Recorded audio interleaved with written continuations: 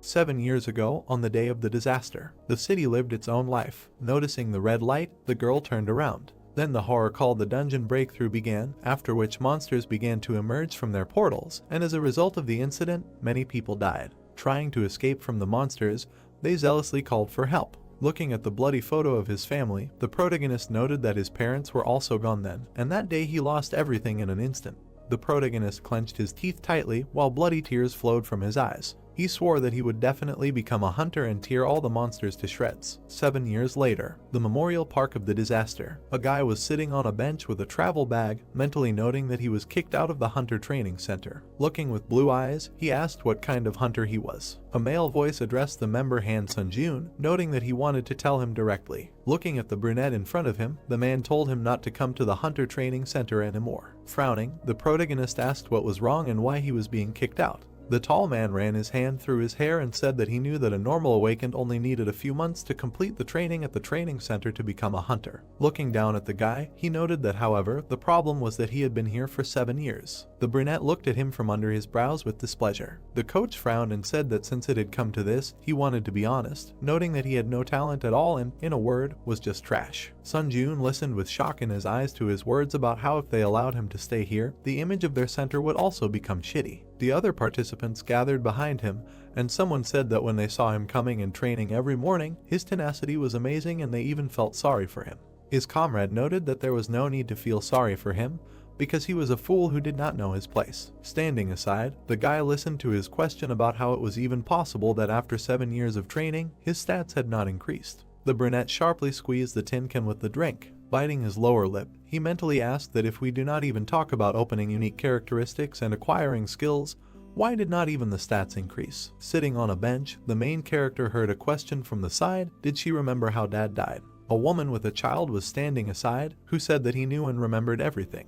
The girl with a helmet on her head smiled and said that when the monsters attacked, dad fearlessly died, saving people until the very end. Her mother sat on her knees, saying that everything was right, and then asked what to do if difficulties arise in life in the future. The child replied that she needed to gather her courage, and Sunjun's eyes widened as the girl exclaimed that she should never give up. The mother hugged her child and praised her. Suddenly, they perked up, looking to the side. A boy stood next to them, bowing. A moment later, he took off as soon as the woman tried to find out who he was. Rushing forward, the brunette thought that it was true that 7 years had passed. As a drop of sweat ran down his cheek, he noted that he couldn't just give up like that. Running across the square, he mentally exclaimed that he would never give up. After a while, it began to rain. The protagonist knocked on the front door. A few moments later, it opened. A large man appeared, asking the participant to leave. Standing in front of him, Sunjun asked him to help him pass the hunter exam one last time because he couldn't give up like this. The man fell silent. Frowning and baring his teeth, he called the guy a piece of shit and asked why he still couldn't understand.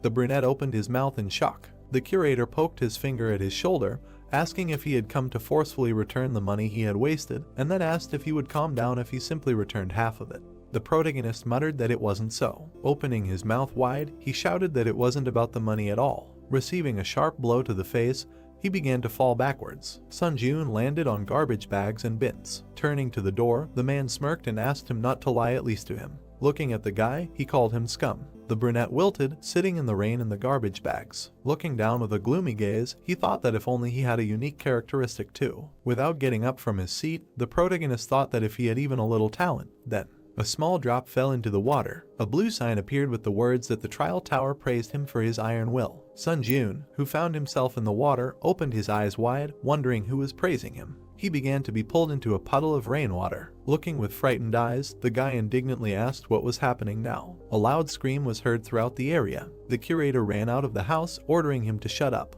However, there was no one near the garbage bags anymore. He looked around, picking up the brunette's cap. Throwing it into the trash can, the scythe called him a weakling. Meanwhile, the protagonist fell into the abyss of water. Puffing out his cheeks, he tried to hold his breath. Suddenly, the water threw him out and he began to fall down. A blue screen appeared in front of the protagonist, which said that the test tower had selected all suitable candidates from Earth. Reading the text, Sunjun wondered if this was the second disaster. His eyes widened when he was asked to choose a difficulty level, noting that the reward he would receive would depend on it.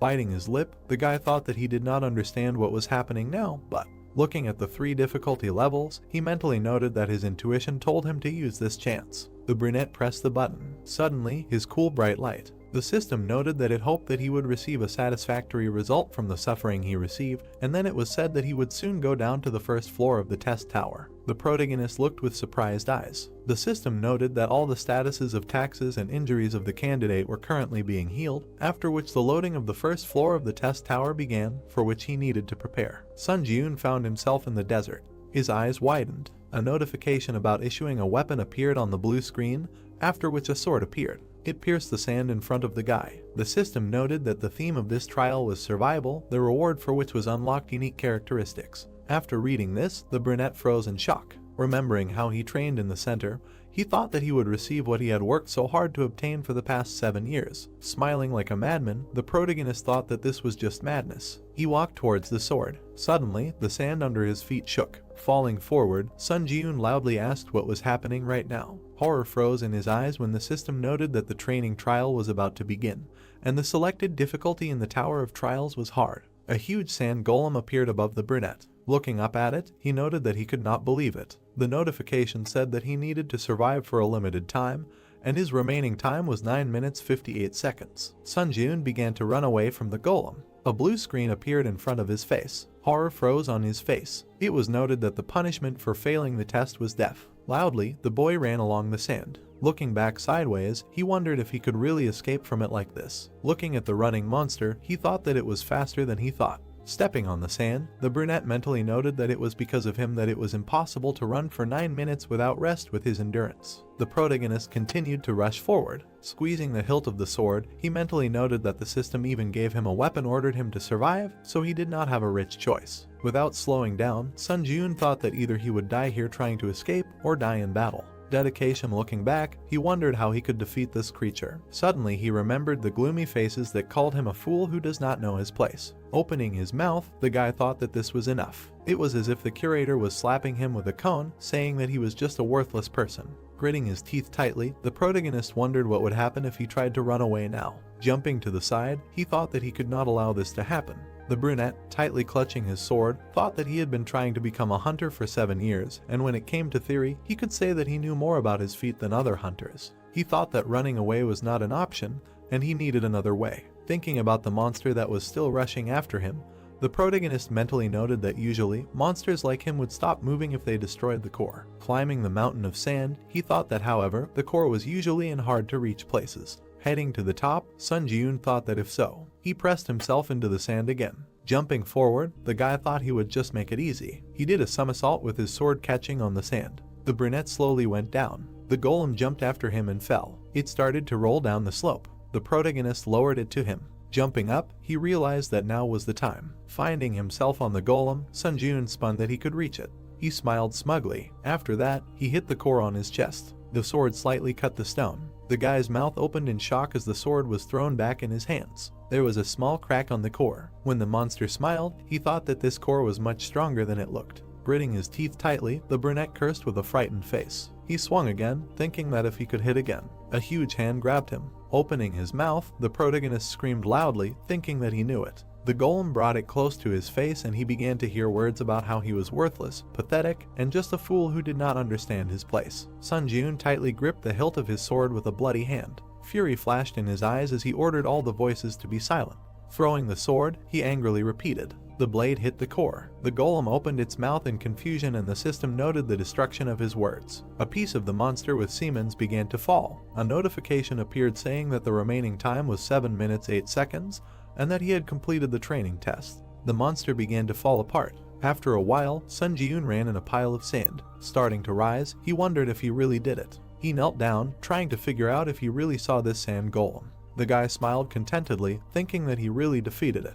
He stood up, and the system congratulated him on successfully spawning the first floor of the trial tower. The brunette noted that he was able to survive. The information on the blue screen said that as a reward for clearing, he would receive a unique characteristic. As a reward, he would receive 1,000 points, and as an additional reward, he would receive the skill Quick Recovery of rank E+ and 500 points. The protagonist's mouth fell open in surprise. Standing in front of the screen, he mentally said that he could not believe it. Looking at his hands and imagining many gloomy faces, he thought that he had put in a lot of effort over the past 7 years, and the only thing he received in return was disdain and ridicule. he was notified of the unlocking of the unique characteristic necromancy rank F. Sun Ji-eun froze, mentally noting that now he could become a hunter. However, sadly lowering his eyes, he thought that all this would only happen if he survived. Suddenly, his eyes widened. Seeing the red and black clot of energy in front of him, the brunette wondered what it was. Holding his injured shoulder, he asked if it was true that a black fog had appeared where the golem had died. He touched it.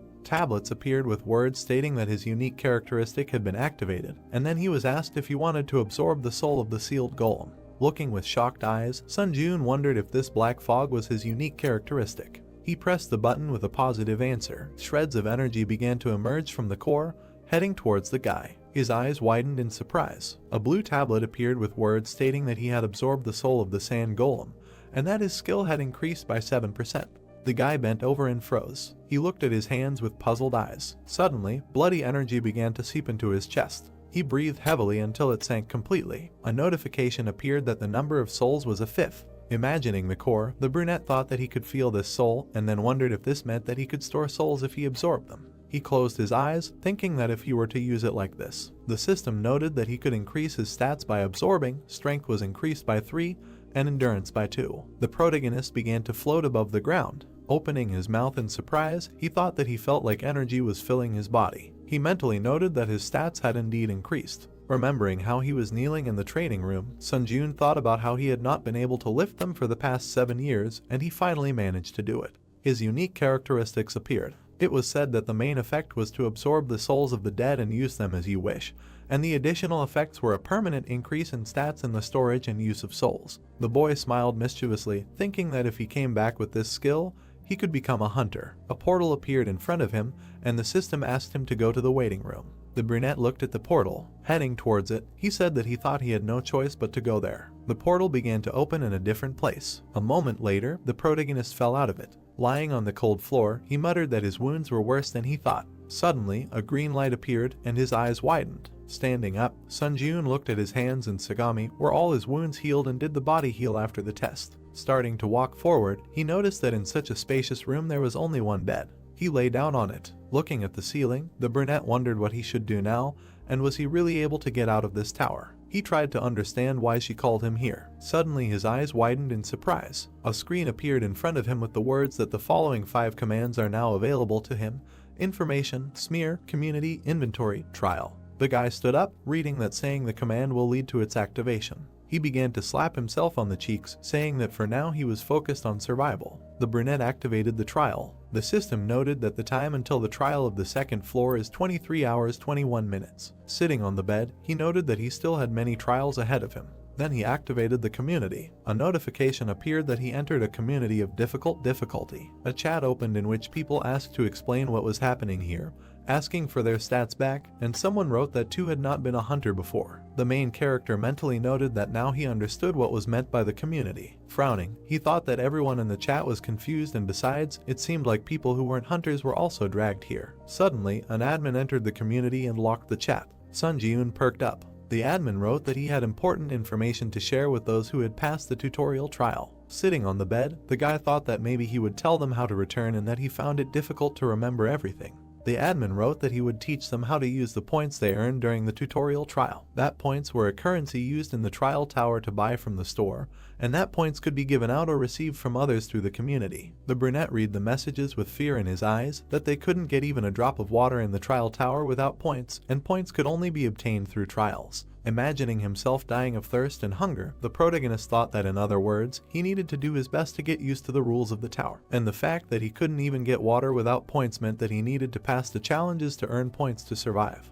The admin wrote that that was all and exited the chat, unblocking it. The protagonist touched his face, saying that he thought he could become a hunter if he just came back. He looked away. Looking at the sword on the wall, Sun Ji-eun said that he couldn't do much with just a sword, and then activated the store. After a while, he covered himself with a shield. The guy swung his sword, thinking that all the hunters had lost all their stats when they entered the tower. He kicked off the floor with his foot, mentally noting that, however, it should be easier for them to master the skills they had previously mastered. The brunette with the sword jumped to the side, thinking that this is why he can't forget that he is not on the same starting line with them, and if he does not train, he will not be able to catch up with them. After a while, he was lying on the floor exhausted. A soft light appeared around his body. The protagonist stood up and stretched his body, saying that thanks to the healing effect of the waiting room, he can train without problems and prepare for the next trial. He froze when his stomach growled loudly. Sunjun opened his inventory, asking what to do with his hunger. He looked at the contents of his inventory. Clenching a piece of dried meat between his teeth,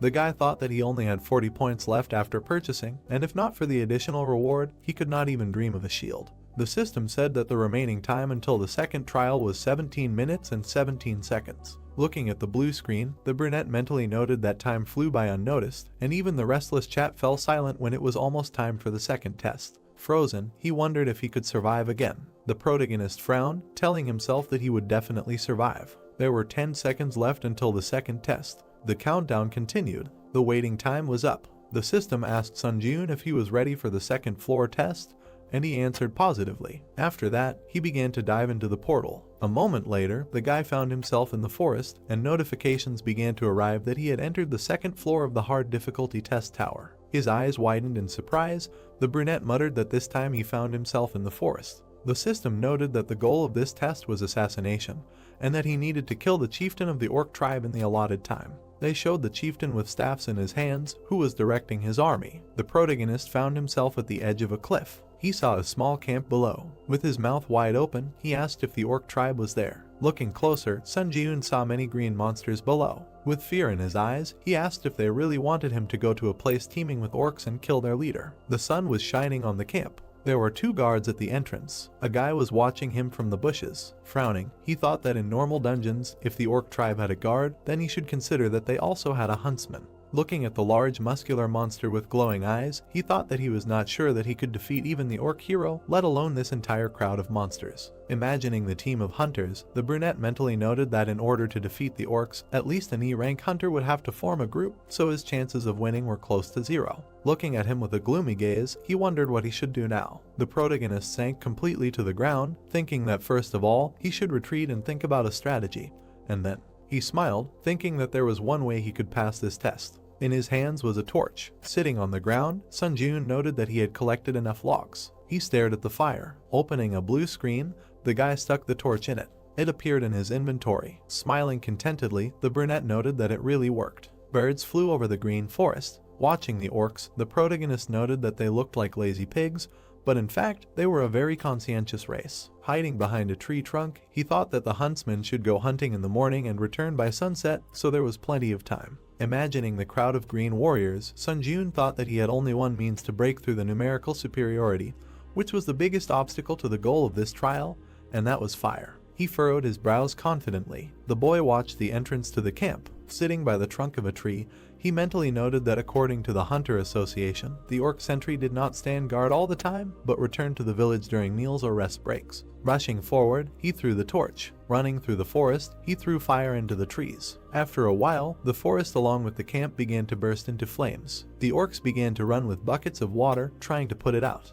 Looking at the thick smoke rising from the camp, the protagonist thought that when the fire completely engulfed the village, he would no longer have to worry about running into the orc rangers returning from hunting. Watching the monsters running through the forest, he made a mental note that he needed to catch at least 2 orc workers before the flames consumed the population. One of them broke away from the majority. The monster began to collect water from the river and turned around when he heard the sound. Suddenly, Sun Ji-eun plunged his sword into his back. A red and black outline of a soul began to appear around him, and the system asked if he wanted to absorb the orc's spirit, to which the guy answered positively. Smiling, he said that this was exactly what he was waiting for. As the energy passed into his chest, a notification appeared saying that he had absorbed the orc's spirit and his mastery increased to 9%. Then another tall orc approached him from behind. The brunette, gritting his teeth, began to turn around, recognizing the sentry in him. A moment later, he blocked his blow with his sword. Frowning his dark brows, he activated absorption. A blue light appeared, and the system noted that he could increase his stats using the spirits he owned, and his strength was increased by 4 and his agility by 2. The protagonist swung his sword furiously. Meanwhile, the fire was spreading. After a while, Sun Ji-eun absorbed the orc's soul, activating the accelerated regeneration skill, and that he could again increase his stats using the spirits he owned. The guy clenched his fist, seeing that his stamina was increased by 4, strength by 2, and agility by 3. He thought that now he did not risk dying when meeting another sentry. After a while, the sick man came out of the fire. Some orcs looked at him with frightened eyes. Frowning, he mentally noted that there were 3 orc hunters and 1 sentry in front of him. Looking inside the camp, the protagonist thought that he needed to add the barely old chieftain, a total of 5. Looking towards the chieftain, he thought that if he carefully went around the sentry, he could easily reach the chieftain. Running forward, Sun Ji-eun attacked 3 monsters in a row, thinking that thanks to the absorption of the sentry's spirit, the workers did not pose any threat to him. Confidently looking forward, he perked up. He saw another one behind the orc. The guy put up a shield, blocking its blow. Gritting his teeth tightly, he held the shield. Trying to get to the chieftain through the monster, the brunette mentally noted that the sentry had moved away from the chieftain, and apparently, he decided to refuse to perform the duties of a bodyguard next to him, and in fact, this sentry was the last obstacle. The protagonist swung his sword furiously. With a sharp blade, he pierced the sentry. Fire began to gather above the chieftain's staff. Sun Ji-eun climbed onto the body of the dead monster. At that moment, the chieftain pointed the flame at him. His eyes widened. A beam of fire hit him. The old chieftain laughed harshly. Ahead, in the thick smoke, a silhouette of a man was emerging. Shock appeared in the monster's eyes. The guy was clenching his teeth tightly, holding a shield in his hands, and above his head hung a sign that he had received the achievement He Who Withstood the Flames and that he had acquired the skill Burn Resistance rank F. The brunette, his eyes flashing, bared his teeth and said that he was finished. He headed straight for the monster. The chieftain waved his staff again and screamed loudly. A moment later, his hands were cut by the protagonist's blade. The orc screamed in pain. He froze, looking at the protagonist. A second later, he ran into the tent. Sun Ji-eun bared his teeth, looking with malice. The settlement followed. With one swing, the guy cut the fabric at the entrance. Suddenly, his eyes widened. The monster was sitting on the floor, hugging 2 trembling children. A green hand reached for the brunette's pant leg. A monster was sitting at his feet. Seeing him crying and grabbing his pants, the protagonist wondered if they really cared about their family too. He froze and darkened. The voices of his parents appeared in his head, telling him to run away, saying that at least he should definitely survive. A broken frame with a family photo lay on the bloody floor. Oppa reached for the dagger behind his back. A second later, he swung it. Sun Ji-eun hit him on the head with the hilt, exclaiming that they, monsters, were not like him at all. Looking at the green monster, he thought that the 2, even if there was a chance that they would become ghosts, following in his footsteps, he would still exterminate them all. The chieftain ran towards him with another orc. The guy swung his sword.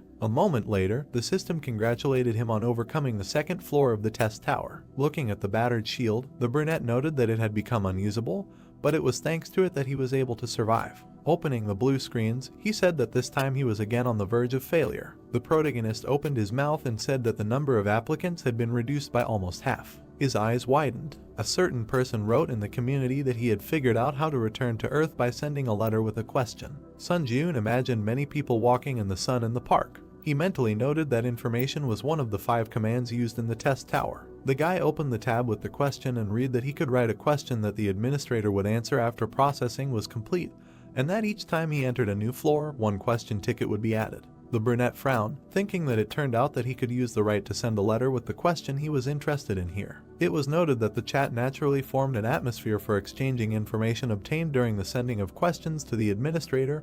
He collected the key points minus some small details. It was also said that after overcoming the 5th floor, temporary return stones will go on sale, with the help of which it will be possible to return to Earth for several days. And after the 8th floor, as it was said, a large-scale expansion of the system will be carried out and items will go on sale that allow you to finally return to Earth. The protagonist pursed his lips, thinking that if he returned to Earth with only the skills that he had now, then, having improved his characteristics, he could become an A rank hunter. A blue screen appeared with his unique characteristic Necromancer F rank, mastery 65%. Sun Ji-eun ruffled his hair, saying that on Earth, his abilities would be called Jack Flood. He bit his sad look, saying that he could hardly overcome the 2nd floor, and he was very far from the 8th. He said that in any case, you need to think positively, and that the stats that I always had at 0 were enduring, approaching the average of 20 points. Then his status window appeared, which said that his strength was 18, endurance 15, personality 14 plus 5, and mana 7. The guy dropped his Olympian on the floor. As a blood-black aura flared in his chest, he mentally noted that he needed to absorb the 5 spirits that he had obtained by risking his life. When he absorbed them, his strength became 27, endurance 25, agility 28 plus 5, and mana 13.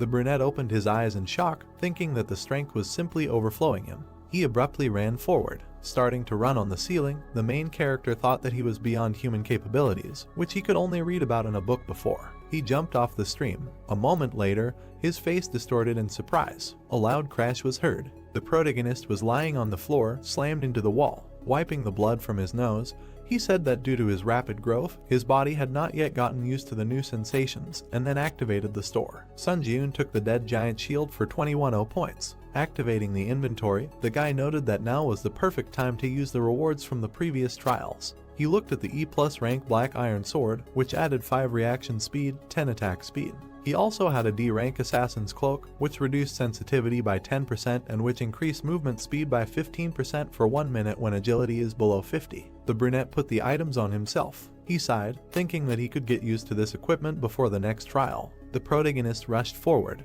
He grabbed the hilt of the sword. Sun Jiun swung it, mentally noting that he would become so strong that no one would be able to catch up with him. Water flowed down the stalagmites in the cave. Inside it, a guy appeared through a portal. The system noted that the 3rd floor of the high difficulty trial tower had been entered, and the theme of this trial was a duel. The brunette opened his mouth in surprise, asking if he was in the cave. He raised his head, looking into the crevice above. The protagonist perked up when he was notified that a dark guardian would appear in 10 seconds. He got into a fighting stance, thinking that like the sand golem, it could appear from anywhere, so he had to be on guard. There were 5 seconds left until the dark guardian appeared, 3 seconds, 1 second.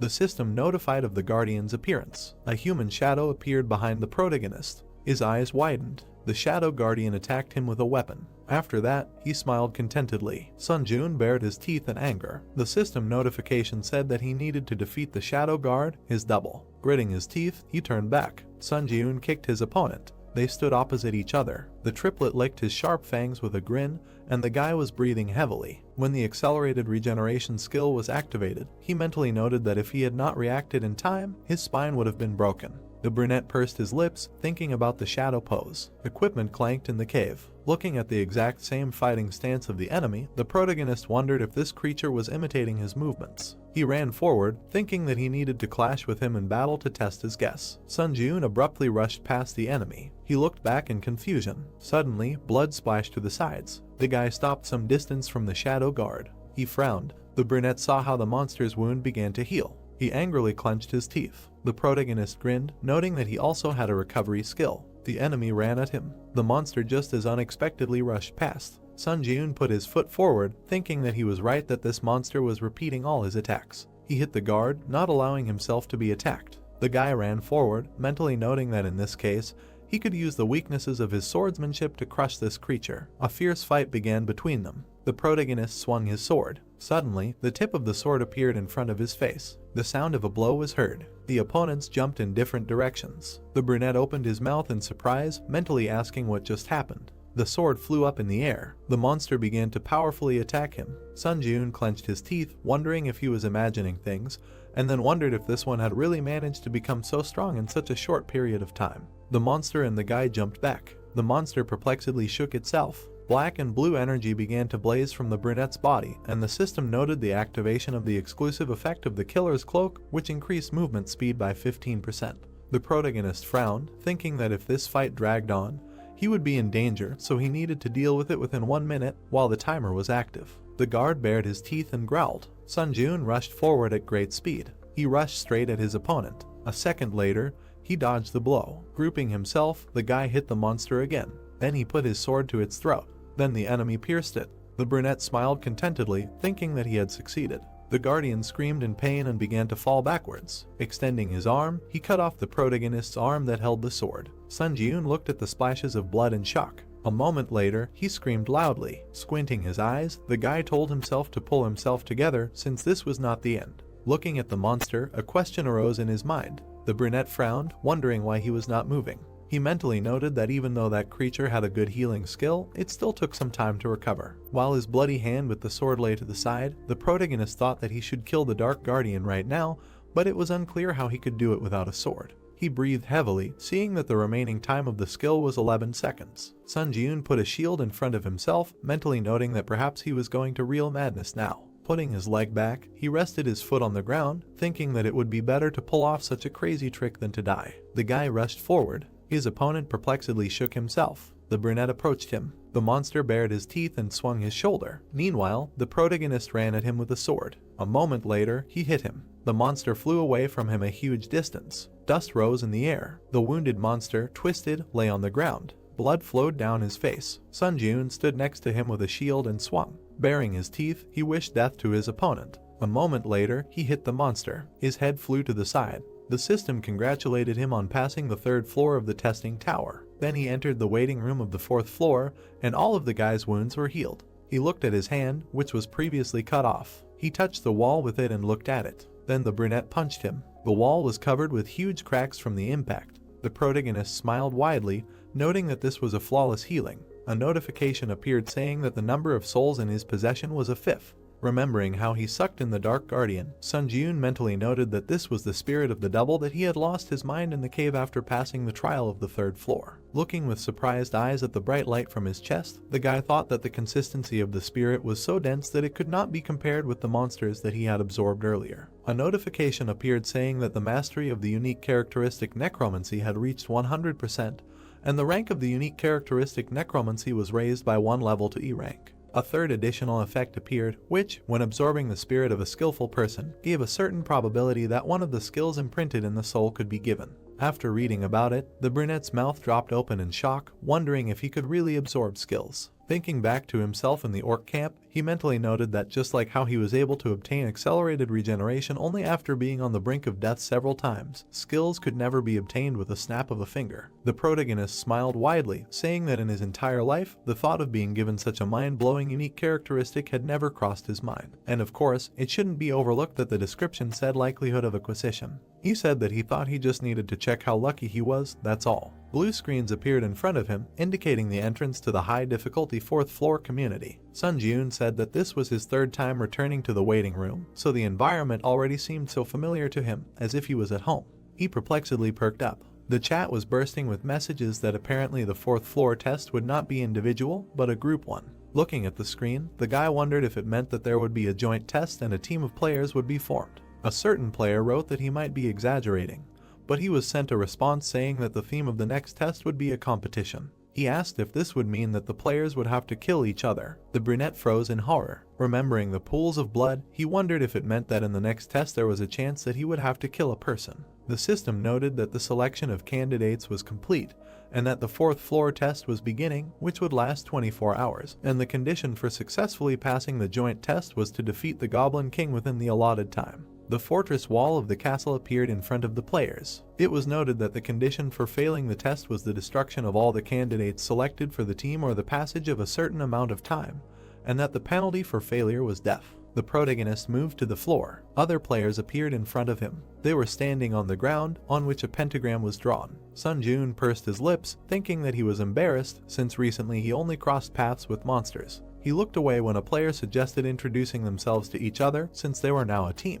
The brunette with a staff in her hand said that her name was Lee Heian. She smiled and added that she specializes in providing support to the team and was also an E-rank hunter on the outside. The girl turned around when another player noted that in that case, he thought that their team was not a complete bunch of scum. Lee Sung-hoon threw a large two-handed sword over his shoulder and introduced himself, saying that he specializes in close combat and was a D-rank hunter on the outside. Sun Jun frowned, thinking that unlike this, hunters of this rank always behave politely on Earth. Looking at them, he said his name and that he also specialized in close combat, but was not a hunter on the outside and was only undergoing training. The brown-haired man gritted his teeth and asked if that meant he was just a cadet. The guy perked up and darkened when he was ordered not to get underfoot. He looked up. Looking at the man, the brunette said that he nevertheless believed that he was a good fighter and could handle the role assigned to him. Sung-hoon frowned and replied that if he decided that he was only causing harm, he would immediately eliminate him. Imagining the dark, mocking silhouettes, the brunette thought that he had long been accustomed to such looks. Frowning, he handed over his weapon, thinking that for a moment he had managed to forget about his past.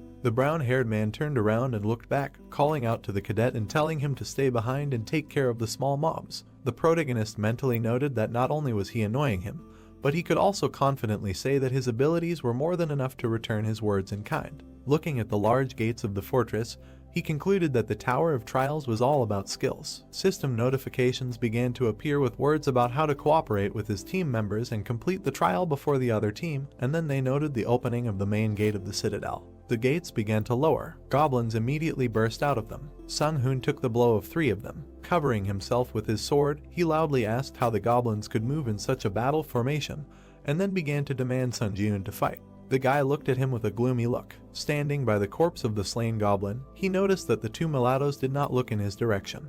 Heian exclaimed behind him that her spell would be completed any minute. The brown-haired man holding back the monsters shouted, telling her to stop chatting and make some kind of buff as soon as possible. The girl replied that she had already used all her support spells. The brunette approached her and addressed her, saying that it seemed that he needed help, and he left her for a while. Heian, with a worried look, told him to stop. A moment later, the protagonist rushed forward. The huntress frowned, asking who would cover her from behind if he left. Suddenly, her eyes widened. She saw many goblin corpses to the side. The brunette, frozen in place, said that she could not believe her eyes. The remaining goblins attacked. Sung Hoon, blocking the blows, cursed loudly. One of the monsters was spinning a mace on a chain. Then he threw it at the man. The blow sent the sword flying out of his hands. He landed on the ground. The goblin jumped on the unarmed brown-haired man. Looking at him with frightened eyes, he indignantly asked why he was so unlucky to be on the same team as a cadet.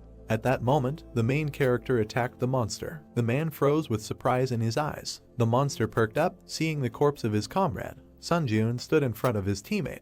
Without turning his head, he told Sung Hoon to stand aside. The hunter opened his mouth in confusion. Flashing an evil look, the guy told him not to get under his feet. With lightning-fast movements, he began to kill his opponents. When the corpses flew in different directions, a notification appeared that he had received the title of Goblin Hunter. Watching, the man opened his mouth wide in horror. The hero walked between the goblin corpses, absorbing dark energy. He frowned and noticed that the black haze of his unique characteristic remained invisible to their gaze, so he could absorb souls as much as he wanted without any problems. Notification: increased stats using spirits you have. Strength increased by 3, agility increased by 4, endurance increased by 2, toughness increased by 7. Absorbed one of the Goblin Guardian skills. The brunette shuddered in surprise and read about the new skill. Skill: Guardian Sensitivity F Mastery 0%.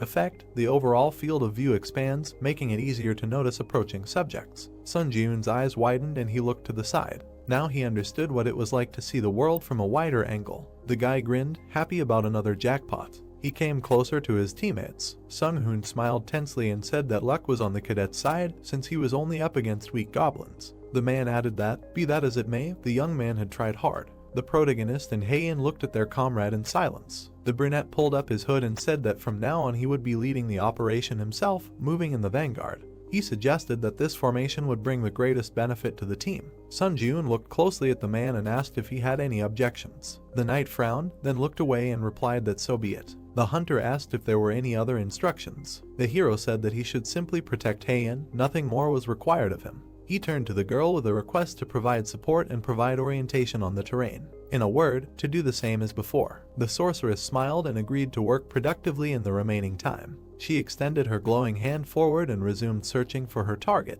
The hero continued attacking the goblin squads, absorbing their souls and increasing his skill level to 12% for now. Time remaining, 14 hours 37 minutes. Night had fallen. The trio walked between the debris. The girl noted that although the goblins had been attacking with varying frequency, everything was too quiet now. The brunette stopped and looked ahead, then suddenly rushed forward without explaining anything. His teammates hurried after him in surprise, asking what had happened. Heian looked ahead. In front of them was a square with a fountain strewn with dead goblins. Sun Jun assumed that the other contenders had already been here. The man looked around in amazement and asked if the rivals really had rocket turbines instead of legs. The hero touched the monster's blood and noticed that it was still warm, which meant they could catch up with their competitors if they hurried. If the other team won, they, who failed the test, would die. The brunette raised his head and said that they had better hurry. The goblins were running to attack. Someone stood and hit his shield with a sword, attracting the monsters. One of the monsters looked back, feeling someone step on him.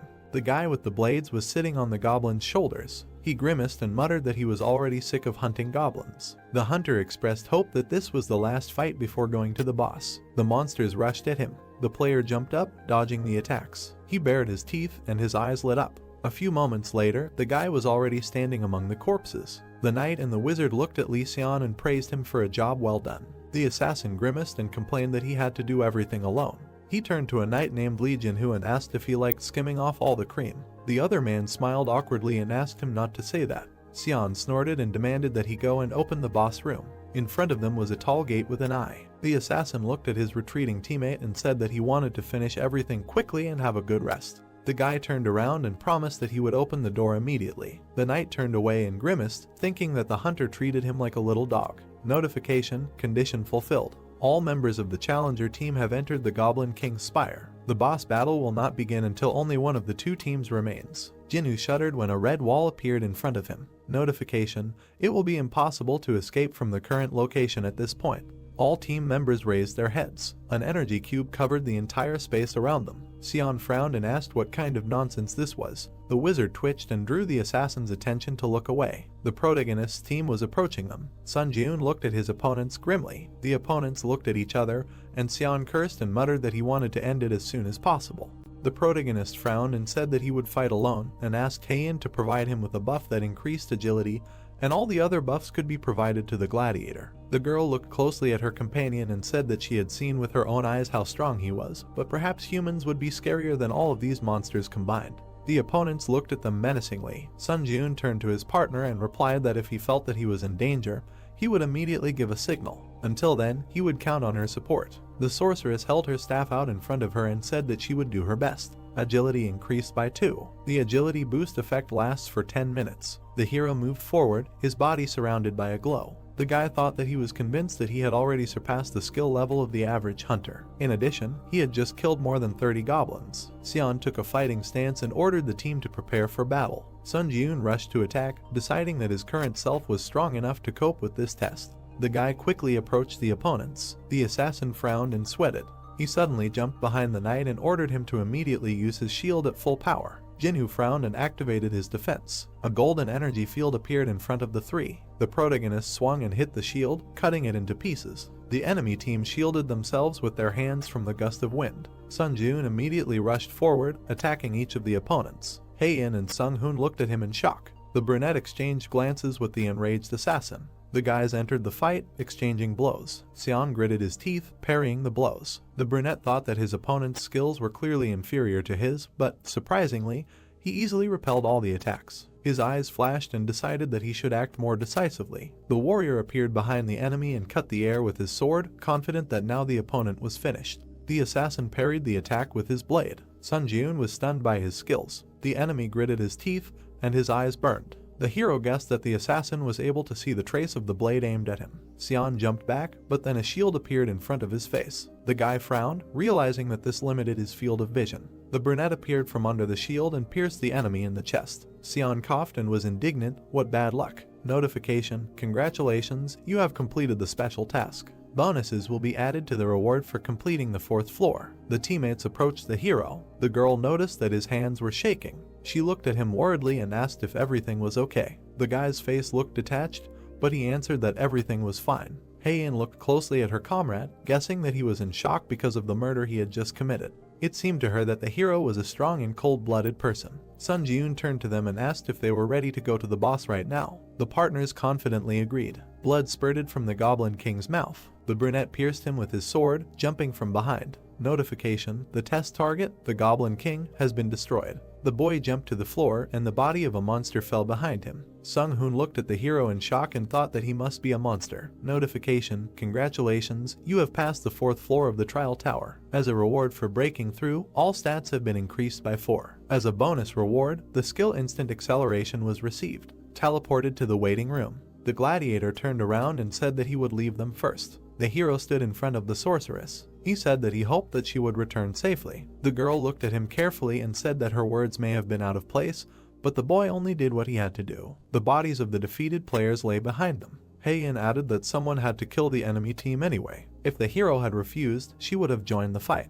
The brunette looked at his interlocutor in surprise. He smirked and replied that after her words, his soul felt better. The guy looked questioningly at his partner, who pointed her finger into the air. A notification window appeared in front of him. The challenger Heian sent you a friend request. The girl turned around and said that, one could say, the test of the 4th floor was completely passed due to his power, so she had a feeling as if she was indebted to him, and this made her a little uneasy. The sorceress blushed slightly and asked to find Heian from the White Guild in the future when he returned to Earth. The hero watched her in surprise until she disappeared into the portal. Sun Jun turned around to look at the dark energy swirling nearby. Left alone, he had to make a decision. Glowing cores hung over the bodies of the dead. Would the guy decide to absorb a human soul or not? When he made sure that he was capable of something like this, he postponed the absorption process for later as he felt that he was about to cross an irreversible line. Now the hero has made up his mind. He jerked his hand, and energy began to emanate from the dead man's body. Sun Ji-yoon stretched out his hand, absorbing the power, and thought that although he had no intention of killing people to become stronger, in a situation where he had no choice, he would have to resort to murder. In addition to his original desire to become a hunter, new ambitions were already beginning to sprout in his soul.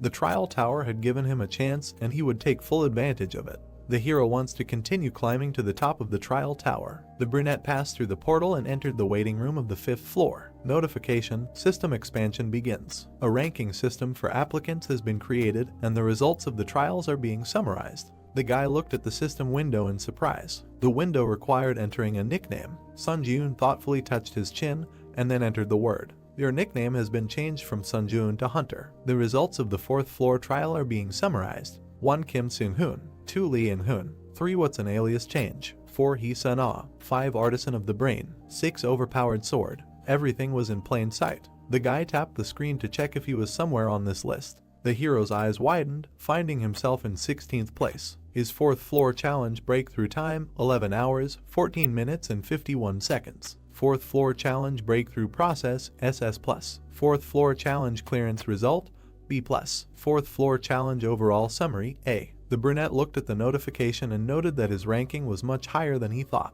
Applicants who made it into the top 50 would be designated as pioneers. Those who received pioneer status would receive an advantage on the 8th floor. Notice, if you maintain the pioneer status until the 8th floor, you will receive the Yahello privilege. The hero wondered what that could mean. He swiped the system menu, deciding that he would figure it out when the time came. Notice, please select a spirit to absorb from your existing souls. Number of souls in possession: 4/15.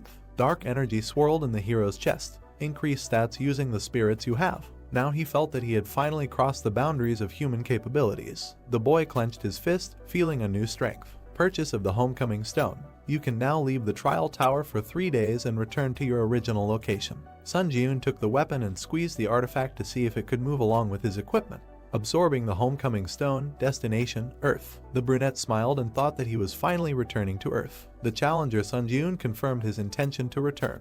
The young man began to fall down. The absorption process began. The final destination is Earth. The boy screamed when he saw his body being sucked into the funnel. Notification: you have safely returned to your original place of residence. In 3 days, you will be moved again to the trial tower. The curtains fluttered in the wind. The hero opened his eyes while lying on the bed. He stood up and looked around. The guy had indeed returned to his home. Sun Ji-yoon leaned back on the pillow, deciding that he could get a good night's sleep, because compared to the bed in the waiting room, his sleeping place was a real heavenly bed. The brunette grimaced, feeling an unpleasant smell. The hero sat up, realizing that he had better wash himself first. He looked down and found a shield and sword on the floor. The hunter picked them up and was glad that he could take items from the trial tower with him to the ground. This meant that other challengers could do so too. The guy frowned and muttered that he needed to act as quickly as possible. Soon the number of those returning to the ground would increase, which would lead to a sharp increase in the number of items and a drop in the prices of hunter equipment on the market. Sun Ji-yoon looked at the equipment, deciding that he needed to get rid of it as soon as possible. The problem is that only those with the hunter qualification can sell items on the market. Initially, the hero only planned to apply for the hunter exam and pass it during his next return.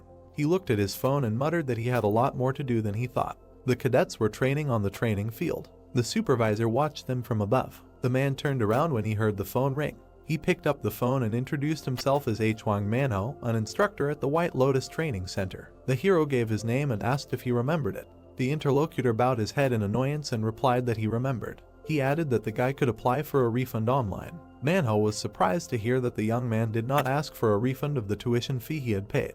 The supervisor looked out the window and asked if he would regret his decision. The brunette answered in the negative and added that he would have one request. The man sighed tiredly and said that if he was going to ask for permission to resume training at the center again, he would be refused. Sun Ji-yoon asked for help in passing the hunter exam. The instructor frowned and reminded him of how his midterm assessment went. He was given an F rank, and that was a stretch. The man began to say what would happen if a person without unique characteristics and skills took the exam, but the guy interrupted him. He asked if the supervisor couldn't help him, even though the young man refused to return the money. Manhwa shuddered and replied that he could calmly change his mind because money is never superfluous. The hero smirked when he heard such an answer. He looked forward decisively and offered the instructor to make a deal. All he had to do was arrange for the guy to pass the hunter qualification exam today. Sun Ji-yoon got out of the shower and dried his hair with a towel. He looked in the mirror at his body, his pumped-up muscles. The brunette examined himself and concluded that, proportionally to his progress, his body had changed a lot too. The hero got dressed and muttered that now was not the time to admire his beloved self. He needed to hurry to take the exam. The guy went out into the hallway and met his neighbor. Sun Ji-yoon looked at her and thought that he really missed such a normal everyday life. He bowed and greeted the girl. She turned and greeted him back, thinking that this was the same neighbor who had been trying to become a hunter for 1,000 years. The brunette passed by, smiling and wishing her a good day. The woman blushed slightly and muttered if this guy had always been so tall. The hero waved his hand near the road, but no taxi stopped. He thoughtfully looked away. A few minutes later, the guy was already racing forward, jumping between the roofs of houses. Sun Ji-yoon grinned and muttered that running to the destination was also a good option. The guy pushed off and thought he would soon be there. Hunters Association. The brunette entered a tall building and stood in front of two men. The young man smiled and said that he had not seen the instructor for a long time. Manhwa chuckled and replied that not much time had passed since their last meeting. The hero looked at him confidently and said that he had been through so much in the last few days that it felt like 100 years had passed. The man looked at him in surprise and asked again. The young man confirmed that the days had not been easy. A man in a suit approached them and introduced himself as Kim In-hoo, the examiner who would be evaluating the test. He looked at the hero and said that he probably knew that, at the instructor's request, he would not have to take the theory test and interview. The examiner asked if the cadet had any questions about the exam. The brunette answered negatively, and the interlocutor invited him to follow him. Sun Ji-yoon stood in a large pavilion, holding a sword in his hand, and the man watched from above. Manhwa looked at the interlocutor and reminded him of his request to expel the guy as soon as possible. In-hoo replied that there was no need to worry because the monsters with the worst compatibility with the examinee were prepared for testing. The examiner looked at the guy and said loudly that he could choose the difficulty of the exam from 1 to 10 as soon as he was ready. The hero frowned and thought that he had always chosen the first difficulty level in this exam before and lost to the goblin every time. All because he was weak. The supervisor grinned and muttered that he would definitely choose the first difficulty level. He was interrupted by Sun Ji-yoon's voice, who chose the 10th difficulty level. The man shuddered in surprise and asked again. The brunette looked at him with a smirk. The instructor grimaced and said that he was a sick bastard. Notification, exam begins. Firebird hunt. A flaming monster appeared in front of the guy and screamed. The hero twitched. The notification said that the movement was slowed down by 25% due to the skill predator's roar. The blade of the sword cracked. The instructor grinned and thought that the boy would never pass the exam because he had slightly adjusted his weapon. Manhwa looked down at the hero, expecting his humiliation. The firebird flew up, blowing heat on the boy. Sun Ji-yoon's eyes sparkled, looking at the approaching enemy. The instructor remembered the day he passed his exam. Having finally become a hunter, he thought that he was the best. However, gradually the gap with his peers began to widen, and in the end, the man gave up trying to fill this gap. The world of hunters is based on innate talent. He accepted this fact and stopped trying to change anything. People are forced to give up when they feel a wall in front of them that they cannot overcome. The man was sure that everyone did this, not just him. Therefore, the instructor believed that it was time for the main character to give up too. Sun Ji-yoon put out his sword to parry the blow, but suddenly the blade cracked. The brunette looked at the blade in surprise and jumped back. The boy thought that even if it was a low-level weapon, there was no way it could crack so easily. The hero frowned and glanced sideways at Manhwa, guessing his plan. The curator smiled ominously and wondered what the boy would do with the broken sword now. The monster rose higher with a scream and attacked with a fireball. Sun Ji-yoon frowned and decided that he was even glad that things turned out this way. The perfect situation to test the skills he managed to get on the 4th floor of the test tower. Instant acceleration. The brunette crouched, then pushed off and landed on the ceiling above the bird. The hero smiled slyly and thought that this was much better than the increase in movement speed when using the buff of the assassin's cloak. The monster growled and began to prepare for another attack. Sun Ji-yoon pushed off and plunged the broken blade into the enemy's eye. The bird howled in pain. The guy landed on the floor and muttered that the sword was, as expected, too short. He picked up one of the slabs from the floor and swung it at the guy, managing to slice his head in half. The slab smashed into the wall, breaking through the crossbars of the balcony where the men were standing. The curator turned around, dumbfounded, and asked what the hell this bastard was doing. The exam was over. Congratulations. The monster fell down. Sun Ji-yoon waved his hand and asked if the audience was okay because he didn't expect the tile to fly to them. The brunette smiled decisively. The woman smiled widely and handed the hero a hunter's card, congratulating him on successfully passing the exam. The guy accepted it with gratitude. The interlocutor said that since he was registered with the Hunters Association, He could now officially engage in hunting activities. He looked at her and clarified whether she meant entering the dungeon and selling items. The woman answered in the affirmative. Manhwa slammed the table and asked the man sitting opposite how this could even happen. The examiner promised that the guy would fail within 10 seconds, but in the end, he passed the test in that time. Enro straightened his tie and muttered that the interlocutor really knew how to joke. The man looked at the instructor and declared that he had done everything in his power. Based on the stated data, Cadet Sunjun would never be able to pass this test. Manhwa frowned and asked if it was possible to assign the youth a lower rank. The examiner was surprised, where else could it be lower? He killed a monster in 10 seconds, which is aimed at cadets who received rank D at the midterm assessment. If the hero was assigned rank D, he could appeal. Sunjun entered the conference room and said that he received a hunter's certificate. Enro coughed and congratulated him. The guy came closer and looked at the curator, noticing that he did not look very well. Manhwa smiled tensely and congratulated the interlocutor on his status as a hunter. The hero looked at him and said that, if his memory serves him correctly, the man reached rank C before retiring. The man tensely asked him what he meant. The brunette tilted his head and said that the instructor said that he considered him scum, but perhaps he really was that scum. Manhwa's face was distorted with hatred. The instructor swung at the young man, shouting that he had completely lost his fear. The examiner tried to calm him down. The hero smiled and thought that, contrary to expectations, the man had easily fallen for his provocation. He deftly dodged the fist and hit his opponent in the stomach. The brunette frowned and said that he had just acted in self-defense. Sunjun slapped the curator and added that this was his response to aggressive actions. The man recoiled, not understanding where such strength came from for a C rank. The guy stood in front of the examiner. He looked at him carefully and asked if he was really offering him a job as a direct employee of the Hunters Association.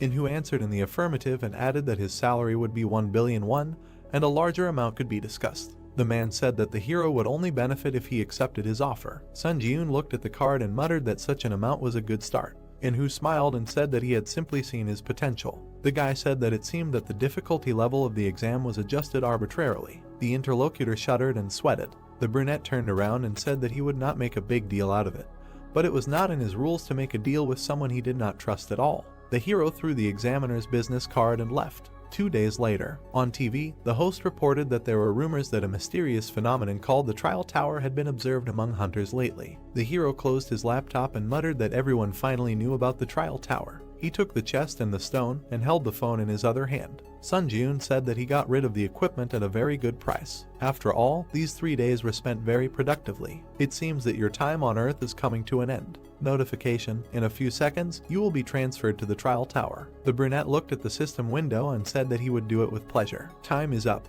You return to the Trial Tower. Now he is again looking forward to his further progress. The guy found himself in subspace. The hero smiled and said that upon his return, he would again have a lot of things to do. The space around him gradually took on the appearance of a room. The hunter looked down and found himself on a bed, so he returned to the tower. Sunjun sat up and muttered that, as expected, you can freely move items between the tower and the real world. The chest and stone lay on the floor nearby, and the hero hurried to throw them into his inventory. The hero pushed off and jumped to the floor. He began to stretch his arms, deciding to warm up and, without wasting time, challenge the 5th floor. Notification: you have earned the achievement First Return. The skill Eye of Truth has been created. The hero's eyes began to glow purple. Mastery: none. Effect: using mana, you can obtain information about the target you are observing, as well as determine whether the opponent's words are true. The guy looked at the system window and concluded that, in addition to obtaining data about the object of observation, he was even able to distinguish between lies and truth. The brunette smiled and exclaimed that this was a real jackpot. Thunder Sword purchased, 55 0 points will be deducted. Hunter Scout Shield purchased, 38 0 points will be deducted. The hero swung his new weapon. Although he had shelled out a ton of points for the sword, he really liked its options. 10% chance to apply the lightning effect when hitting an enemy. The guy decided that it would definitely be useful. A notification window appeared in front of him. You are ready to begin the test on the 5th floor. Sunjun resolutely jumped into the portal, determined to begin the test after so much time. Entered the 5th floor of the test tower. Selected difficulty: hard. The theme of this test is hunting. Remaining time: 24 hours. Condition for successful completion: defeating the werewolf boss in the Wolf Ravine. Conditions for failing the test: the death of the challenger or the expiration of the allotted time. The reward for a successful breakthrough is a werewolf headband. The penalty in case of failure is death. The hero found himself in front of a high mountain with the moon shining above. He smiled and clutched his sword. Werewolves gathered around him. The animals growled and rushed to attack. In a few precise movements, the guy cut them down, making his way forward. Sun Jun kicked another enemy. The wolf flew to the side, and the guy was indignant. Why are they so puny? The werewolf hit his big paw. The hero shuddered and looked in that direction. 3 large white wolves stood in front of him. The beaten dog whined pitifully. The white monster roared and bit into the small wolf. The large monsters began to surround the hunter. He looked up warily. His eyes sparkled in anticipation. The trial tower never disappoints. The wolves rushed to attack. The player pushed off and swung his blade, saying that he was even starting to enjoy the trials. He delivered a slash and muttered that he might be slowly going crazy. The blade swept across all the wolves, leaving wounds on them. Mastery of the hunter's dagger skill reached 100%. The hunter's dagger skill was increased to rank E+. The accelerated regeneration skill was increased to rank D. The guy landed on the ground, feeling his strength growing. He frowned and thought that the hunter's dagger skill he had obtained on the 3rd floor had also almost reached its growth limit. He needed to obtain a new swordsmanship skill. 2 wolves jumped from the boy's back. The hero turned around and said with a smile that they could continue to attack without stopping. His back was to the scattered corpses that emanated dark energy. The boy raised his hand, absorbing the power, and noted that he had already managed to hunt 3 times, and it turned out that the sword lightning effect appeared even less often than he thought. You have absorbed several spirits of the crazed wolf. Mastery has increased by 16%. The brunette looked at the system window and noticed that the mastery of the unique characteristic was also steadily increasing. If he gave it his all, he would be able to achieve an increase in the rank of his unique characteristic. He moved on, reaching almost the middle of the wolf ravine. Sun Jun stopped. There were corpses of wolves lying around. The hero assumed that there was a conflict in the pack. The boy crouched down to the body and realized that the cut was too clear, which meant it was made by a sword. He looked at the rock and thought that the marks left nearby only confirmed his assumption. Hunters used the eye of truth, and his eyes turned purple. He looked at the wall. A trace of aura, rank D. A trace left after a rather skillful aura neatly split the wall. The boy stood among the defeated monsters, wondering if aura was also one of the skills. Sun Jun frowned and thought that there were too many nuances that did not fit in his head. He felt somehow uneasy. Suddenly, a howl was heard. The hero jerked forward, realizing that it was somewhere nearby. He rushed along the gorge until he noticed something in front of him. Ahead was the entrance to a cave from which a roar was heard. A werewolf flew out of it. He hit the ground several times. The brunette looked at him in surprise, not understanding what was happening. Notification: the boss werewolf required to pass the trial has died. Investigating the cause. Loading. The hero looked at the monster lying at his feet and could not believe that the trial target was dead. Analysis complete. The brunette jerked and looked at the system window. An intrusion was detected in the Sun Jun challenger's trial. The trial target has been changed. Kill the challenger from another dimension who has intruded into your trial. A man in armor came out of the cave. The hero looked at him, processing the information. He realized that the trial tower existed in several dimensions at once, other than Earth. The hunter squinted, trying to understand how the enemy had ended up here at all. The knight looked at him and said that he did not expect the challenger from the underdeveloped world to still be alive. He clarified that the hero was the master of this trial. The man pointed his sword at the boy and decided that he was silent because he was paralyzed by fear of his impending death. The brunette smiled nervously and thought that this bastard was also cuckoo. They stood opposite each other. The hero looked ahead and thought that he did not expect a situation where the target of his test would be killed by an intruder from another dimension. However, he was very lucky that the test did not fail. The brunette frowned. The enemy assumed a fighting stance, and his sword began to shine. He asked if the boy was so scared that he could not utter a word. In that case, the knight decided to end his suffering right then. Sun Jun frowned, noticing that the enemy was advancing. The enemy quickly ran forward. The hero kicked the werewolf's corpse, throwing it towards the intruder. The wolf flew at the knight, but he cut it with his sword. He looked away. The brunette ran around him and swung his sword, saying that he was caught. The guy jabbed his sword at the armor, but then his eyes widened in surprise. The blade slipped, although the hero was going to cut the enemy in half. The enemy swung his sword and said that the young man was caught here. He brought down a blow on the hunter, who barely managed to cover himself with a shield. The defense split into pieces. The guy was thrown back and slammed into a rock. Sun Jun coughed in pain. The brunette grabbed his broken arm and clenched his teeth. The enemy came closer and was surprised that the young man blocked the aura. If he allowed himself to be cut in half, he would have met a quick and painless death. The hero frowned and shouted that he had never heard of any invaders. The knight came closer and replied that the barbarian had no way of knowing what a floor infiltration was. The boy sweated and muttered in horror why something like this had happened in his trial. The enemy looked at him menacingly, radiating an aura, and told him not to hold a grudge since the tower was originally such an unpredictable place. He would rather leave long conversations and end everything. The brunette put out his hand and asked the enemy to stop. The hero frowned and asked him to tell about the floor invasion. The knight silently looked at the boy, but still decided to tell since the boy was dead anyway. Sun Jun looked closely at his interlocutor. The man said that among the options of the system, the expansion of which occurs from the 8th floor, there is the so-called floor invasion. If you buy a ticket for it in the store, you get the opportunity to interfere with other people's trials. The hero sat opposite the enemy, asking if he really came from another dimension. The knight clarified whether the boy thought that he came from some other world. Sun Jun stood up and muttered something like that. His eyes lit up from using the Eye of Truth. The man shuddered as he looked at the hunter. Notification: your opponent's words are true. He did not lie. The knight extended his sword and exclaimed that the brunette had just committed an extremely unpleasant act. He dared to judge his words and actions. The hero smiled and replied that he could not do anything about it. The opponent swung his sword and asked how the barbarian brat dared to be insolent to him. The brunette straightened up and said that he had obtained information, so he could also share one funny fact. The interlocutor stopped and looked at him questioningly. The young man was holding his injured hand and said that due to his pain tolerance, the injured limb was practically in his way. In other words, he was holding it not because it was unbearably painful. The hero let go of his hand and the accelerated regeneration skill was immediately activated.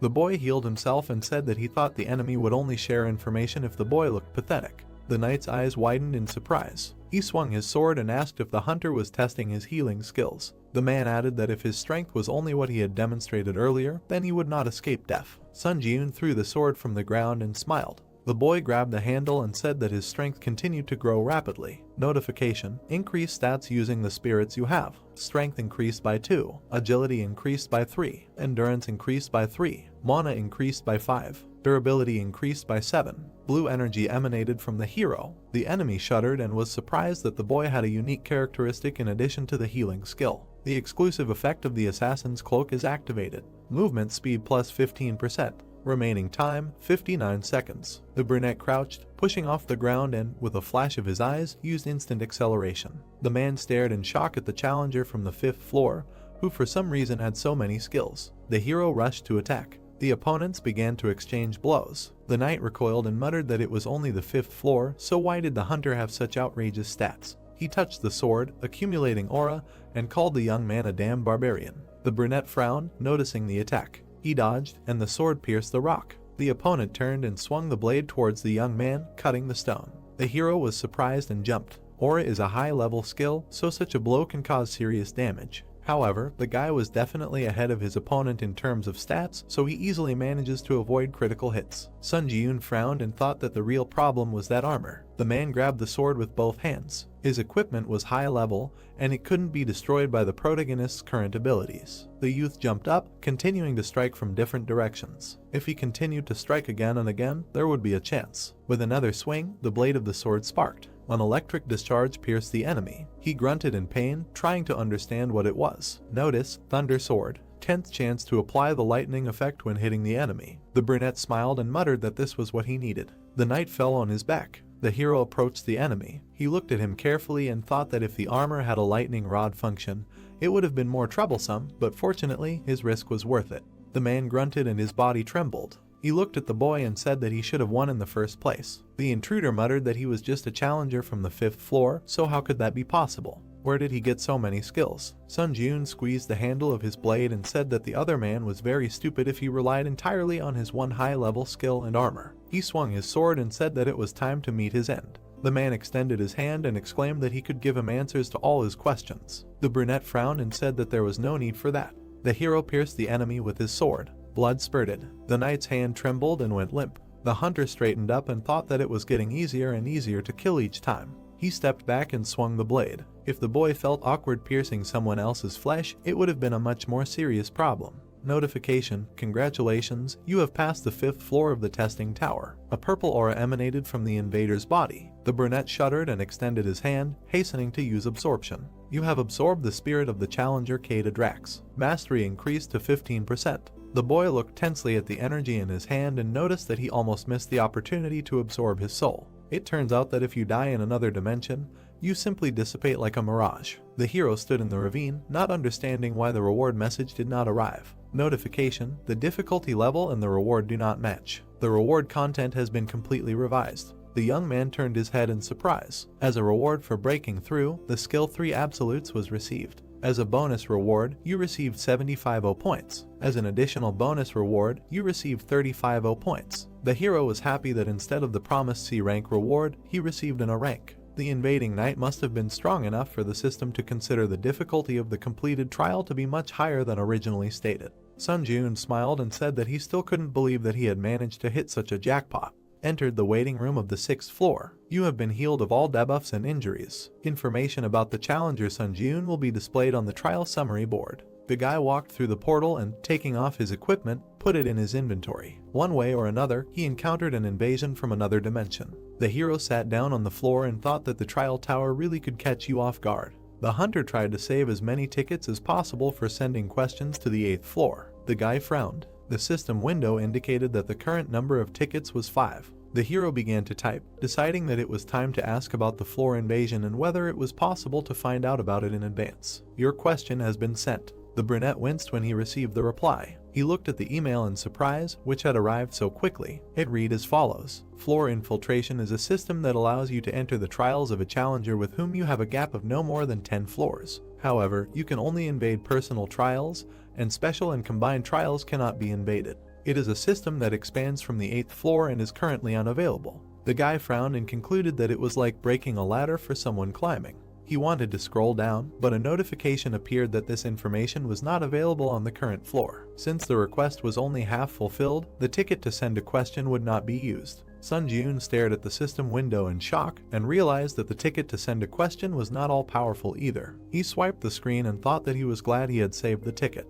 The hero smiled and said that it was time to use the items he had grabbed from the ground. The brunette reached into his inventory and pulled out a chest, a broken shield, and a stone. Notice, use the Kroken Magic Tower's restoration chest to restore this hunter's shield. The remaining uses of the chest have been exhausted. The shield was restored to its original form. The guy admired that the performance exceeded all expectations. Notice, use the Purity Stone. The item shone in the hero's hand. The brunette rubbed his neck and muttered that buying a Purity Stone might seem like a waste of money, but he believed that the feeling of freshness and vigor that comes from bathing was worth a few thousand won. The 6th floor trial will begin in 1 hour and 12 minutes. The hero opened the system menu and decided to check the trial results board and look into the community if he had time. Ranking table: 1 Kim Seung-hoon, 2 max level sword, 3 hunter, 4 Hee Sun-ae, 5 Oh Chun-seok, 6 Princess Sudi. The guy stared at the rankings, seeing himself in 3rd place. He had risen quite a bit from 16th place. Sun Jun touched his chin thoughtfully and asked if this made him any closer to gaining the benefits of a pioneer. He would have to go all the way to the 8th floor to find out.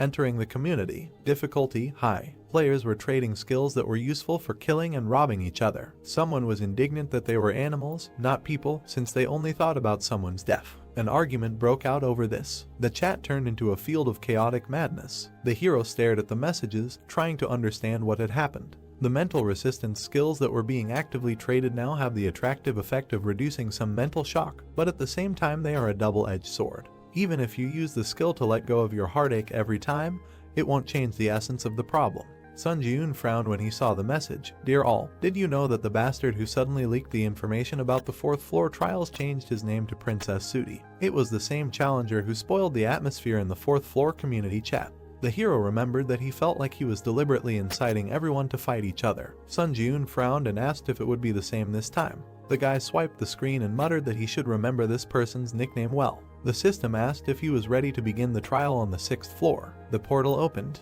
The trial of the 6th floor begins. Difficulty: high. The theme of this trial is occupation. Remaining time: 50 minutes. Condition for successful completion of the trial: within the allotted time, capture one of the strongholds in any direction.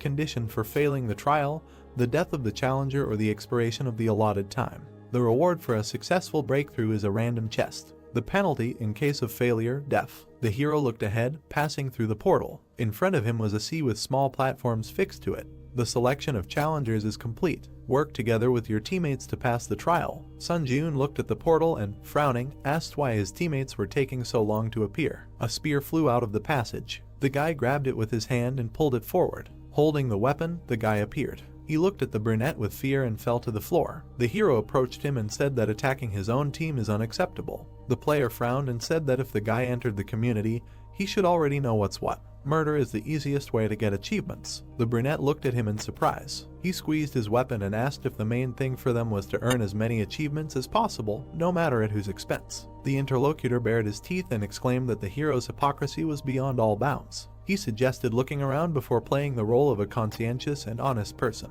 Screams were heard everywhere. Players were killing team members, shouting that only the tower should be blamed, not them. Someone did not even hide their greed in an effort to earn a new achievement. Sun Ji-eun stood and listened to the cries for help. The interlocutor asked if he now understood what was what, calling him a hypocritical bastard. Someone swung a sword and pierced his comrade. Many were fighting to the death. Someone shook hands, deciding to join forces in such a difficult situation.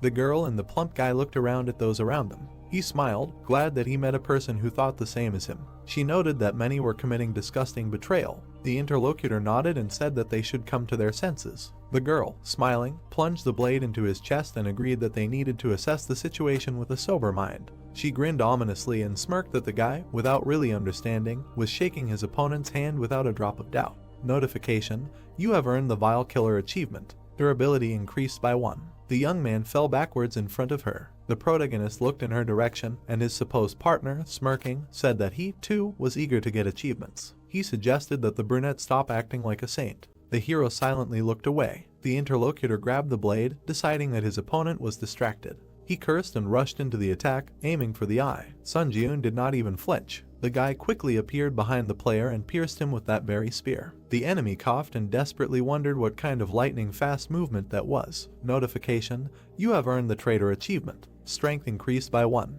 The hero frowned and thought that this was weak. Special and combined trials are just big words. Sun Ji-eun turned around and thought that this trial could safely be called a kind of event especially for him. Here he would be able to improve the mastery of his unique characteristic, and, if he was lucky, maybe even add a couple of new skills to his piggy bank. However, the guy was not going to specifically attack to kill other challengers. The brunette resolutely looked ahead, deciding to simply fulfill the conditions of the trial and fight those who decided to attack him first. The man raised his hand and used Iron Dome, protecting himself with a shield. The sphere expanded. The man smiled and said that this was the perfect trial for him, who had learned water magic. He turned around at the sound and saw the main character running towards him. The guy jumped up and looked carefully at the other player. The man looked up in confusion, wondering who was in front of him. Sun Ji-eun kicked the dome. The magician laughed and exclaimed that it couldn't be penetrated. However, the defense didn't want to confirm his words, breaking under the hero's blow. The guy flew into the candidate's face with his foot. The magician was thrown to the side and fell on his back. The brunette landed in front of him and thought that although his actions were a little cruel, the main thing was the end result.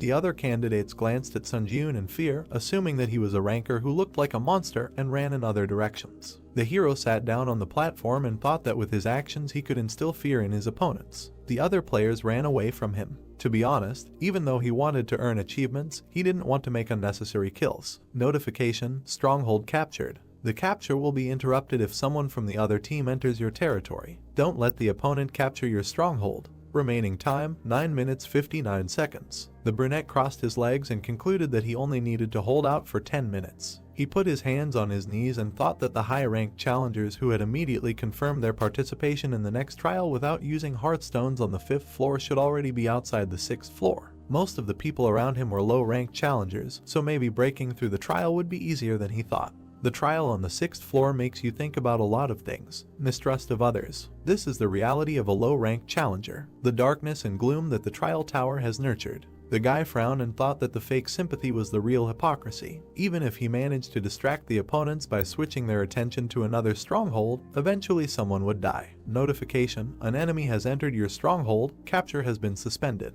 The hero looked back questioningly. A group of 4 people was approaching him. The blonde grinned and noted the confused expression on the hunter's face. He said that in this test, a team consists of 2 people, and 4 people suddenly appeared on his territory. The intruder assumed that the guy probably wanted to know what was going on. The brunette looked at them and said that everything was obvious without his explanation. Sun Ji-eun smiled and concluded that 4 notorious bastards got together and formed a squad of killers to earn more achievements. The blonde grinned and noted that the guy immediately got the gist of it.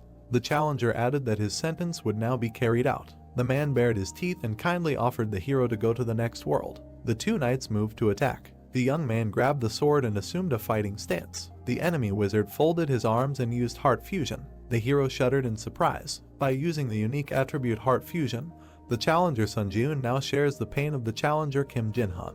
The magician took the dagger and stabbed himself in the arm. The protagonist gritted his teeth and dropped the weapon, feeling a sharp pain. He looked at the wound with displeasure. The skill pain tolerance is activated. All types of pain are reduced by 15%.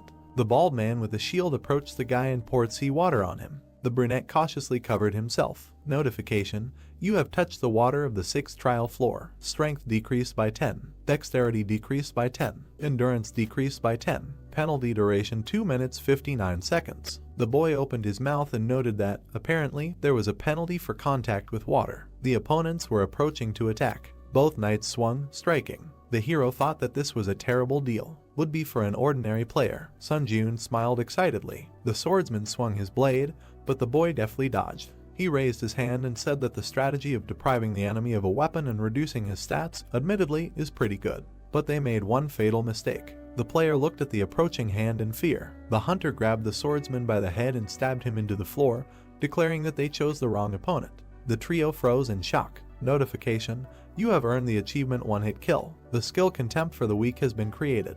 The hero straightened up, and the bald knight cursed. Skill: Contempt for the Weak. Mastery 0%. Effect: if the enemy cannot surpass any of the user's stats, strength increases according to the difference in stats. The bald man swung to strike from behind. Notification: all enemy stats are lower than the user's. Contempt for the Weak is activated. Strength increased by 1. The man struck, then looked up in shock. At that very second, the protagonist kneed him in the face. The brunette turned around in the air and kicked the enemy in the head. You have earned the achievement Merciless Killer. Sun Jun smiled. Agility increased by 1. The knight fell to the ground. The blonde gritted his teeth and frowned. The hero moved towards them. The mage looked at his teammate in fear and asked what to do now and whether they should attack at the same time. The swordsman silently slashed his comrade's leg with his sword. The wizard's face distorted in pain, and he fell to the floor with a scream. The protagonist flinched, feeling a pulsation in his leg. The brunette dropped to one knee. Sun Jun breathed heavily, thinking that they only shared one pain between the two of them, but fortunately, there was no real damage. The only problem was that this pain limited his actions. The mage grabbed his leg and shouted, did the man still consider himself a human after such an act? The blade pierced his side. The blonde continued to strike, warning the protagonist not to come closer. The challenger grimaced and shouted that if he took another step towards him, he would slit the throat of this idiot. The brunette straightened up. Thanks to the skill pain tolerance, he was able to move somehow. But the catch was that at such a speed, it was difficult to properly react to the enemy's attack. As expected, there was only one answer. The hunter gritted his teeth and realized that he needed to kill the challenger, who activated heart fusion as soon as possible. The mage screamed in pain from his wounds. The protagonist threw the shield in his direction, cutting off the wizard's head. The guy jerked, feeling pain in his neck, and fell to his knees, trying to breathe. The blonde swung, deciding that there might not be another chance. He jumped, cutting the air with his blade. Sun Jun caught his blade with both hands. The guy looked at his opponent and asked if he was curious about what it was like when the feeling of having your throat literally cut penetrates your entire being. The enemy smiled tensely and muttered that the guy was frostbitten. The brunette broke off part of the blade, grabbed it in one hand and cut off the enemy's head. The blonde, or rather the flying upper part of it, whispered that the hero was crazy. Sun Jun frowned, and drops of blood flew nearby. You have received the Cold-Blooded Slasher achievement. You earned 15 points. Time is up. The stronghold has been captured. The other users began to shout joyfully that they survived. Someone who managed to maintain camaraderie hugged each other. Was it someone's instigation that many people were delighted with the murder at the beginning of the challenge? But in the end, the final winners were those who kept the team together. The hero turned around and noted that there were exceptions. He looked at the guy who was standing there covered in blood and muttering that he did nothing wrong, and that the bastard who couldn't dodge his blow was to blame. The brunette looked at his hand and wondered if he looked like such a monster in the eyes of others. Notification: congratulations, you have passed the 6th floor of the challenge tower. A random draw box will be sent to your inventory as a breakthrough reward. You have received 8,000 points as a reward. Moving to the waiting room. Dark energy emanated from the bodies of the challengers. You have absorbed the spirit of players Lee Song-jun, Kim Jin-han, Song Jinuk, Han Sik-jun. The guy put out his hand, absorbing the energy. Mastery of the unique attribute necromancy has reached 100%. The rank increases by 1 level. Necromancy, rank D, entered the waiting room of the 7th floor. The hero exited the portal and noticed that the achievement viewing function was activated. List of achievements: Class S First Return, Class A None, Class B None, Class C One Hit Kill, Class D Cold-Blooded Slasher, Rank E the One Who Endured the Flames, Ruthless Killer, Goblin Hunter, Traitor, Class F None. The guy carefully looked at the system window and said that, as he thought, the first return was not a simple achievement. He poked the screen, deciding to take a closer look. One hit kill, Class C. The achievement is awarded for killing an enemy with one hit. As a reward, the player receives the disdain for the weak skill. Merciless Killer, Class E. This achievement is awarded to those who consistently kill challengers without hesitation. As a reward, the player's dexterity is increased by 1. Cold-Blooded Slasher, Class D. This achievement is awarded for killing 5 or more challengers in a challenge. As a reward, 15 0 points are awarded. The hero thought that he really got a lot of achievements for killing. It turns out that if the player earns an achievement, he will receive various rewards such as skills, points, or stat increases. Sunjun opened the inventory. Random draw box. In front of you is a box tied with a yellow ribbon from which you can randomly take out one item. When you open the box, you randomly receive one of the items from F to B rank. The boy looked at the trophy in his hand and muttered that the reward for breaking through the 6th floor was a bit ambiguous. If the rank ranged from F to B, then perhaps he shouldn't expect much. He pulled the ribbon and decided to pull out the item and start absorbing souls. Light burst out of the box. The hero looked in surprise as someone jumped out of it. The small green goblin did a somersault and landed on the floor. The boy looked at it in shock. Sun Ji-yoon smiled and muttered what kind of Pokemon this was and whether it needed to be caught.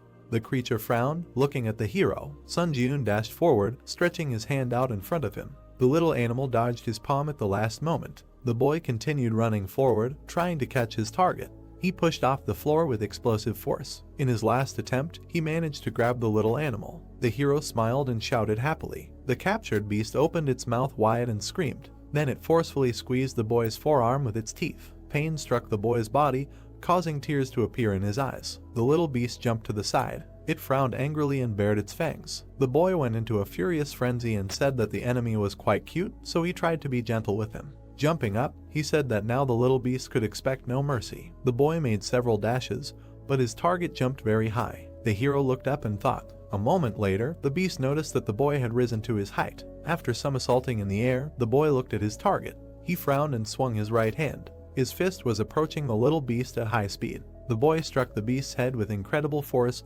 dealing a critical blow. The place where it hit turned red. The little animal crumbled into pieces, revealing a necklace. The system congratulated the boy and said that he had drawn an item corresponding to the highest class in the random draw box. He looked at the prize and said that if it said the highest class, it meant that his item was Class B. The necklace emitted a blue glow. The system said that it was a pendant made of forged iron, which increased the effects of metallurgy skills and swordsmanship by 7%. And when mana was introduced, an exclusive effect of steel defense was activated, but temporary recovery was stopped since man was spent to activate. The young man took the pendant in his hand. He looked at it and thought about its description. He poured energy into it and decided to check the effects. The next second, energy enveloped him. The system reported that the pendant activated an exclusive effect, as a result of which the skin began to absorb 10% of all physical damage. He exclaimed in surprise. The beams of light glinted on the surface of the pendant. The guy thought that this pendant had much better parameters than most class items, because it was equipped with both attack and defense, so it was truly a scam item. Putting it on his neck, he happily said that he did not expect anything from this prank, but ended up hitting the jackpot. Suddenly, he froze in place, noticing the messages there that all his mana was depleted, as a result of which the exclusive effect was disabled. He was confused but frowned and said that this exclusive skill absorbs mana at the speed of light. He tucked the pendant under his shirt and thought that he should save mana to use the pendant at a critical moment. He looked back at the system window and decided to check the status window of the unique characteristic that was recently assigned to rank D.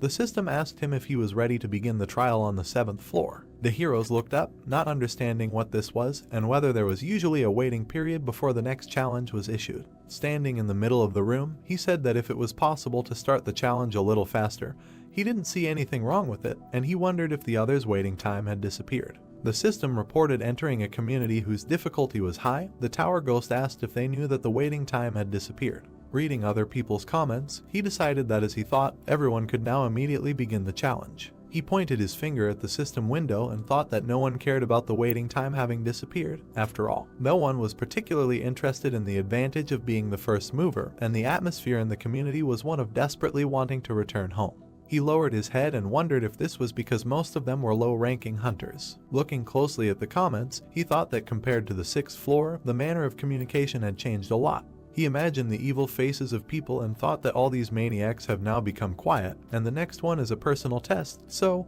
by entering into a dialogue, no one will gain anything. With a calm expression on his face, he decided that he should also be wary of the murderous maniacs who use the lives of their comrades as simple tools for gaining profit, and most importantly, he hit his fist into his palm and said that he needed to develop skills that would not be shaken by any variables. Opening the system window, he looked at the description of the unique characteristic and looked at it in surprise. Raising his eyebrows, he noticed that even more specifics were added to the description of the basic effect. Schematically imagining how souls turn into enhancement, magical power, and a protective shell, he thought that before, the main emphasis was on enhancing skills, but now souls can be used both as magical power and as a protective shell. He waved his hand, opening another window, and said that he hoped that something like an increase in the probability of obtaining a skill would appear, because anything can happen, so the ability to protect the body will never be superfluous. He pulled the sword out of the inventory. Throwing it into the air, he decided to check how effective the spiritual shield was. The hero put his hand to the side and said that he should risk it, because even if he cut off his hand, the waiting room was equipped with a healing buff anyway. The sword quickly spun, approaching him. At high speed, it approached the guy's wrist. The next second, a bright red flash lit up the space. The system reported that the spirit absorbed the damage inflicted on the user. The sword rose into the air again, energy swirled around it. The system also added that the player's soul had disappeared, and the number of souls in possession was 3 out of 30 positions. The young man looked at the hit site in surprise. Smiling, he decided that the effectiveness exceeded all his expectations. Heroes looked at the number of souls in his possession and said that it was better for him not to absorb all the souls, but to always have a couple in reserve to ensure his own protection. Heroes opened the board summing up the results of the trial. The system opened the player ranking table, on which Sunjun was in 4th place. Frowning slightly, he said that he had slipped to 4th place, and we want but it was a bit of a pity, but it was not so critical, because in order to receive the title of Pioneer, he only needed to enter the top 50. He warmed up and said that he was already tired while checking this and that, but he did not have time to delay further advancement. A portal opened in space. Heroes decided that it was time for him to challenge the next trial. In the darkness in front of him, system windows began to appear, informing him that the 7th floor high difficulty test was beginning, the theme of which would be proof, and 40 minutes were given for completion. The condition of the test was to pass 3 tests within the allotted time, and the conditions for failure, the death of the applicant or the expiration of the allotted time. As a reward for a successful breakthrough, he was guaranteed the skill of Grace of the Wind, and the penalty for failure was equal to death. The young man found himself in the middle of a dark corridor. He raised his eyebrows in surprise, not understanding what kind of place this was, because the atmosphere was completely different from the previous tests. Walking straight, he thought there that he literally did not feel anyone's presence, and this irritated him greatly. His hair began to flutter in the wind. A bright light flashed at the end of the corridor. A wave of glow quickly overtook the young man, transferring him to the first test zone. The hero found himself in the middle of the desert. The system demanded that he prove that he had overcome all his fears. Looking around, he recognized the surroundings. An endless sand landscape stretched out before him. Suddenly, the ground beneath his feet shook violently. The young man thought that everything was as he expected. In an instant, a giant sand wall rose up in front of him. The young man looked up and realized that it was a sand golem. He remembered that in order to successfully pass, he had to break through 3 trials in the remaining time, and he thought that this space was now a reproduction of the training trial, and this meant that during this trial, the 3 trials that he had already passed would be recreated. He frowned angrily, thinking that he could defeat the sand golem with his eyes closed, and wondered if that meant he would be on the 8th floor very soon. He noticed that a large amount of sand was falling down from the golem's shoulders. The monster was getting taller and taller, leaving the boy at the bottom. The boy looked up, noticing the giant monster, and said that he didn't remember the golem being this big to begin with. A bright light was shining in the monster's eye sockets. The boy smirked and thought that he felt like he had been enlarged 3 times. The golem raised its arm. It swung its right hand, slightly leaning towards the boy. The boy took out the sword and shield from his inventory, deciding to try and hit the empty head of the opponent.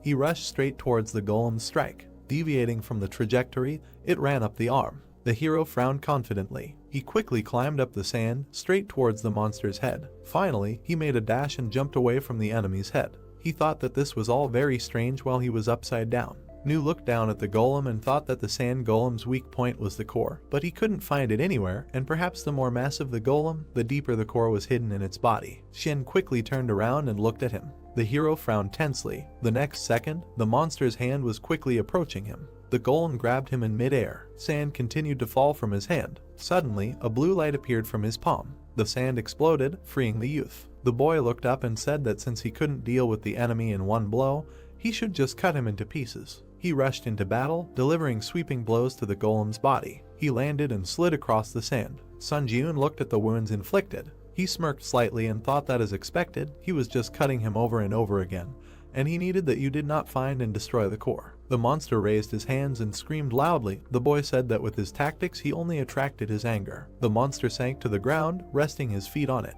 His ankles sank into the sand. The hero opened his mouth in surprise, looking ahead. Quickly straightening up, the monster raised his foot to trample the hero. The boy rushed from the spot, surprised at what was happening.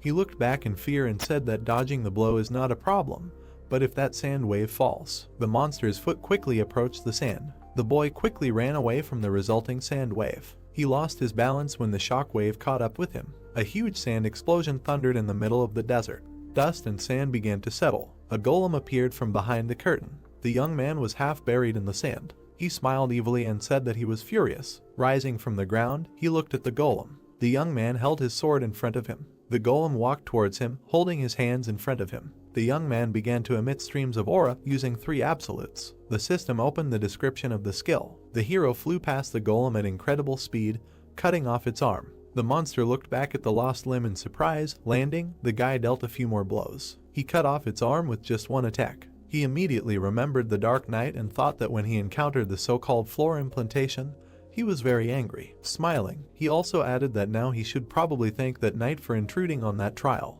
The monster's arm began to recover. The hero thought that although this golem was recovering with the help of sand, he should still continue to cut with his sword until his core was found. The monster bowed down, heading towards the guy. The boy challenged him and said that he should try to recover after the next one. With a deft movement, he cut the sand body. A moment later, another cut appeared. The boy ran past the golem, cutting off all of its limbs. The monster began to recover again.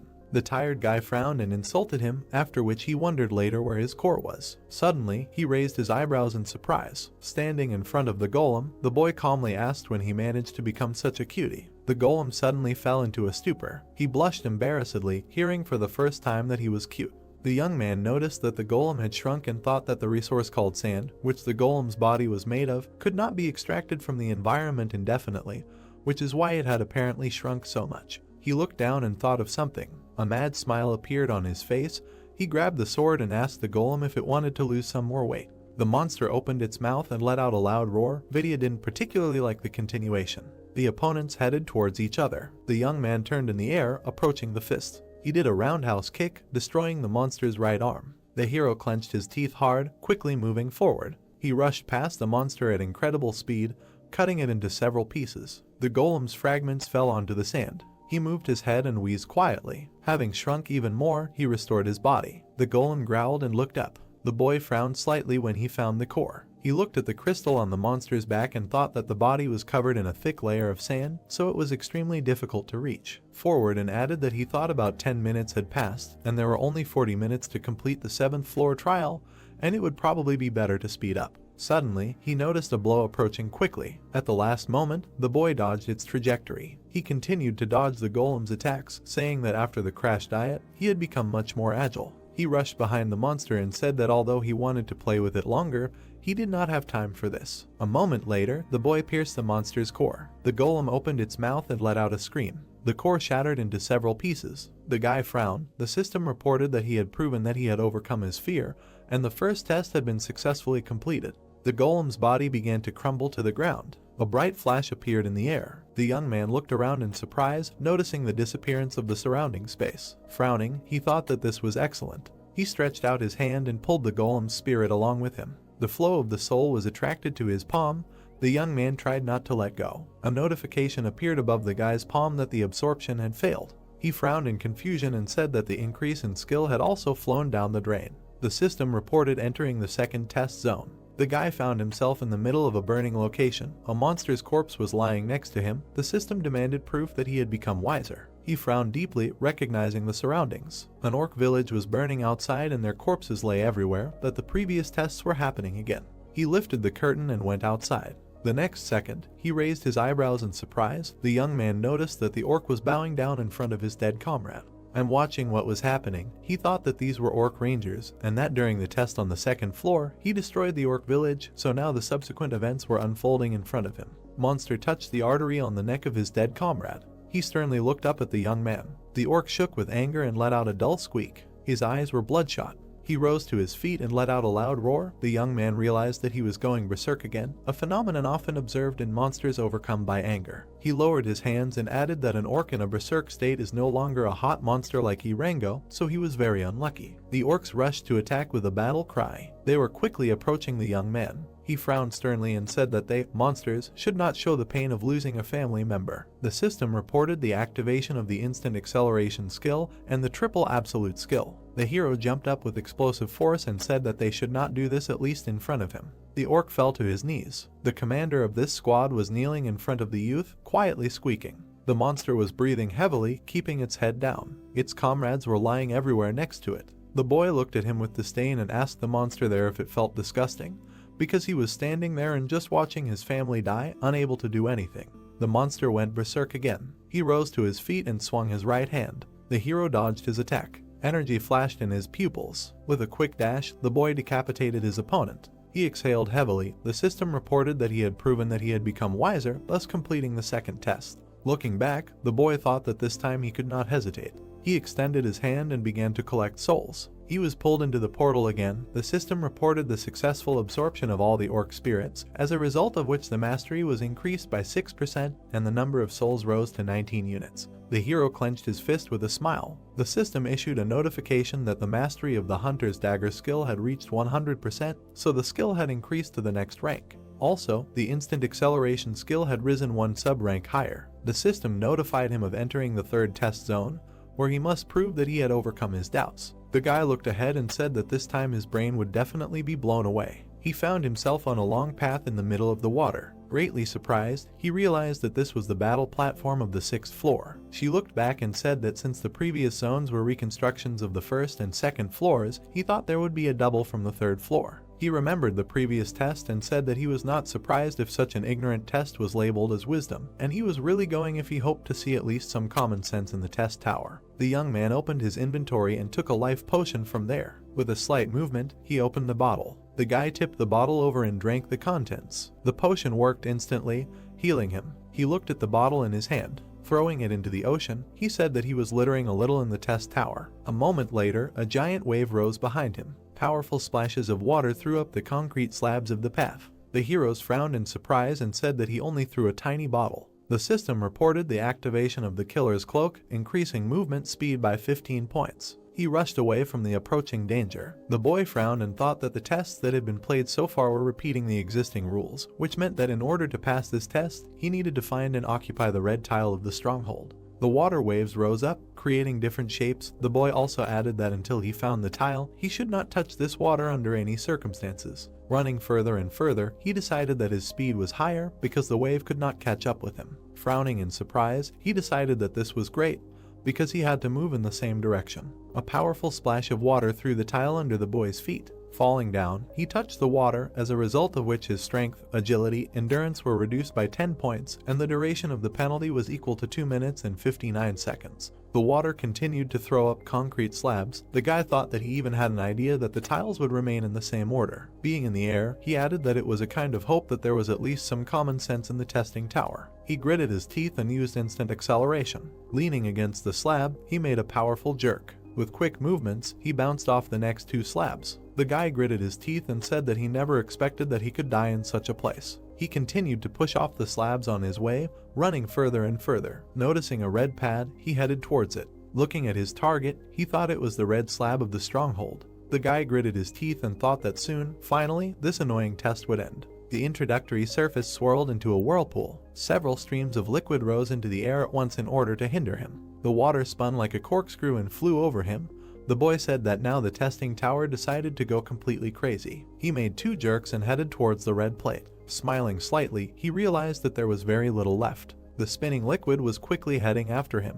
The hero noticed the danger from behind. A powerful blow of the liquid hit him right on the back. The boy's vision clouded over as the water absorbed him. Scarlet energy flared behind him. Streams of dark aura spread through the air. The system reported that the spirit absorbed the damage done to the user, as a result of which one of the orc souls disappeared. More and more energy was growing. It stopped the flow of water. Another orc soul disappeared. The boy looked back and thought that he clearly felt the shockwave, but right before the blow could cause him any damage, the shield blocked it. The hero did a somersault in the air and flew to the side. Having landed, he quickly ran away. The streams of water went after him, when suddenly the remaining time was over. The water froze, the exclusive effect of the killer cloak was turned off. The guy frowned in confusion and thought that now he already had no mana, and if the instant acceleration failed, then it would be the end for him. He gathered scarlet energy in his palm. The hero threw the ball into his mouth. Having pushed it into his mouth, he frowned slightly. An aura began to emanate from his chest into the dark. The system reported that he needed to replenish his mana using the spirit of the orc. The guy thought that this was great, and that his strength had returned. The streams of water, swirling, continued to move. The guy quickly ran away from them. He looked at the red tile and thought that there was very little left. Suddenly, a column of water appeared in front of his face. He opened his mouth in surprise and cursed. The streams of water quickly caught up with him. While he stood in a stupor with his arms crossed, he made a dash forward, wanting to take a risk. The guy entered the liquid. His silhouette began to blur under the streams of water. He broke free from the other side, exhaling heavily. The system reported that the orc spirit had disappeared. The guy was in the air right above the waves of water. Flying down upside down, he bent down heavily. The guy tried to group himself and screamed loudly. He looked at the floor in fear, screaming shrilly. The floor was quickly approaching him. After a little while, the guy hit the concrete with incredible force. 2 orc souls disappeared. He had 12 units left. A large amount of dust rose in the air. The dust cleared. The young man lay in a mark on the surface. He opened his eyes in surprise, noticing something. Swirling waves hung right above him. Their tips twitched, confusing the guy. The system reported that he had proven that he had overcome his doubts. As a result of something, these tests were successfully completed. The water appendage began to lose its shape. A huge amount of water fell on the guy. Being wet, he squinted his eyes and thought that this was a damn test, and that it was completed, but for some reason he had to suffer until the last second. Suddenly, system notifications appeared, reporting that he had overcome the 7th floor of the test tower, and as a reward for breaking through, the skill of the Grace of the Wind was received. 15,000 points were awarded and speed boots were sent to his inventory, after which the system reported that he was going to the waiting room. The hero headed into the portal. The spatial gate emitted a light blue light. The young man went to the waiting room. He threw off his coat. Slightly lowering his head, he remembered the past test. The young man frowned deeply and realized that he was close to failure. He bit his lip and thought that in the current situation, he was a little anxious to go to the 8th floor right away, because he did not think that he would continue to be so lucky in the future. Suddenly, he raised his head, feeling a shaking. The system windows opened in front of him. Notifications reported that the number of applicants who passed the tests on the 7th floor exceeded 1,000 people. So the expansion of the system began, the skill store was opened, and an intersection was created in the test, as a result of which a permanent return was possible, and the floor implementation system was activated. Looking at these messages, he thought that this was all what was expected with great impatience, but Cherry Prepare is different. He frowned, noticing the messages that he was the president, who was called the pioneer on all the previous floors, as a result of which he was entitled to choose the halo. The boy imagined a silhouette of a man with bright rays of light coming from him, and thought that the eagle was an advantage that could only be obtained if the applicant had the title of pioneer on all previous floors. He raised his eyebrows in surprise when he saw the system notification that the halo affected the unique characteristics and skills of the applicant, so he had to choose wisely. The young man wondered later, had he ever given the tower such advice, because it must mean that the halo was something important. The system gave him a choice of 3 halos: ruler, hunter, and monk. The hero crossed his arms, looking at this, and said that he needed to read the description first. He opened the description of the ruler's halo, which said that this is a halo that has different performance depending on the person, and, in fact, it is closer to the universal type than the specialized type, and is closely related to the unique characteristics of the applicant. The potential is greatly increased for abilities such as combat, growth, support, and production, and the unique strength of skills is the synthesis of skills, so this is the most suitable halo for the current applicant. The youth raised his eyebrows in surprise and said that it affects all skills and even the unique characteristic. Looking closely at the last lines, he thought that the tower was openly saying that this is the most suitable halo for him. He poked his finger at the system window and said that he needed to look at other options. The system opened the description of the hunter's halo, which said that anyone can easily adapt to this halo. It is closely related to improving characteristics and skills, and the effect of the halo greatly increases the level of skill and stats. The unique power is to increase the level, and this halo is also perfect for the current challenger. The hero looked at the writing with distrust and was surprised that this choice was also not bad. He opened the description of the monk's halo. The system said that this is a halo that is strongly influenced by talent and perseverance, and the longer a person invests, the stronger he will become. But this takes time and talent, and if a person does not have talent, all efforts may be useless. The unique power of the halo is the path of practice, and this halo is not recommended for the current challenger. He waved his hands, dividing the system window into 3, and said that this halo is definitely not for him, so he needs to make a choice in favor of one of the remaining 2. So he lowered his hand and decided to choose it. He pointed his finger at the system window. Shining rays appeared behind him. The system reported that he had chosen the ruler's eagle, and the special effect of the ruler's halo launched the evolution of unique characteristics. She showed him the possibility of developing into the field of necromancy and said that he could begin to summon or, as a result, be able to use absorbed spirits to revive powerful skeletons. Then she showed him in the form of a magic swordsman and said that his talent for the sword and magic would increase, and the ability to acquire the corresponding skills would increase 3-fold. Then the system showed him in the form of a blacksmith and said that he could also go the way of the creator, and in this case, the talent for creating items would increase, and the ability to acquire skills related to production would increase 3-fold.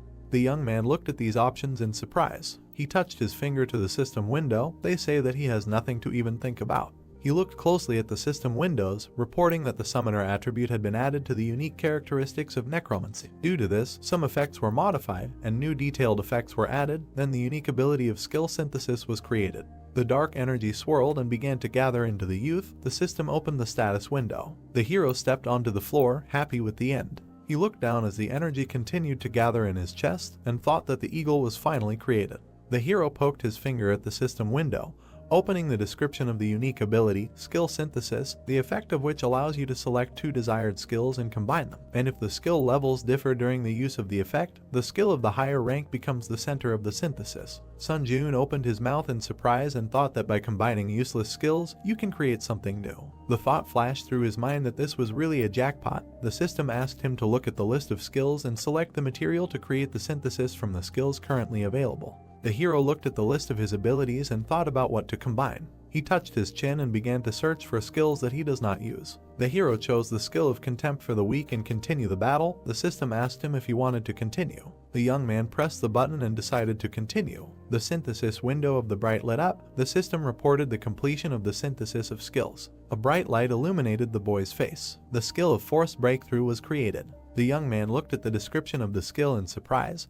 The system reported that the skill allows you to break through unknown forms of restraint, such as skills and unique characteristics, but the user's magic must be higher than the level of magic used for restraint. The hero could not understand how this happened. He thought that he combined 2 lower skills, and that he expected to get an E rank skill, but got a D rank. He smiled happily and decided that this was a really mind-blowing skill. He pointed his finger at the system window. I live to try again. The system asked him to select the material for synthesis again. The hero chose Ranger Training and Burn Resistance. The next second, he again agreed to continue the synthesis. The system window lit up brightly again. The guy smiled impatiently, expecting a new result. A strong eye skill of rank E was created, which allowed one to provide oneself with some visibility even in bad conditions. The guy fell into a stupor and said that, it turns out, the skill created now was only 1 step higher than those chosen for synthesis. He looked up and thought about what the reason for this was. He mentally imagined the 2 previous skills and thought that they went well together. Then he imagined the 2 skills crossed with each other this time and thought that their combination was not the best. From a first glance it was clear that they were completely incompatible with each other. He fell heavily onto the bed. Looking at the ceiling, he said that he had come a long way from holding the status of a pioneer to receiving the reward of the areola, but for some reason he felt a little strange. Lying on the bed, he wondered if he had really achieved everything through his own efforts, or if he had just been lucky with a unique characteristic. The hero was silent for a second. He jumped to his place and decided that he couldn't lie around doing nothing, thinking about all sorts of nonsense, because it would be much better if he checked the reward he had received. He looked at the description of the skill of the Grace of the Wind, the effect of which allowed him to increase all speeds by 10%. The system reported that this skill could be stacked, reproducing up to 7 times. However, when the limit was reached, a 24-hour cooldown would automatically be activated. Looking at the description, he said that increasing all speeds, this is amazing, and he will also be able to stack this skill 7 times, which means, lost in his thoughts, he thought that he would be able to increase any speed by 70%.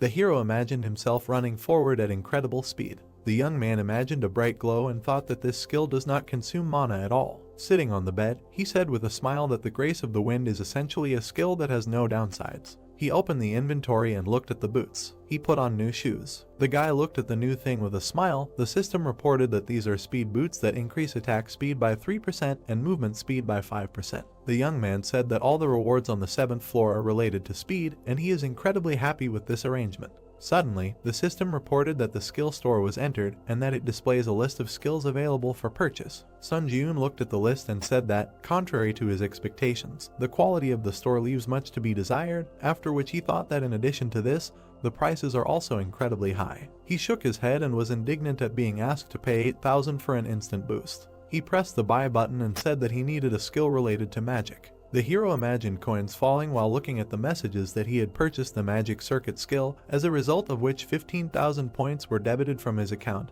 and he also bought magic resistance for 12,000 points. The system reported that the magic resistance skill grants an effect due to which resistance to magic is created throughout the body. Resistance to other people's magic is increased, but if he does not have the magic circuit skill, the effect is significantly reduced. He recalled the past battle and thought that now that he has the resilience skill, he will not be caught off guard by something like the unique characteristic of heart fusion, which had caused him a hard time in the past. He opened the description of the magic chain skill.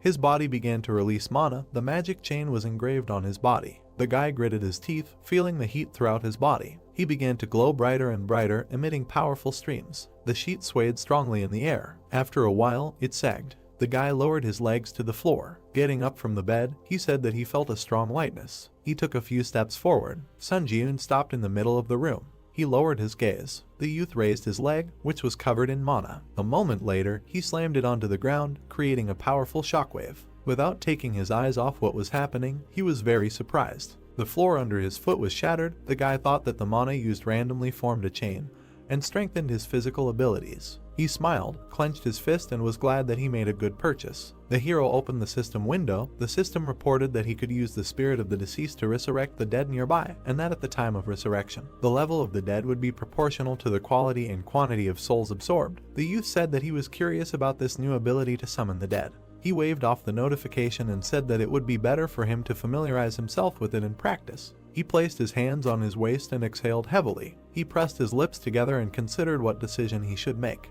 The hero frowned sternly and said that he should think about whether to challenge the next floor right now or return to the ground. The dark-haired man was looking at his phone, nervously shaking his leg, and was indignant at the fact that there was no response. Suddenly, he noticed that someone had approached him. A plump man with his team approached him and asked the guy if he was able to gather a team. They were sitting next to a giant gate. The man also said that he should hand over the permission to enter the portal to them. He smiled evilly and added that if the raid in the dungeon did not begin after the specified time, the right to enter would be automatically revoked, so he could just take the appropriate fee and hand the pass over to them. The guy frowned tensely, recognizing the guys who had approached him. He raised his head excitedly and said that he had no intention of handing over his pass to anyone. The men immediately insulted him. The interlocutor grabbed his head and said with a smile that there were a lot of hunters in the park, but no one was eager to join his team. Smiling widely, he mockingly said that he was only an E-rank hunter. The young man was stunned when he heard the question of whether he thought anyone would want to be on the same team with trash like him.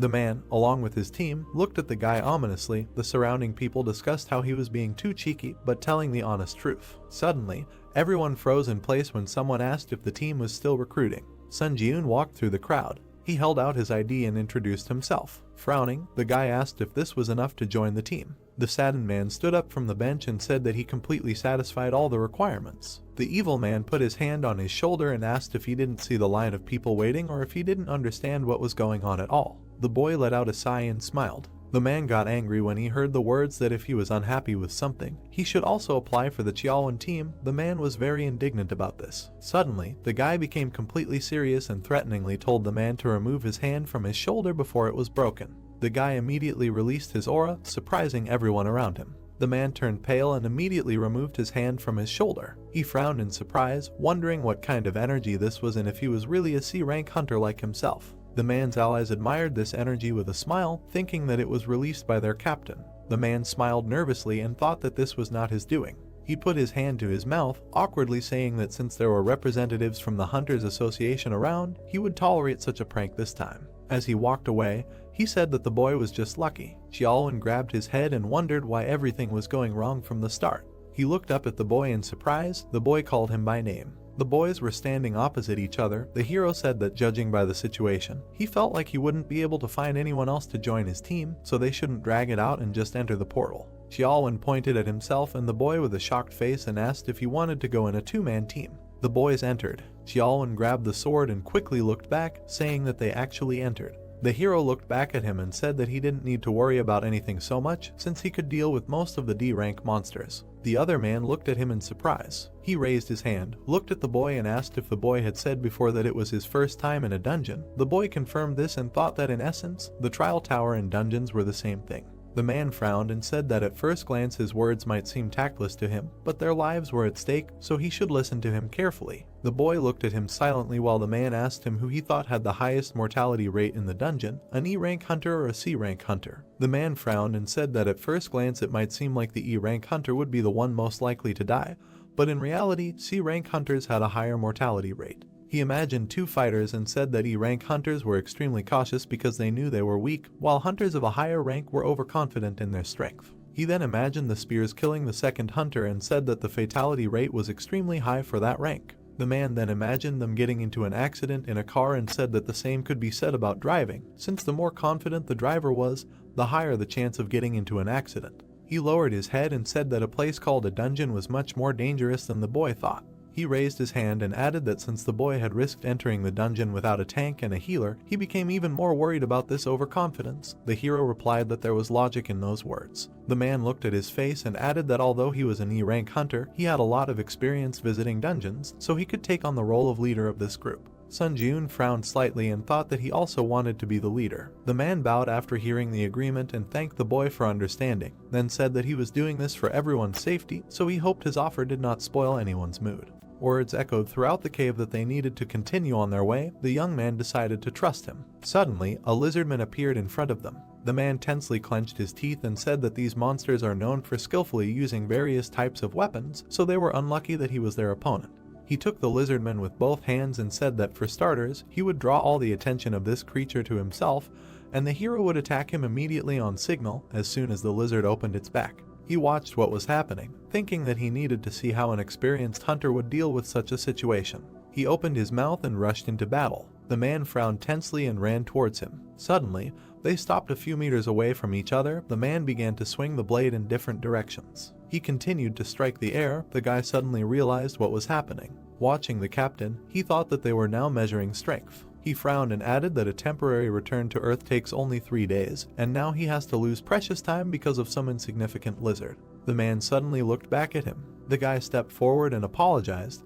Because he was forced to intervene, the man tried to stop him, saying that it could be dangerous. The hero jumped up, using instant acceleration. A moment later, he cut the lizard into many pieces. Xiaolwen Balshok, seeing what happened. The young man looked at the parts of the monster and said that he intervened because he was in a hurry. The man looked down at the corpse and said that he understood everything perfectly, because he could have his own reasons for this. The hero also said that he would like to make one suggestion, after which he asked if he could voice his thought. The man immediately nodded and asked to tell everything as it is. The boy pointed at himself and asked him to take the lead. The crowd of lizardmen rushed forward, shouting loudly. The boy rushed past them, cutting down several. The monsters looked back, noticing this. They rushed to attack, but the boy rose into the air, dodging it. Sun Jun pierced one of them from behind. The man watched in surprise. He looked at the concentrated face of the boy and thought that this was just a one-sided massacre. The lizardman struck again, but missed and cut off the head of his comrade. The hero struck again. With a deft movement of his hand, he decapitated the lizard.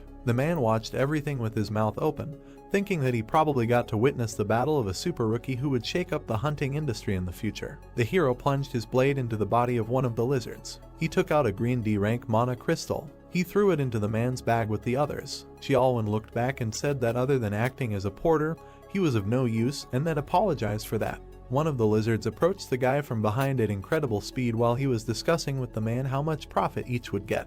The hero slightly tilted his head, letting the sword pass by. He turned around and swung his left hand. With a single blow, he threw the beast up. He smashed its head against the ceiling of the cave. Rock fragments fell next to the guy. The man grabbed his head, watching in horror. The entire cave was covered in blood. The young man said that they needed to discuss this outside, because if they let their guard down, they could end up in a dangerous situation. He brushed the blood away. The man apologized to him. He began to absorb the souls of the lizards, and thought that he needed to pretend to yawn and absorb all the souls at this time. There was an increase of 0.07%, and that with D-class monsters, he would be increasing the mastery of his unique characteristic for a very long time. Suddenly, a scarlet portal opened. The guys looked back at it. The man thought that being only the two of them, they were able to reach the portal leading to the boss room. He smiled and thought that he did not even have a thought about completing the raid on the boss, or to be more precise, from the very beginning he thought that it would be a great success if they overcome at least half of the dungeon. He looked at the guy from behind and added that he thought the man in front of him was quite capable of clearing the dungeon completely. The hero looked back and asked if the man was okay with this arrangement if they were to invade the boss's room now. The man answered in the affirmative and said that the guy should take a break for a while. The young man reassured him, saying that there was no need for that because he was perfectly fine. A man's voice was heard near the portal and he agreed to enter the portal. They found themselves in front of a giant lizard sitting on a throne. The monster rested his hands on the throne. The young man said that as he had predicted, the king of the lizards was waiting for them in this place. The ally looked at him and asked what he was going to do. The hero asked for some time to think. The man frowned anxiously and asked if the guy wanted to say that he had no clear plan of action. The monster immediately jumped up from his place. The guy smiled and said that it happened just in time. The lizard was approaching them at an incredible speed. The guy frowned in surprise. He made a few dashes back, dodging the spear strikes. Dodging another blow, he thought that the monster was very fast and, surprisingly, considering his size. He frowned and looked up at his opponent. The next second the young man found himself behind the lizard. The guy swung his blade and thought that it was not fast enough for him to match the pace of the fight. The monster immediately attacked him with its tail on the body. The lizard threw the guy to the end of the cave. The man grabbed his head and screamed the guy's name in fear. The young man kicked away a block of stone. Dark energy swirled around his body. The system reported that the spirit had absorbed the damage inflicted on the user. The hero smiled and said that this is a good way to test new skills. The man said with tears in his eyes that he thought the guy was dead. The lizard looked at the enemy with an angry expression. Sun Jiun climbed onto the boulder and asked the enemy what had happened and if he cared that not a single stone was left of his throne. The lizard's throne was heavily damaged. The youth asked if he thought it was an ominous omen. The monster threw a copy into the ground and released an aura. Raising its head, it released a powerful beam from its mouth. The youth's limbs were immediately shackled by chains. He was affected by the skill of a slow wave, as a result of which his speed was reduced by 25%. A green sphere cut off the chain. The youth activated a force breakthrough. A pleasant colored energy swirled around his body. The system announced the removal of the slow. The lizard opened its mouth in surprise, noticing this. The guy exhaled heavily and thought that the skill was the result of synthesis, so he had some doubts about it, but the effectiveness was high. Suddenly, the monster turned his gaze to the side. A quiet groan was heard in the cave. The man, bound with chains, fell to the ground and said that his body did not obey. He was scared, but looked at his ally and asked for help. The monster looked at him and growled. The guy frowned in surprise, realizing what was about to happen. The monster turned around and ran towards the man. The hero gritted his teeth, rushed after him and shouted that he was the lizard's rival. Moving at high speed, he tried to catch up with the lizard. Looking at the monster from behind, he thought that the distance was too great. The guy raised his eyebrows in surprise. His pupils turned scarlet, and he used the summoning of the dead. Two skeletons appeared right in front of the monster. They opened their mouths and rushed to attack. The lizard defeated them without much trouble. The guy watched the bones fall and thought that they were not strong enough to stop such a giant, but nevertheless, he was able to win a second with their help. Having summed up the skill of the Grace of the Wind by 60%, he chopped the monster into several pieces and thought that this second saved a human life. The lizard's face froze with an open mouth. The system announced his death. Streams of dark energy gathered in one point. The system reported that the guy used the absorption of the spirit of the Lizard King to permanently increase stats, as a result of which his strength, agility, endurance, mana and durability were increased by different amounts of points. The hero looked at his chest in surprise. The system also reported the absorption of one of the Lizard King's skills, the Spiritual Eye. The man yawned widely. He looked in front of him and said that except for the fact that all three portals appeared at the same time for power, nothing special happened. He looked back at his subordinate and asked if they noticed anything unusual. The interlocutor answered negatively. The leader, looking at the portal, thought that everything was as usual, because after the hunters of the first squad made a partial raid in the open portal and went outside, the attacking team of the Hunter Association would have to break into the dungeon and finish off the boss. He sat down on the back of the bench and said that it seemed like everyone was in the same Hunter Association, but he did not understand why only their team did not have a commission fee. After which he insulted the members of the attacking team and said that he was very jealous. Suddenly his eyes sparkled with anticipation of monetary payment. The man said that if the advanced squad completely cleared the portals in the first quarter, then their control team would be able to get their share. Suddenly, he sadly lowered his eyebrows. Smiling slightly, he thought that this would only be possible with an rank hunter and wondered if there was even one high-class hunter who would pull off such a crazy stunt. Suddenly, Xiaolwen and Sun Jiun appeared from the portal. The leader looked back. Hearing the shout that the advanced party of the third portal had finished clearing, the leader was surprised that it was so fast. The subordinate tried to accompany the guy.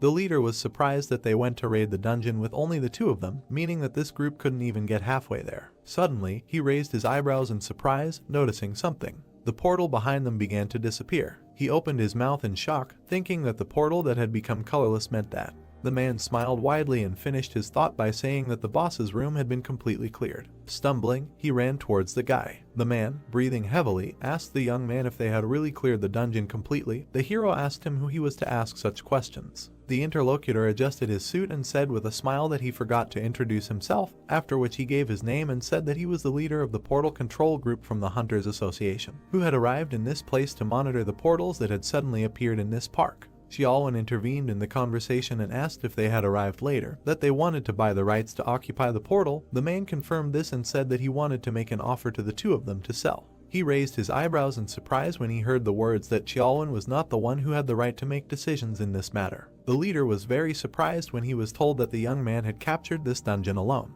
He recoiled and asked in shock if he really did the cleanup alone, since that meant he was an A-rank hunter. The guy interrupted him and said that he was a C-rank hunter, and that he thought that was not the most important thing right now, after which he asked him to get closer to the point. He frowned and asked how much he wanted to buy the right to occupy the portal for, after which he thought that if it became known that he came from the test tower, then it would add unnecessary problems. The leader coughed and said that if we return to the main thread of the conversation, then their team wants to propose something. The hero frowned in surprise. Hearing the words, he said that they wanted to buy the right to occupy the portal from them for 1,200,000,000 won. A huge stack of papers fell on the table. The girl sat down heavily on them and said that it was very hard for her, because after returning from the tower, all she did was work like a horse. Suddenly, she noticed something. She picked up the phone and wondered who was calling her at such a late hour. The girl looked at the phone screen in surprise. A little earlier, she looked over her left shoulder. The girl looked at the nameplate with the manager's name. She remembered standing in front of three men who said that without a doubt, this incident would lead to revolutionary changes, and then she thought that everyone at the top was really worried. She held her head and said that even if the applicants were hiding their identities, she still didn't think it would be so difficult to win them over. She looked down sadly. She added that she hadn't even managed to recruit 10 people, and all of these applicants were low level, so it was not enough to satisfy the top management. She looked out the window and said that if she thought about it, she had no idea what that person was doing. She remembered how the boy cut down the goblins one by one and thought that the boy was so strong that it would not be an exaggeration to say that he cleared the 4th floor alone. She touched the glass and regretted that she did not propose to him right away. Suddenly, she was distracted by a notification on her phone. She picked it up and wondered who was calling her at such a late hour. The girl raised her eyebrows in surprise, looking at the phone screen. Sun Jun had texted her and asked if they could meet up if she had already returned. The boy's balance was 1,291,600,000 won. The boy carefully looked at the phone screen and said that he had earned almost 1,300,000,000 won, and he still could not believe that it was true. He was sitting in a cafe, saying that he felt amazing, when suddenly a golden bell rang. The tired girl flew inside. She noticed her hours waving his hand at her. The girl grabbed her head, approaching the table.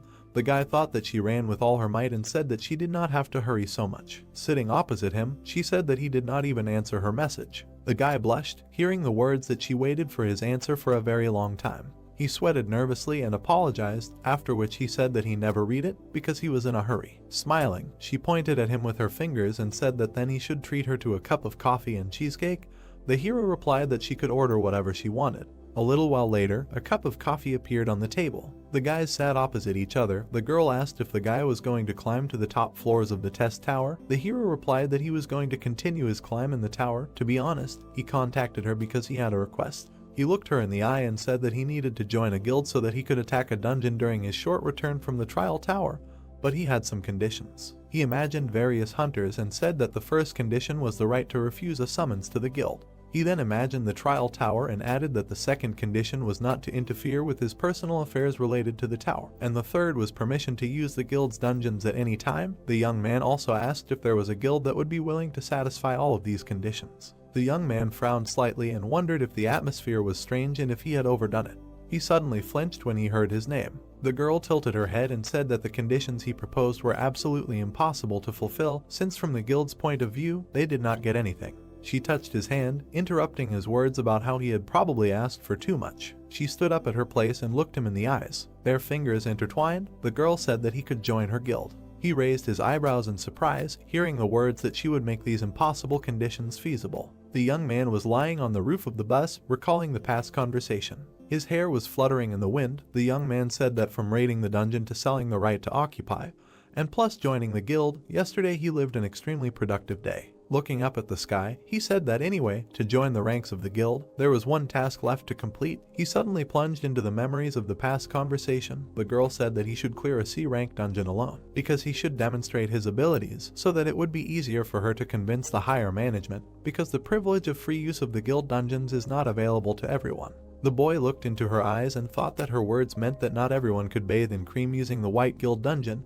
It had to be at least a rising star or a hunter who had high hopes. He frowned and said that they could prepare everything necessary for the cleanup. They shook hands. The girl added that she would make sure that he would never regret his decision. Standing up, he said that as a warm-up, he thought it would be worthwhile to start jogging from this place. He rested his hand on the roof of the bus. Rising to his feet, he bowed his head. The boy looked up and made a powerful dash forward. People noticed something flying above them at high speed. The girl came to the open gate. She smiled and said that she came to confirm the reservation for the assault on the portal, which would take place in an hour. The interlocutor looked at the tablet and glanced at the girl's ID, after which he said that the attendance was confirmed. He pointed to the resting place and said that there was still a lot of time, so she could sit under this canopy. The girl thanked him. A moment later, she looked back, noticing the guy running up, and in our surprise that she was already there. He looked around. After a little while, the lagging airflow caught up with him. A strong wind began to blow away people and standing furniture. The guy awkwardly adjusted the fallen chairs and apologized, saying that he ran too fast, so it seemed like a shockwave arose.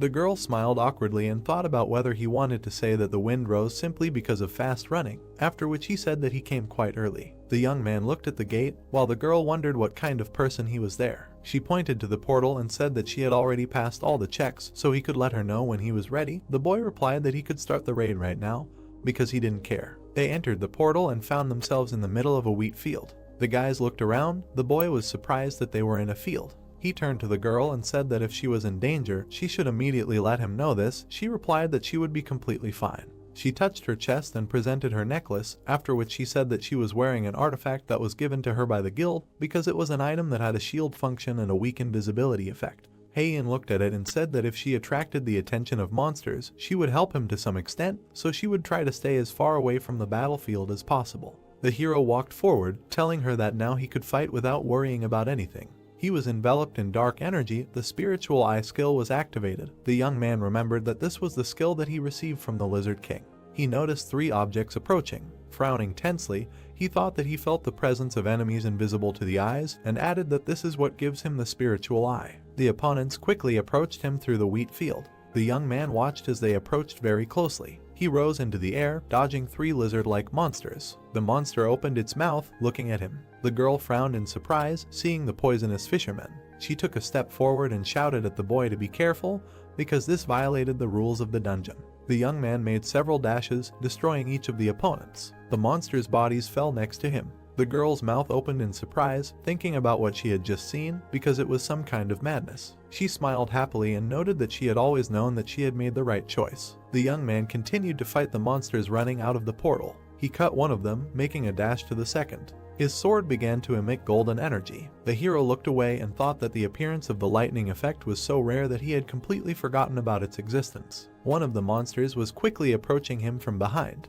The young man dodged at the last moment, noticing the clenched jaws of the enemy. He grabbed the lizard by the tail. Swinging, he sent the monsters to the ground. The young man hit the floor with the lizard. Straightening up, the guy looked at the monster's body. He waved to the girl and said that he had more or less restored order nearby, so she could calmly approach. The girl thought with her mouth open that he had reached the portal leading to the boss room in less than an hour, and alone at that, but the most surprising thing was that they were now in a dungeon that violated the rules. She remembered the appearance of the monsters and thought that the poisonous fisher was a monster that should not be taken lightly. She looked at the corpses of the monsters and added that one of the monsters recommended for group attacks, even for those same C-rank hunters, is the poisonous fisher, so she still can't believe that he dealt with such a monster so playfully, as if there was a helpless baby standing in front of him. She looked at the guy's back and said that this was far from the limit of his growth. The young man headed towards the portal. The girl added that it was impossible to even imagine what he would show in the future. The hero began to collect the souls of the killed opponents, increasing his stats. He raised his head and thought that with this level, even the boss would not pose much of a threat to him. He looked at the portal and said that they would go to the boss's room. After going inside, they found themselves in a dark and foggy place. A slight light was breaking through the gap between the rocks. The woman called it a little strange. A magic projectile was approaching them from above at high speed, while she was talking about how they had already gone far, but the presence of the monster was still not felt. Suddenly, they raised their heads, noticing the danger. The guy frowned nervously. The monster struck. The guy thought that it was very dangerous. He pulled the girl out from under the monster's attack and ran away. Heian looked at his face in surprise. The beast opened its mouth and began to collect mana. He released a powerful beam of energy. Heian pointed her hand at the danger and told the boy about it. Suddenly, a powerful explosion thundered. The hero, along with the girl, jumped out of the smoke. The boy stepped onto the stone floor. He crouched down and said that he had moved her there without her consent because the monster looked extremely dangerous, so he hoped for her understanding. The girl got off his hands and said that it was the other way around, because now she was in his debt. They looked at the monster that was looking for them. The boy said that he would leave her to deal with the beast. The girl turned around worriedly and asked him to stop so that she could use the enhancement skill on him because they could test his personal skills later. He stepped into the abyss and said that he would not agree to that. Frowning slightly, he also added that he would be back soon. The boy fell down like a soldier. He landed right in front of the monster, breaking through the stone floor. The monster opened its mouth and bared its teeth. Sun Jiun ducked, frowned, and activated instant acceleration. The beast planted its foot on the floor. The hero also used the exclusive effect of the speed boots. The opponents prepared for battle. The beast once again accumulated energy in its mouth. The guy raised all speed by 70%.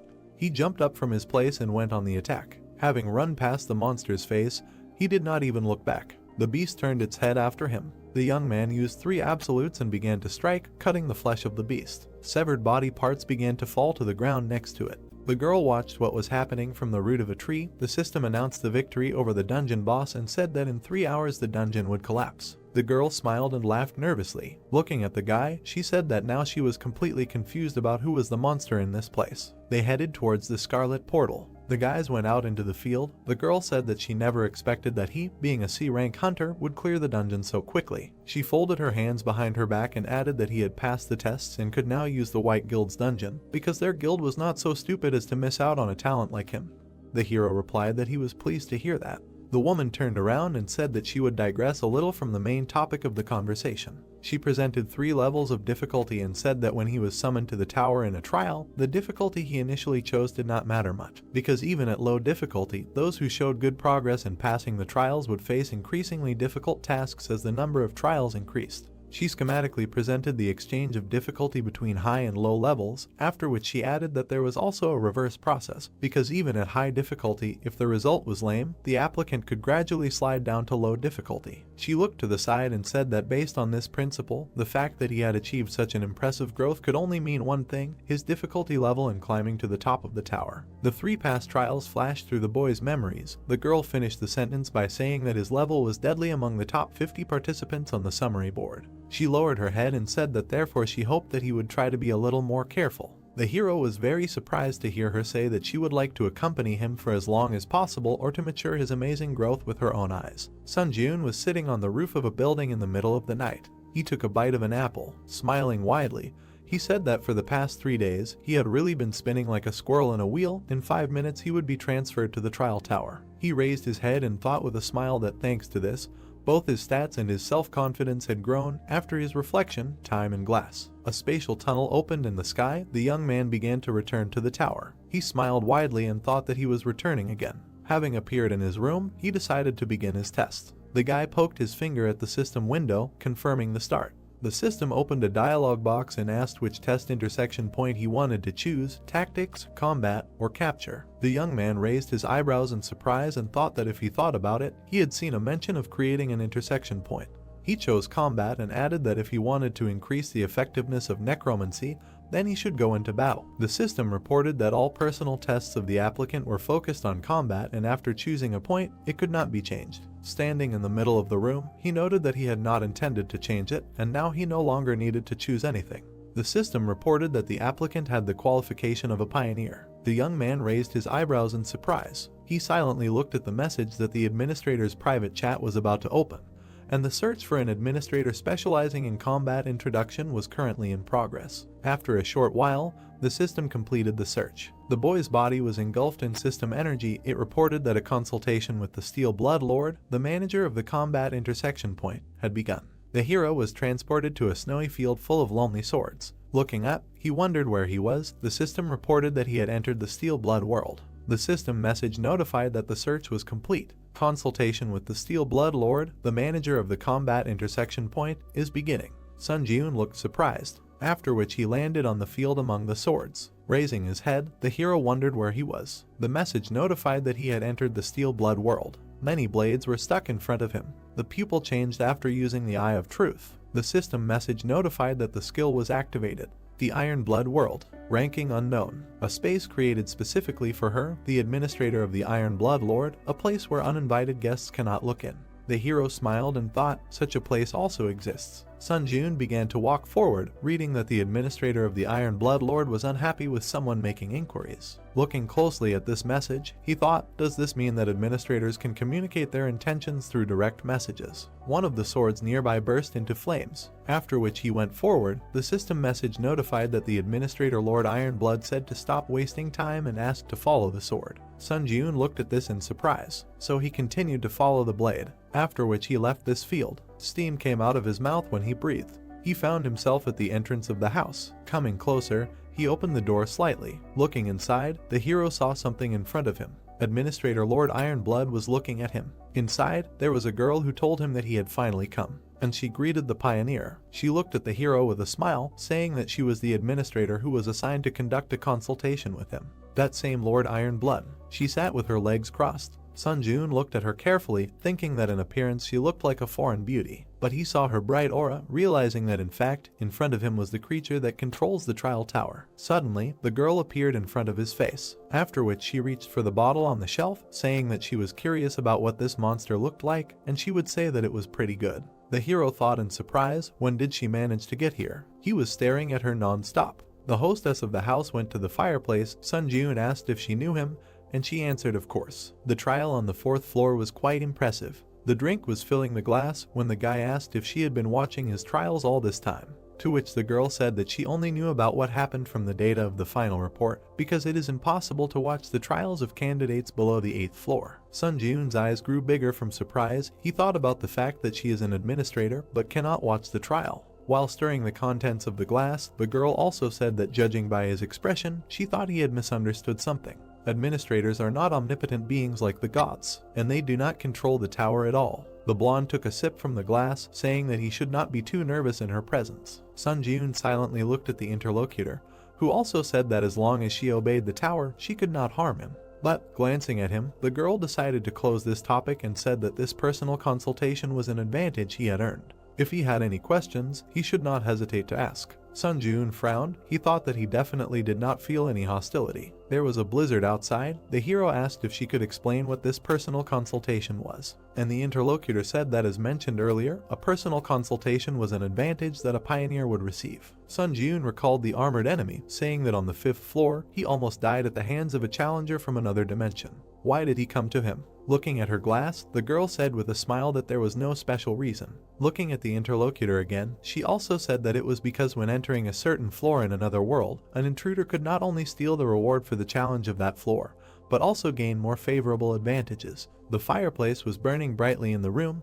The interlocutor also said that challengers from other worlds come from where the tower had existed for decades. They are well aware that the reward for harming a challenger from another world is incredibly large. The hero was surprised to hear that they also knew that the tower of this world would one day be united with the towers of other worlds, and asked her again what she meant. But she only said that everything is as it is. She presented a scale where the progress of the Earth dimension trials rose, while the invasions of other dimensions remained below. The fair-haired girl explained that starting from the 20th floor, the main focus was on combined trials, not personal ones, and then he would have to meet with candidates from other worlds. Looking at his interlocutor, the hero thought why this looked like an attempt to eliminate and advance a competitor whom he would have to meet one day. But, putting down the glass, she asked if she had satisfied his curiosity. Opening his mouth, the hero noted that if you do not take into account the last question, then you can say so. Then he lowered his head and asked about the trial tower, what kind of structure it was. Then the girl lowered her head and remained silent. Walking away from the table, she nevertheless answered that she herself would like to know the answer to this question. She looked thoughtful, hearing that she was the administrator of the tower, but did not know the answer to this question.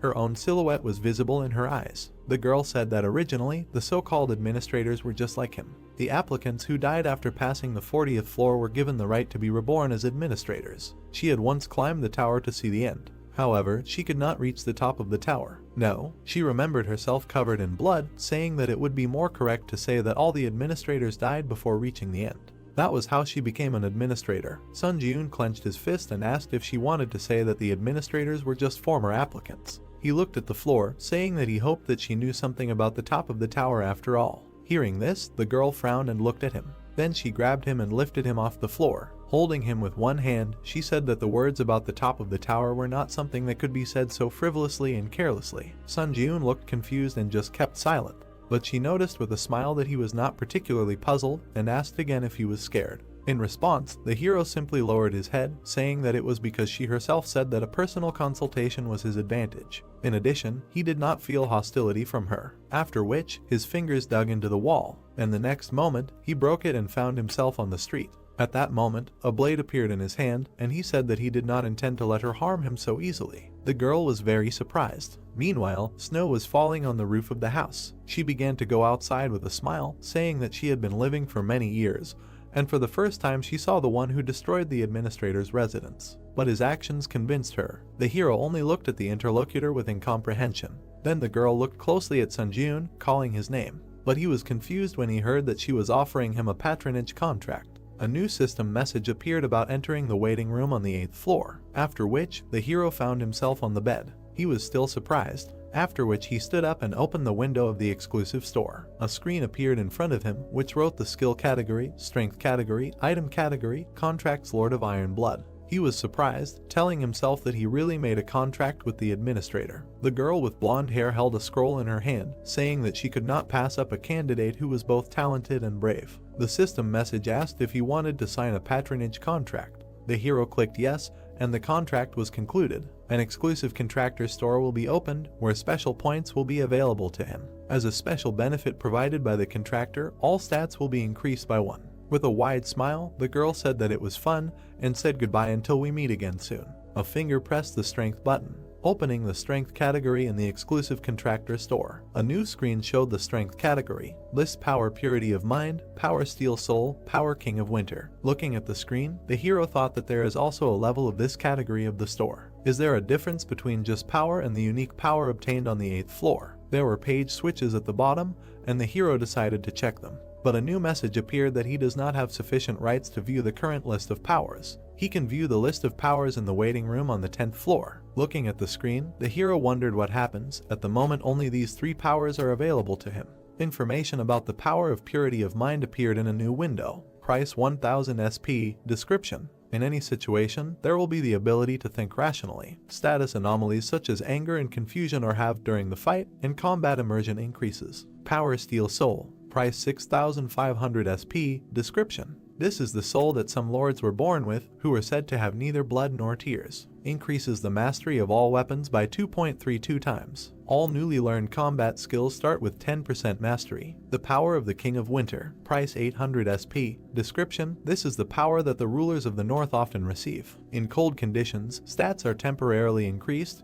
There is no suffering from the cold. Puzzled, Sun Ji-eun thought about how ambiguous it was. Somehow, perhaps it would be better to save up a little SP, but he still pressed the button, deciding no. New notifications appeared, saying that he had purchased the power of purity of mind. 1000 SP written off. Description: in any situation there will be the ability to think rationally. Status anomalies such as anger and confusion are halved during combat, and combat immersion increases. Sun Jun remembered climbing a cliff, thinking about the power that allows you to reason sensibly in any situation. Then he clung to the ledges with his fingers. It is better to raise your survivability bar this way than not prepare for anything at all, because there is a chance that he will face a floor invasion right now. A portal appeared in front of him asking if he is ready to begin the test on the 8th floor. After that, new messages appeared. The test on the 8th floor begins. The difficulty is high. The theme of this test is destruction. The condition for successfully completing the test is to defeat the Lick who summons skeletons. The condition for failing the test is the death of the challenger. Failure condition for the test, all stats +2. The penalty for failure is death. Sun Jun looked down at his feet in surprise. Countless skeletons were visible from the cliff. Why were there so many? Watching this, the hero wondered if this was an attempt to overwhelm the enemy with numbers. An army of skeletons was looking at him below, and Sun Jun decided it was time to begin. After which he jumped off the cliff. He pushed off with his foot. Upon landing, he created a large shockwave, but other enemies surrounded him. One of the skeletons attacked the hero. The others also tried to strike, but Sun Jun stood calmly, saying that, as expected, they could not even penetrate his basic defense. After which he himself struck them. New system messages appeared. Mastery increased by 0.08%. Sun Jun lowered his eyebrows, only 0.08%. How annoying. Each swing hit multiple skeletons, increasing his proficiency. Holding his fists to his face, he decided that there was no point in increasing his proficiency during this trial. Standing on the battlefield, the hero suddenly heard a voice asking who he was. What kind of bastard dared to cause trouble in the shrine? Sun Jun turned around. Looking into the distance, he wondered if the voice was coming from there, and, raising 2 fingers, he used Summon Dead. The fallen skeletons rose again. He absorbed the souls to summon skeleton soldiers. In possession, 1/30. One of them took a stone in his hand. Then he struck a similar skeleton. Sun Jun looked at this in surprise, saying that he did not know before that skeleton soldiers were also quite usable. Rubbing the back of his head, he decided to let them deal with these weaklings, and he will go for the boss's head for now. The skeletons watched as the hero rushed forward. New messages notified that the skill Grace of the Wind had been activated. All speed increased by 60%. Current stacking progress is 6/7. The exclusive effect Speed Boost C+ was applied, instantly increasing speed. Sun Jun flew over the countless army of the dead. Landing behind them, he continued on his way. A building was visible in the distance. Looking at it, the hero realized that the voice was coming from there, after which he rushed forward again. There stood a skeleton wearing a crown. Having caught up with him, the hero stopped in front of him. Smiling, Sun Jun was glad that he found him. Eyes glowed from the sockets. The enemy told him that an insignificant human dared to cross the threshold of the sanctuary. Opening his book, he declared that he would make him pay in full for his impudence. Several large monsters appeared near him. Raising his head, the hero thought, is he even capable of commanding sand golems? Looking at the hero, the skeleton asked, did he now realize whose sanctuary he dared to enter? The large monsters were standing near the main enemy, but Sun Jun asked again, could he not summon someone stronger? Taking out his blade, he also said that if he simply did not have stronger exhibits in his arsenal, he would be disappointed. These words angered the enemy, and pointing at the hero, he said that these guardians would be quite enough to tear him to shreds. After which, the monsters rushed to attack. A new message notified that the instant acceleration skill was activated. The hero suddenly moved forward. With lightning-fast movements, he cut off the giants' heads and appeared near the main enemy. Pulling his hand back, Sun Jun swung and struck. A new message notified that proficiency had increased by 1.2%. Pleased with this, Sun Jun placed his hand on his chest, thinking that the undead definitely greatly increased his proficiency. The legless skeleton sat on the floor, wondering where the hell this monster came from. In his eyes, the hero was tall and had bright red eyes. Walking up to him, Sun Jun raised his blade again, thinking that it was time to end. But at that moment, something caught his eye. He noticed a book lying on the floor, thinking that if he looked at the situation, the Lick was freely summoning various monsters. With a wide smile, he thought that maybe he could master this skill too. Then, he threw the book to his enemy. Standing in front of him, he asked if he could summon the guardians again. The skeleton asked why he was asking him such a question. Then the hero approached again, saying that if he couldn't, then they would end on this note, but the frightened necromancer said that he could do it. The skeleton, looking scared, heard the question when he would finally be able to summon them and replied that he would be able to summon them again a few minutes after the guards died. A monster was lying nearby with its head cut off, the hero clarified, so he could already start summoning. The skeleton answered yes and asked again why he needed it. They were no obstacle for him. Sun Jun did not explain and simply raised his blade, saying that it had already tired him out, to which the skeleton opened his book, saying that he would start summoning right away. Raising his hand, the skeleton began to summon the guards. Two monsters rushed to attack again, and with a swing of his weapon, the hero quickly dealt with them. Sitting in front of the hero, the skeleton asked if he was satisfied. Placing his blade on his shoulder, Sun Jun only replied that they had just begun. Kicking him with his foot, he demanded that he summon all the skeletons that had not yet died here and put all their strength into these guards, after which the monsters lost their heads again. Bright traces split them. Another one cut them into pieces. The skeleton looked scared, asking how long he had to do all this. Sun Jun continued to kill the summoned creatures. He answered with an evil smile that he would do it until he told him to stop. The guard pointed his fist at Sun Jun. The hero simply held his finger out in front of him. He easily managed to stop the large monster's hand, after which it quickly ran up his arm. A few swings and the head was cut off. Mastery increased by 1.2%. The giant's body fell to the ground. The system reported that the mastery of the unique attribute necromancy had reached 100%. Sun Jun looked at the glowing light in surprise. The rank of the unique attribute necromancy had increased by 1 level. Smiling, he thought that necromancy was now also C rank. Suddenly, his attention was drawn to the words that he was crazy. The skeleton lay on the floor, saying that the hero was a scumbag who would make even the devil tremble. He would curse him even after death, and then he let out a wheeze. The hero approached his captive, thinking that the fact that he had more and more cracks with each summoning indicated his imminent death. Taking the sword back behind his head, he told him that it was a pity he wanted to use it a little longer. From the swing, the skeleton's head flew off. His last words were that meeting him was the most disgusting thing that happened to him. System messages appeared. The hero received the achievement A Person Who Surpassed the Devil. Dexterity increased by 1. Absorbed the Spirit of the Lick. Mastery increased by 17.4%.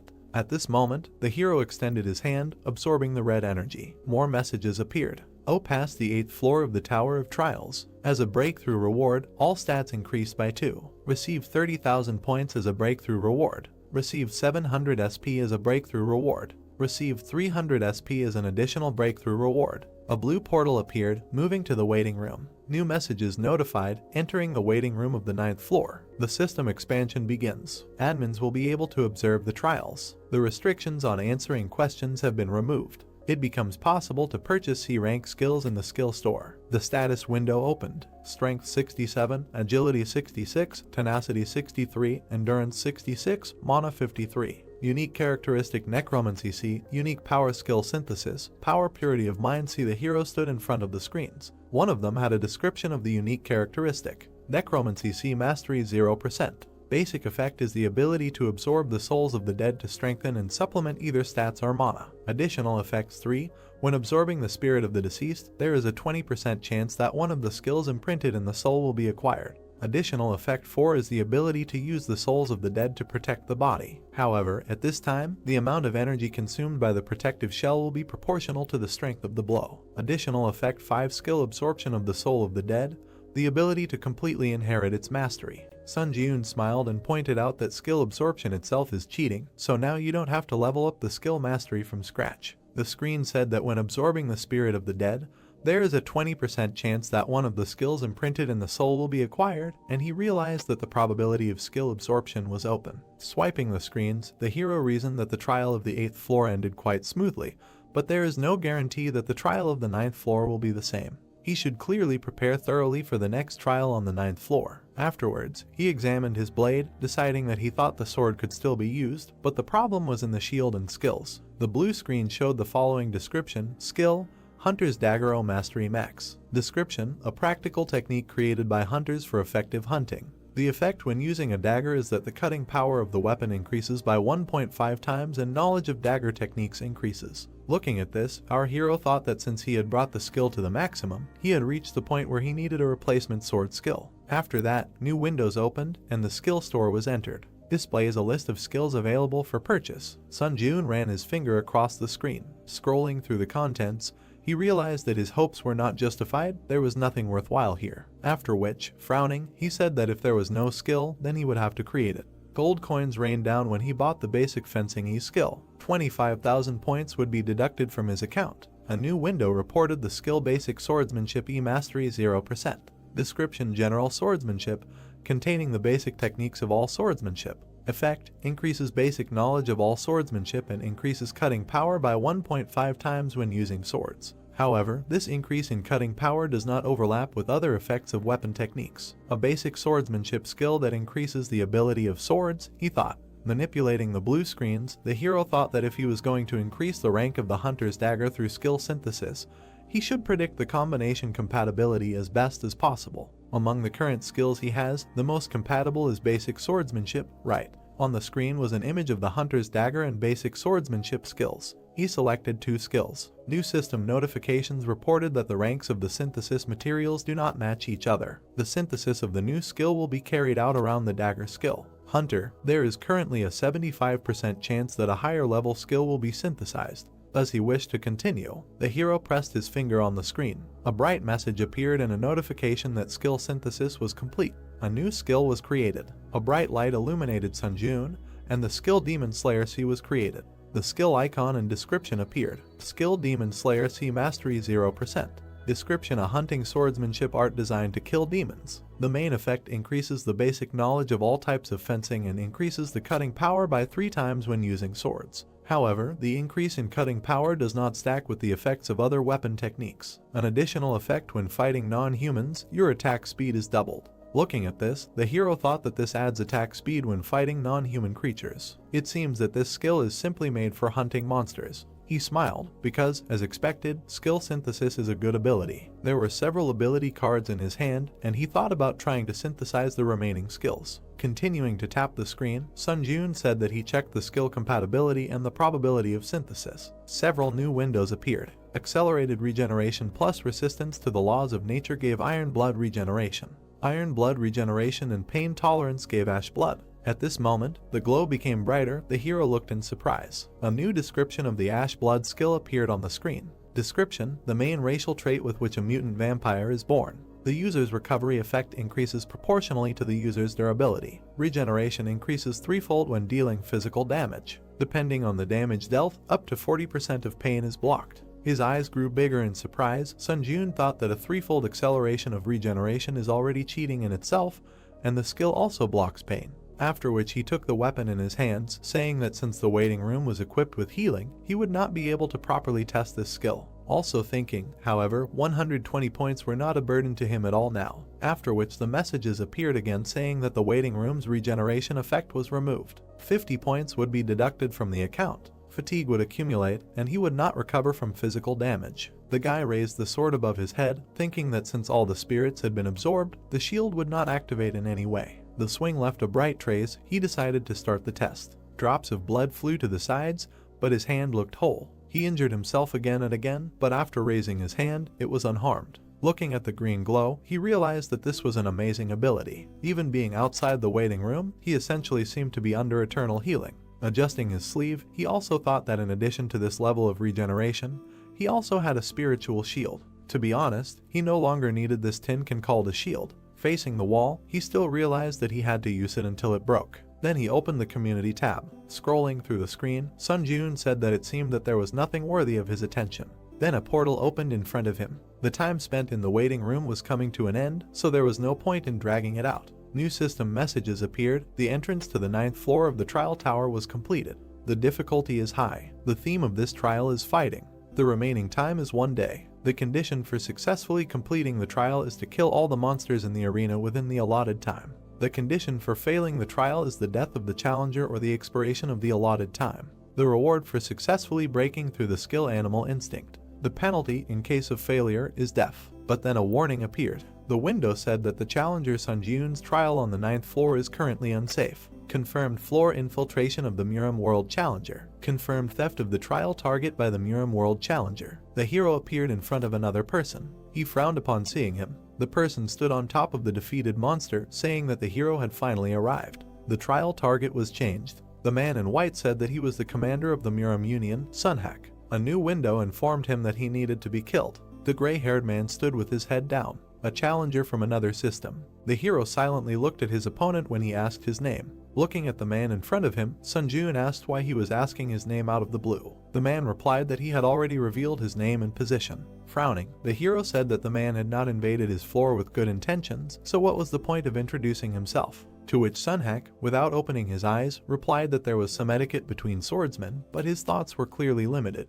Without taking his eyes off his opponent, our hero thought about how it happened that there was not a single normal warrior among the contenders from other systems. But the man took out his weapon, saying that it would be so. Since the hero wanted to hide his name, there was nothing he could do. Then he rushed to attack. His sword left bright marks, after which many magic blades appeared around him. System messages notified that the hero had activated the skill Grace of the Wind. All speed increased by 30%. Current summation progress is 3/7. Sun Jiun looked ahead and concentrated. Using the ability, he began to repel the attack, after which the opponents retreated from each other. Taking his blade away, Sunhak said that it turns out that there is such an experienced warrior in this dimension.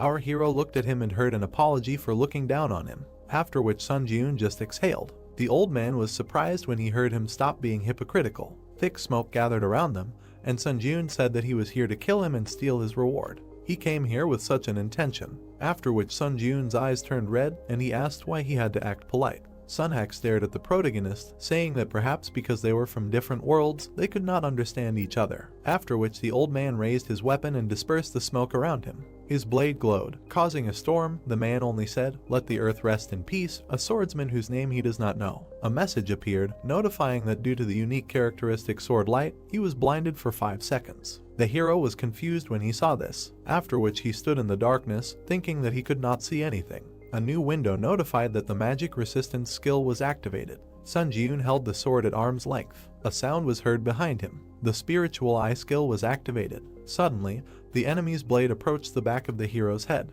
Our guy managed to dodge, but he still received a cut. New windows reported that he received the achievement Avoidance of Blindness. Dexterity increased by 2, after which the swing of his sword left a bright trace. The darkness dissipated and the enemy could be seen. The darkening effect of the unique characteristic sword light ended. Sunhak pulled the blade back. A sweaty Sun Jiun looked at him, thinking about how his throat was almost cut. Looking closely at his opponent, the old man asked how he calculated the trajectory of the sword. New messages notified that the skill Instant Acceleration was activated. The skill Grace of the Wind was activated. Agility increased by 50%. The current stacking progress is 5/7. Sun Jiun touched the ground with his hand, then rushed forward. Sunhak prepared to attack. Their blades crossed, causing a release of energy. The touch occurred with the tips of the blades. After that, Sun Jiun turned his back to the enemy, so he tried to kick, but the old man stepped back. After that, he tried to strike with the sword. At that moment, Sunhak stopped the hero's hand, but the hero kicked the man's hand.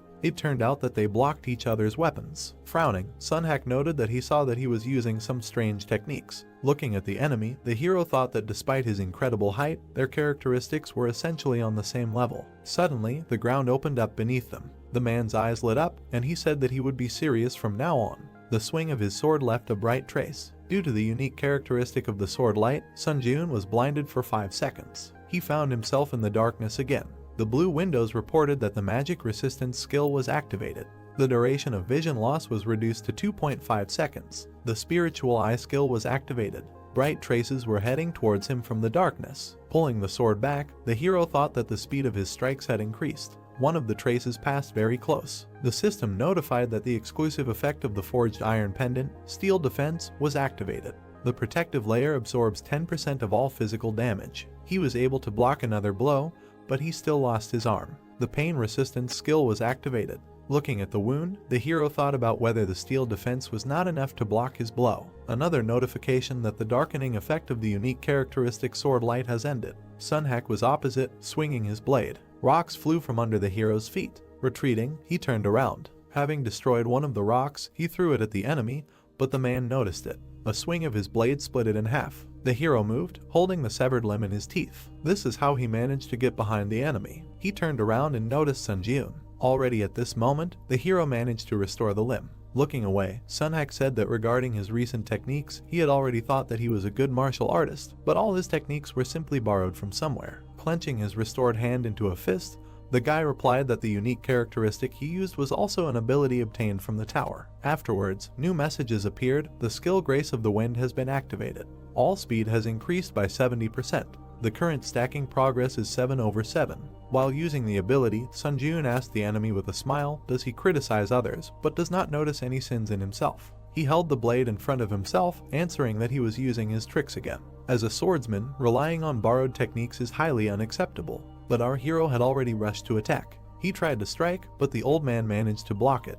Looking at this with surprise, he wondered, then how about dying from a borrowed ability, and pressed his weapon even harder on his. Sunhack recalled the defeated enemies, thinking that until now he had performed a floor insertion dozens of times. Back then, blood was dripping from his sword. With this sword he cut down opponents from different worlds. He imagined how liquid flowed from the planet into the bowl. In particular, the people of the world called Earth were weak in terms of abilities in all respects. It was so bad that this place was called a honey jar. He stood there with his eyes closed. The challengers from Earth couldn't touch even a hair on his head. In addition, when using the unique attribute sword light that obscured the enemy's vision, a single sword in his hand was enough to deal with any of them. Now he dodged Sun Jiun's attacks, thinking that this time too he was sure that history would repeat itself, after which he was able to retreat back. Gritting his teeth, he still received an injury. Ring marks appeared in the sky, so Sunhack retreated even further from Sun Jiun. The hero took a deep breath. The old man was breathing heavily. More messages appeared above his head as he stood with his head down. Administrator White Crane Sword admires the young challenger. Administrator Beast of the North predicts his imminent defeat. Administrator Late Night Lords is interested in the young challenger. Administrator the Hero of the Black Islands was amazed by the skill of the young challenger. He looked up and glared at the boy. As his sword flared up, new messages appeared. The skill 1 strike, 2 skins activated. Attack speed doubles. The skill Lightning Sword Kai is activated. Lightning energy fills the sword. The skill 1 strike is activated. The cutting power of the sword is doubled for the next attack. The skill Nymph Walk is activated. Increases the user's movement speed by 2 times for 1 minute. Sun Jiun smiled widely, noting that just a moment ago, the same one Ankeny techniques. The windows that appeared notified that the second floor implementation penalty was applied. All stats were reduced by 8. He cannot use some skills. The old man looked angry about this. The skill 1 strike, 2 skins was forcibly deactivated. The skill Lightning Sword Kai was forcibly deactivated. The cooldown of the unique characteristic Sword Light has ended. Activating the unique characteristic Sword Light. The hero was surrounded by shadows again. He thought that he was starting to get used to his pattern attacks. The spiritual eye skill was activated. Putting his hand behind his back, Sunhack opened his mouth wide, shouting that he would rip out all his insides. A bright beam was directed towards the hero. He prepared to attack, using the 3 absolute skill. 3 attacks are strengthened by the skill effect. Sun Jiun gritted his teeth. After that, he swung his blade, leaving a bright trace. A new message appeared stating that the darkening effect of the unique characteristic sword light was over. The hero stood behind the old man. He was breathing heavily, and the enemy was motionless. After that, Sunhack's sword fell to the ground. The old man began to walk forward, but his body was trembling, and a wound appeared on his belt. His eyes became larger from anger. He screamed that this could not be. Then blood gushed out of the wound, and he fell to the ground. The hero smiled as he was congratulated for breaking through the 9th floor of the Tower of Trials. Red lines stretched towards Sun Jiun's hand. He had absorbed the spirit of the challenger Sunhack. Mastery increased by 27%.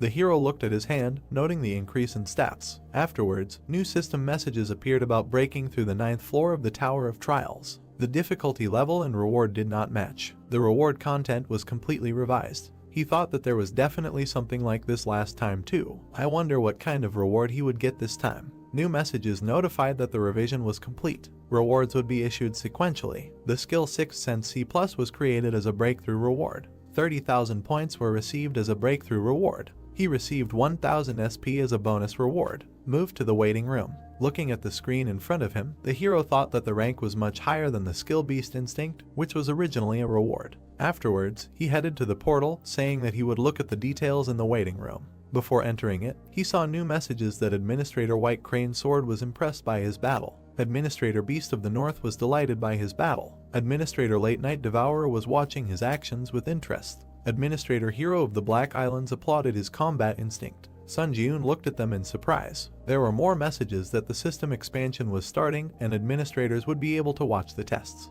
He thought that if his memory served him correctly, there was a notification of this kind. So a smile appeared on his face when he decided that one way or another, many administrators were delighted with his fight. He felt a little satisfied that he had received at least some recognition. Sun Jiun looked at the blue screens again. It said that Administrator Lord of Steel Blood condemned the excessive interest in the contractor. Administrator Lord of Steel Blood said that the contractor should not become obsessed with the increased attention. After that, there were more messages that Administrator White Crane Sword wanted to add power to the contractor's exclusive store and asked if he was willing to accept the offer. Sun Jiun widened his eyes in surprise and wondered what this meant. The administrator was simply giving power. The hero looked at the screen again, and a notification appeared that Administrator Lord of Steelblood said in a dissatisfied tone that he could accept the power. Then the hero wondered if he could just accept. Then a new message informed that Administrator Lord of Steelblood said that there are cases where power is sponsored to gain the favor of contractors. Looking at the screen, Sun Jun wondered if there was any benefit to the favor of a candidate who had already made a contract. He wondered if there would be situations where they would have to face each other. Standing silently, the hero saw a message that Administrator White Crane Sword laughingly said that there would be many such situations in the future. The sun shone on the rocks. A notification appeared that Administrator Lord of Steelblood said that the power provided would be so excellent that he would feel a certain burden. Then the hero thought again that the power was not that good, but at the same time they were trying to buy his favor with it. So this power was given to him because they expected something from him. After which, he tapped the screen, deciding that there was no need to doubt, and replied that he gratefully accepted the gift. You have accepted the power added by Administrator White Crane Sword. Another screen notified that the administrator of the White Crane Sword asked him to remember this kindness with a smile on his lips, and Sun Jun replied that yes, of course, he would be happy to use their gift. After exiting the portal, the system message is notified that the waiting room of the 10th floor had been entered. The system expansion is beginning. Access to the common areas is now possible. The light reflected from the hero's eye, he wondered about the common areas. Looking down, he wondered if the administrators could watch him here too. Then he opened his mouth and asked if they were still watching him, but only the walls and silence surrounded him. Then he brought his fist to his mouth and cleared his throat. Blue messages immediately appeared about the opening of the Strength category in the Contractor's exclusive store. Strength category, list a third. Strength Purity of Mind C, acquired. Strength Steel Sola Plus. Strength King of Winter D Plus. Strength Sword Master Kai C Plus. Our hero was surprised by what he saw, after which he clicked on the screen. Then the description of the power of the Kai Sword Master C Plus opened. Price 1500 SP. Description: the Kai Sword is the result of converting the released Kai energy, which can only be used by first-class warriors, converting it into power. The Kai Sword is slightly more powerful than a normal sword, and when he receives this power, he will be able to strengthen the sword with energy such as mana or internal Kai energy. However, the mana consumption will increase proportionally to the duration of activation. Looking at the screen with interest, he realized that he can pour mana into the weapon and use the Kai Sword, saying that he was told that the power is so-so, but it looks very good. After that, he moved to the second page, saying that now he can check the second page. A new window opened their categories Power, List 2/3, Power Bone Reconstruction C+, Power Steel Blood Sword A Power Hand of Death B. Looking at the new blue messages, the hero saw the description of the Power Bone Reconstruction C+. Price 1500 forks. Description: bone structure can be reconstructed for any martial art. All stats increase by 2. Strength Blood Steel Sword. Price 5000 forks. Description: able to summon a low mana blood steel sword. The user's mana is not consumed. However, only one blood steel sword can be used. Strength Hand of Death V. Price 2000 forks. Description: the yin and black magic element is activated, causing damage and slight decomposition of the body. He glanced at the information about the funds, noting that he only had 2000 forks. Sun Jun imagined himself covered in golden light, deciding that the power he could buy now was bone reconstruction. His weapon was surrounded by the blue glow of the Kai Sword Master ability. This was one of the two. Looking at the screen, he wondered what to do. Maybe he should save up a little more forks. After which he raised his hand, thinking that the old man Sunhack he had just met on the 9th floor was also a crazy monster. So, tapping the screen, he thought that in order not to die at the hands of such bastards, it was important to buy more powers first. A new notification appeared, saying that he had bought the power of Sword Master Kai. 1500 forge points would be deducted. The sword in his hand shone brightly. He had obtained the power of Sword Master Kai. After swinging it a few times, the hero said that the triple absolute skill also uses mana, but the feeling was completely different. Waves crashed against the stone. Sun Jun thought about how if the mana flowing into the sword instantly like a wave was called the triple absolute skill. The river flowed along the riverbed, but perhaps the power of Sword Master Kai should be compared to a stream of water flowing over the sword. Afterwards, the hero looked at his weapon in surprise when notifications appeared that 1 minute had passed since the activation of the Kai Sword Master power. Increases mana consumption by 2%. 2 minutes had passed since the activation of the Kai Sword Master power. Increases mana consumption by 4%. Every minute, mana consumption increases by 2%. In about 50 minutes, mana consumption will increase by 100%. Lowering the sword, the glow began to dissolve. The Kai Sword Master power was deactivated. The hero realized that he must distribute his mana well when using this power. Tapping the screen again, he said that the reward for the 9th floor was the 6th sense skill. The description opened. Skill 6th sense C+. Effect, instincts are sharpened to such an extent that they become a 6th sense through which you can make complex conclusions. He thought, does that mean his intuition will improve? Sunjun put his hand to his chin, thinking that being able to make conclusions based on instinct seemed like a pretty useful skill. Then the community tab appeared on the screen, and he thought that he should check if there were any mentions of common areas. There were several profiles that left messages. Suzy went to the common area, and there were many foreigners. She thought the common area was a shared space with people from other countries. Maximum level swordsman just got here. What kind of place is this? What was the purpose of this? On Chan Sok asked, what is the exchange between applicants? First of all, it is worth noting that foreign speech is automatically translated. Great Life wrote that this is some kind of madness. He saw an S-rank hunter from Japan. What the hell is going on here? Chushnya wrote that an S-rank hunter was also dragged into the tower. Damn, his hopes are dashed. Master of martial arts, I figured out a little about what the common areas are for. As soon as he arrived here, he was bombarded with messages from the administrators. BRZD asked why he was the only one bombarded with messages. He didn't receive any. Master of martial arts replied that maybe it was because he was ranked 71st. Running his finger across the screen, the hero realized that there were a lot of comments about the common areas that had been added to the 10th floor. Suddenly, something caught his attention. The hero opened his mouth in surprise. The message said that just now, in the common area, a foreigner asked him if he wanted to exchange the power of his administrator. Is it possible to exchange powers? Looking at the information on the screen again, the hero reasoned that there was an opportunity to personally see many applicants and also exchange powers. A smile appeared on his face when he wondered if he could go on reconnaissance himself then.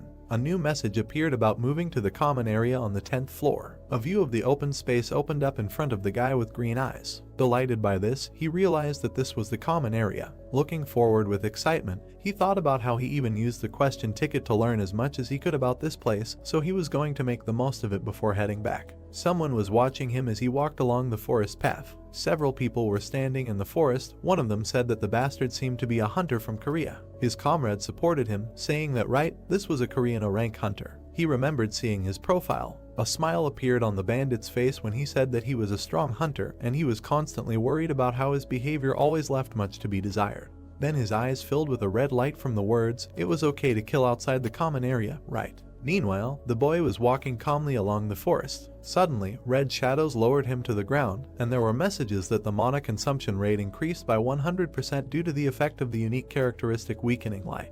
Due to the effect of the unique characteristic territory restriction, all stats are reduced by 20%.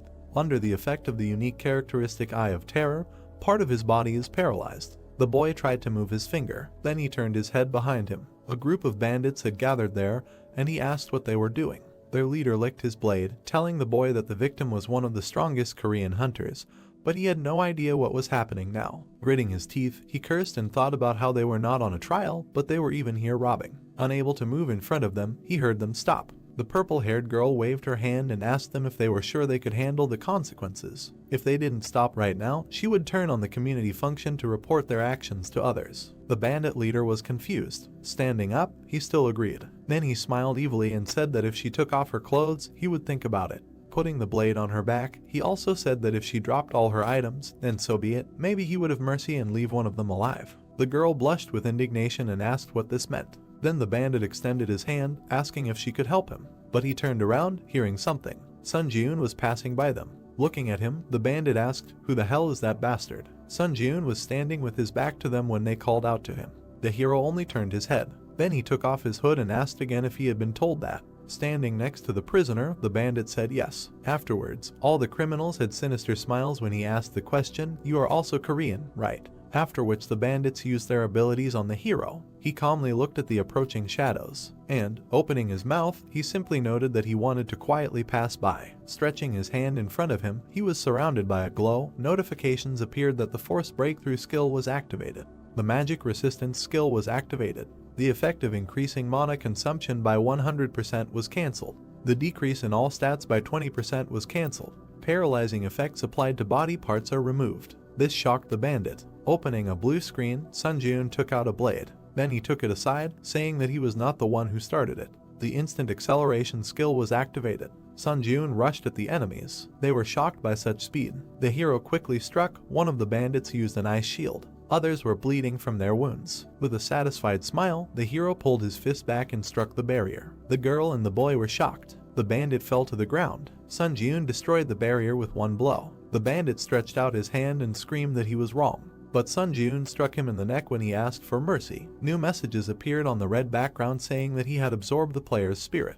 And then 2 more. Mastery increased by 6.4%. The boy with green eyes stood up from the ground. Folding her arms, the girl said that she should have helped, but the battle ended faster than she could have thought. Our hero replied that everything was fine, that he should not worry about it and go on his way. Bowing, she thanked him and said goodbye. Looking at his savior, the boy asked if he was a ranker by any chance. Turning to him, Sun Jun replied that in a way it could be said that way, thinking about how he had always been in the top 10 players in the final rankings. Then the saved man smiled, saying that it was clear it was a great honor for him to meet him. Thanks to him, he survived. Looking at him, the hero thought that it seemed to him that they wanted to kill him, so, getting rid of the problem that had fallen on him, he simply helped him along the way, but he replied that it was nothing special, so now he could go about his business. Sun Jun had already turned around and said goodbye to the stranger, but the stranger asked him to wait.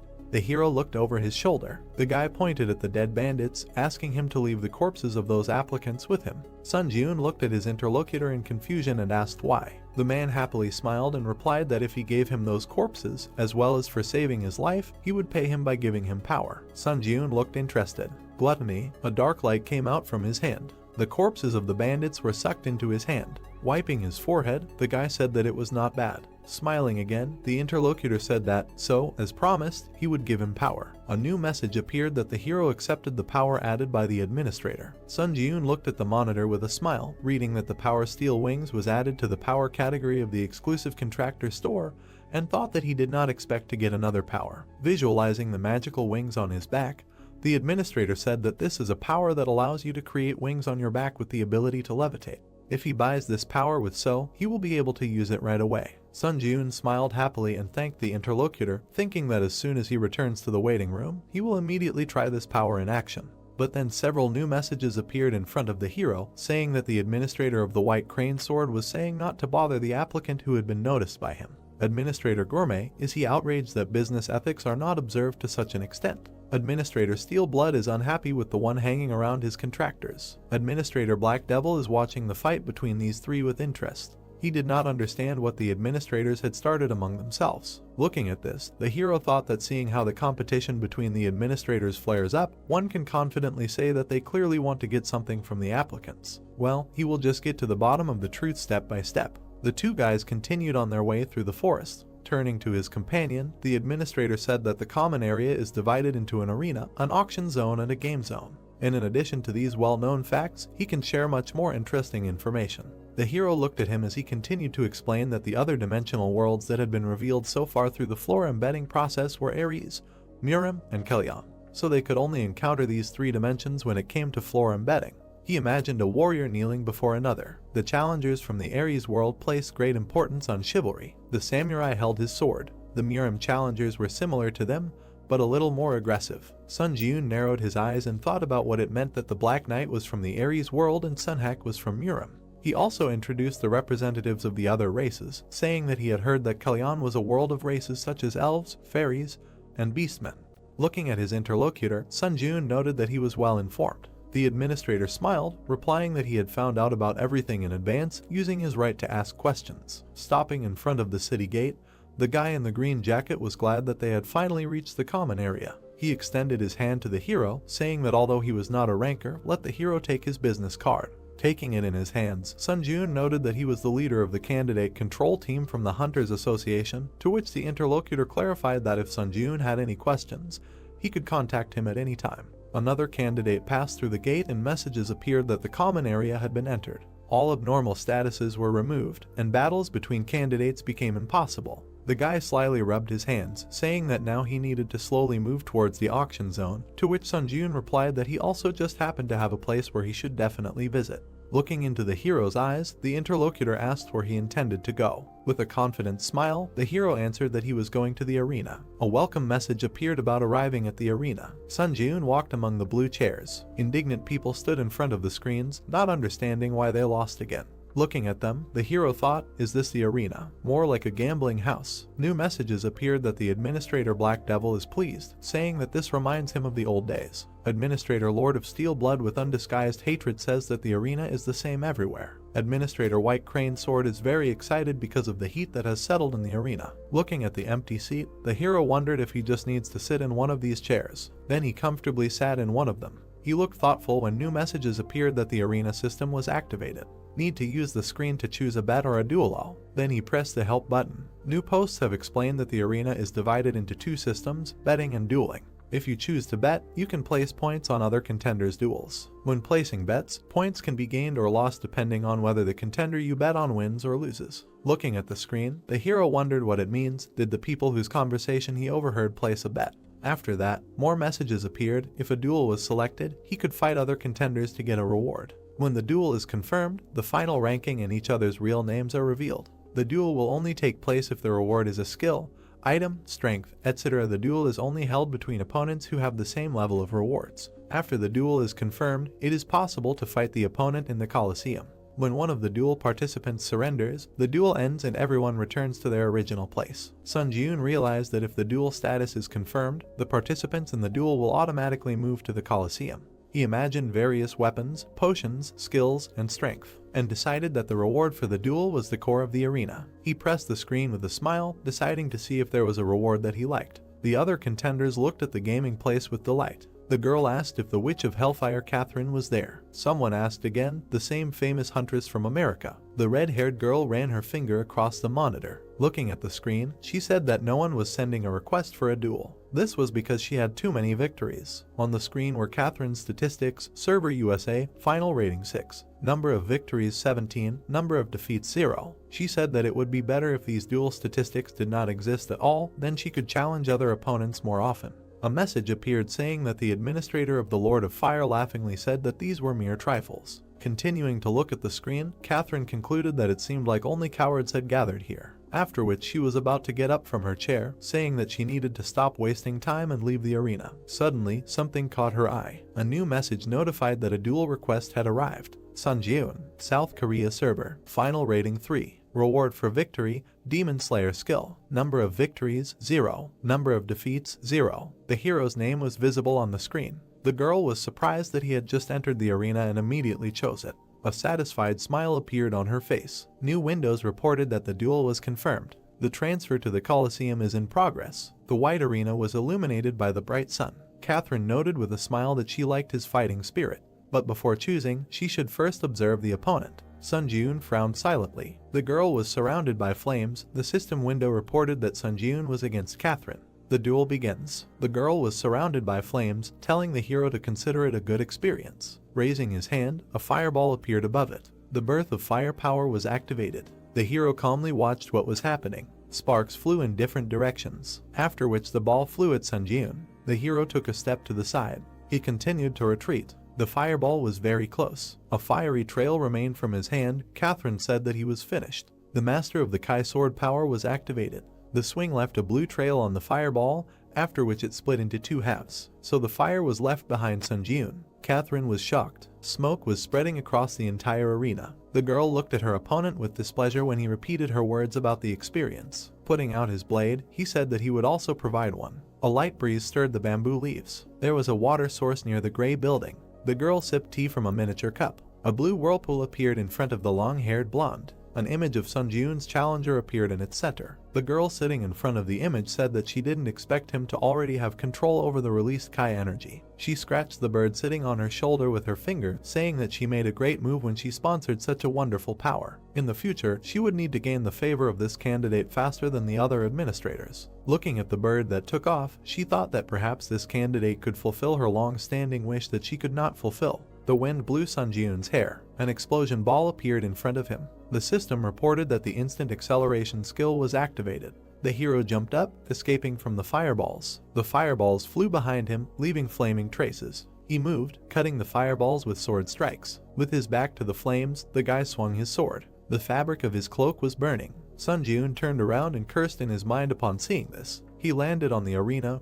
raising dust. Looking back, the boy thought that it was a pity to lose the exclusive effect of the plaza due to the inability to use the skill Grace of the Wind. Fireballs were blazing above the girl's outstretched hand. Catherine asked with a smile, "I wonder how long he can hold out." Administrator Lord of Iron Blood looked at the close-up of the flames with interest. Administrator White Crane Sword had high hopes for him. Administrator Black Devil laughed loudly, watching the power of the fire. The girl sent huge fireballs forward. Sun Jiun swung his sword, leaving a bright trace. The system reported that 3 minutes had passed since the activation of the power of the Kai Sword Master. Mana consumption increased by 6%. The hero looked forward, surrounded by flashes. A notification appeared that 4 minutes had passed since the activation of the power of the Kai Sword Master. Mana consumption increased by 8%. Frowning slightly, the brunette thought that if the battle dragged on, he would be at a disadvantage. The system reported that he had absorbed the spirit of the challenger Seonhak, thereby exceeding the stat indicators. Strength increased by 2, agility increased by 1, endurance increased by 3, mana increased by 3, toughness increased by 2. Red and black rays were spreading from the guy's chest.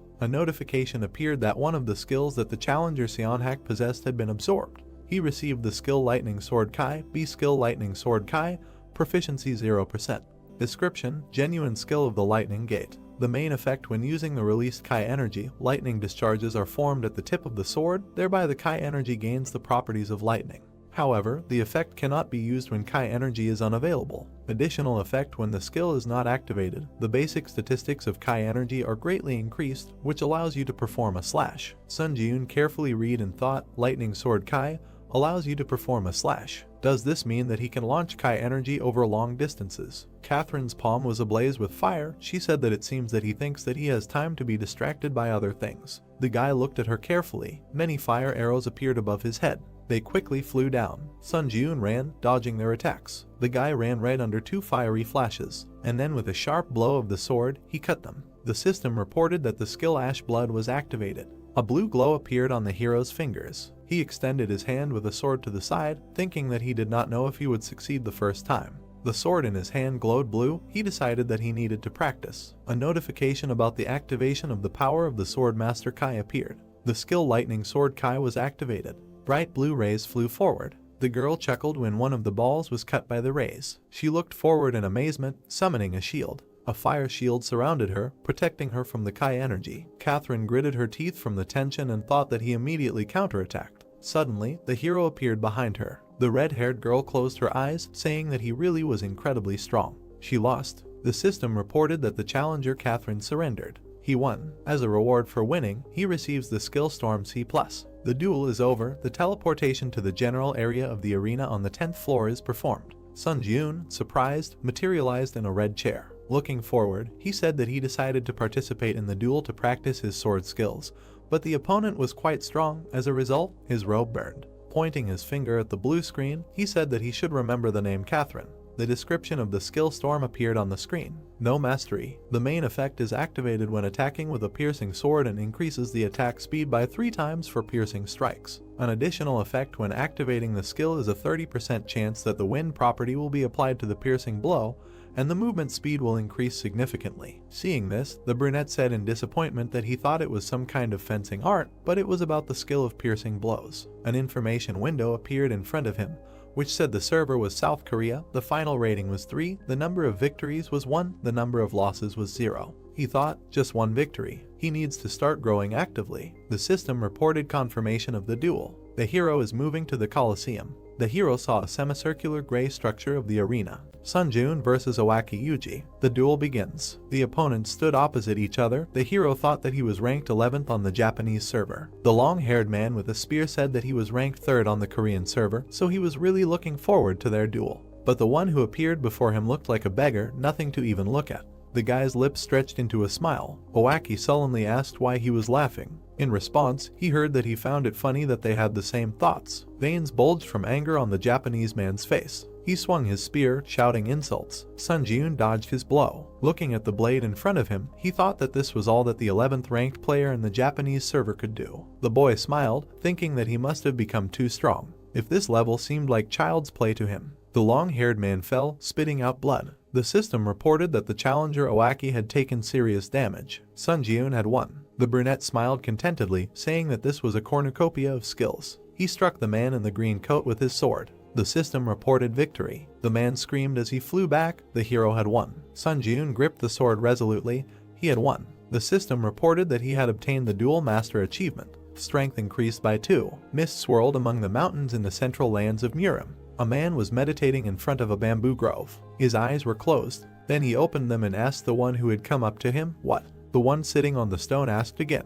He said, "Master Seonhak is dead." The boy confirmed it. Bowing, he said that according to the latest news he had received about Master Seonhak, it had recently become possible to connect to the earthly dimension, and it was said that he had attempted a floor-by-floor penetration there. The man opened his eyes, listened, and thought that he seemed to have arrived. A dark figure appeared among the bamboo thickets. A roaring white beast emerged from there. The long-haired boy chuckled. The huge beast was approaching him from behind as he said that it had been 5 years since he had stopped climbing to the top of the tower. He extended his palm, surrounded by flames. The sword thrust into the stone began to glow, trembling. The beast jumped back when the man caught the weapon. He jumped up, breaking the rock beneath him with energy. The huge monster saw him fly over his head. The man approached, his brows furrowed in determination, and then he plunged the sword straight into the monster's forehead. Red lightning surrounded the beast. The boy looked at it, thinking that he had dealt with such a powerful spiritual creature with such ease. The martial arts of a martial artist are so strong that contemplating his power gives goosebumps. The man pulled out the sword from the head of the defeated monster and asked, "Earthly dimension, I wonder." Smiling, he ordered to find out by any means who exactly killed Master Seonhak. Sun Ji-eun came out of the blue portal. The system reported that the entrance to the waiting room of the 10th floor was made. The hero fell onto the bed. Lying on the pillow, he said that there was no trace of fatigue left, which was to be expected from the waiting room. The boy touched the blue information window with his finger. He looked at it with a slight smile, thinking that in such an unexpected place he was able to access some other powers. On the screen was a description of the power Steel Wings C+.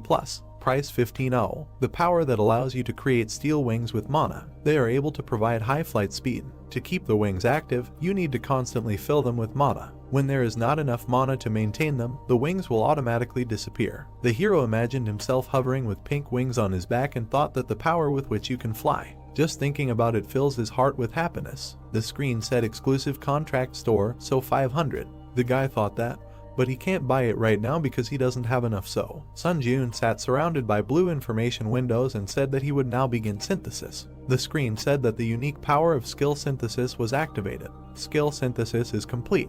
The system repeatedly notified that a new skill was created. Shining windows appeared in front of the hero. Sun Ji-eun looked at them with interest. A short list of skills that he managed to create after an hour of deep thought. The logo depicted a red shield. This is defense, counterattack shield. Be the image of a purple footprint near the foot spoke of the speed of movement. Secret shadow step, C+. The red glowing blade indicated attack speed. Frantic swordplay, C+.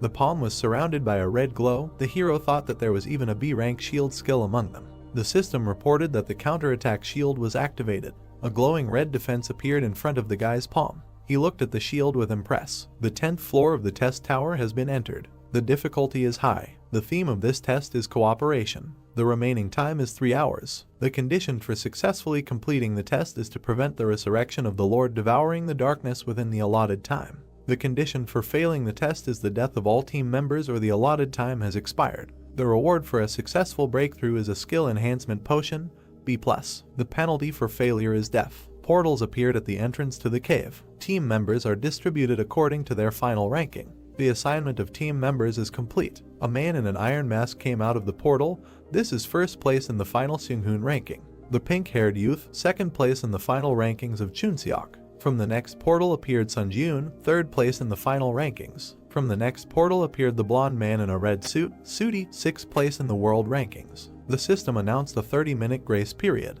During the grace period, the remaining time will not be spent. We must try to unite as much as possible during this time to defeat the monster boss. The masked man asked, "Is this a team trial again?" The pink-haired man ran up, asking if he had also climbed the trial tower. Sun Ji-eun watched carefully, thinking that the two of them were first and second place in the final rankings, and it seemed like they had met before. The red-suited man stood behind them, looking at them. The heroes suddenly looked up, hearing a scream. Sooty pointed angrily, shouting that he was the one he met on the 4th floor. Sun Ji-eun looked at him questioningly. Seunghoon in a mask asked, "Did the two of them cross paths during the trial?" Judging by his reaction, it was not a pleasant meeting. The blonde hugged himself, trembling, and said gloomily that he was absolutely right. They met on the 4th floor during the combined trial in this hunter. Sooty trembled in front of the hero, saying that he was someone who strives to grow by accumulating achievements for killing. The red figure of a man smiled wickedly. Sooty, the blonde touched his chin. For Seung-joon, deceiving others was an everyday matter. The participants fought in the crowd. He created conflict by turning others against each other and used this time to get a reward. Sudi held the gems with a wild smile. This was a survival tactic he had developed. The smile revealed sharp teeth, which he began to actively use in another place called the Trial Tower. The administrator, a lying clown, laughs at the contractor's deception, so much so that even the corners of his mouth are torn from laughter. The image of the clown laughed at the wickedly smiling blonde. Sun-joon looked at him in surprise. He thought that his expression showed that he was confused. Well, should he add something else? He pointed his finger at the brunette, who tried to say that there was a misunderstanding and exclaimed that he even brutally killed a member of his team. The hero waved his hand, asking what kind of nonsense he was talking about. The hammer materialized and glowed. Seung-hoon extended his hand towards it, saying that instead of the 4, where everyone kept to themselves, he preferred the 3 in good teamwork. The test tower was not a place where one could act frivolously. Looking with glowing eyes, the masked man asked who was telling the truth. They would find out now, and the liar would be expelled from the team. The members stood opposite each other. The guy thought that if something went wrong, he would end up having to deal with all 3 at the same time. Sun-joon frowned, thinking that this was the worst-case scenario. Chun-seok raised his finger, suggesting that he calm down. With his hand raised, he said that earlier, the applicant Sudi said that he met Hunter on the 4th floor, right? He heard a confirmation. With his hands spread, he said that it turns out that he knows the real name of the applicant Hunter. The nickname system appeared in the waiting room of the 5th floor. Sudi tensely heard that if he said the real name, everything would immediately fall into place. He opened his mouth, awkwardly beginning that the real name is Hunter. One half of his face was with a sly smile. He said that his name is Cheolman. He thought, what does it matter? There is no way to prove his name anyway. Chun-seok turned to the brunette, asking if he had anything to say. He replied that it wasn't even funny. He pulled the cord hanging around his neck. Holding a badge in his hand, the guy said that it was his hunter's license. He thought that during his return to Earth, he accidentally took it with him and it ended up being very useful to him. Showing the ID, which stated that he was a Hunter Sun-joon, rank C, type close combat, and the date of registration, the guy said his name. Sudi looked at him in shock. Holding a hammer, Seung-hoon said that now it seemed to be clear who should be expelled. The hero thought that everything was very bad. Administrator Lying Clown clicked his tongue because of the clumsiness of his contractor. Administrator Expert in Dispute laughed at his abilities. Administrator Finder of Lies enjoyed the consequences of his stupidity. Administrator Dark Observer snorted, looking at his results. The blonde read the notifications tensely, thinking that he was in trouble. The guy extended his hand, blocking the masked man's way, and said that he would handle this matter himself. Sun-joon clutched his sword, saying intimidatingly that because he was very angry right now. Seung-hoon looked at him, but then agreed. Sudi was surprised, thinking that he was attacking alone. He grinned wickedly, thinking that he was a fool. Even if they looked at him with hatred, there was hope if he killed him. The test was for 4 people, and if they excluded him as well, it would be extremely difficult for 2 to pass it. The brunette standing opposite said that he was talking about very funny things, so shouldn't he take responsibility for his words? The liar asked, responsibility? He has no idea what it is. A shining book appeared above the palm of the wicked guy. He said that he only cares about surviving.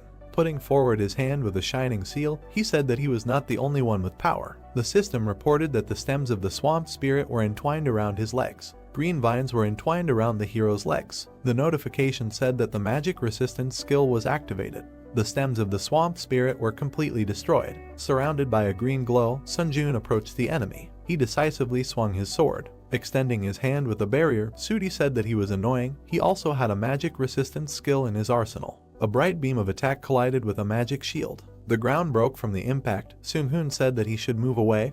Chun-seok replied that he liked it here, so you can fully feel the fight between them. The masked man dragged him by the collar, telling him not to be capricious, and there is nothing wrong with caution. The young man whined, saying that he likes to watch everything from special places. Sudi frowned and stretched out his palm and wished for death. Shining balls flew forward. Sun-joon dodged one of them, and then angrily swung his fist. A powerful blow crashed into the enemy's body. The blonde grinned, saying that it seemed that the hunter had become the prey. Sun-joon looked questioningly. Behind him, balls surrounded by lightning glowed. Turning around, the hero thought, are these the spheres that he launched earlier? A bright beam quickly crashed into the hero. Sudi, with a book in his hand, laughed and said that he was in vain pretending to be a tough fighter. Let him look at himself now. Suddenly, his gaze became surprised. He exclaimed in confusion. The system reported that the counterattack shield skill was activated. Sun-joon stood on the broken ground, holding a shield. The system reported information about the counterattack shield skill. Mastery 0%. The main effect after memorizing the name of the skill,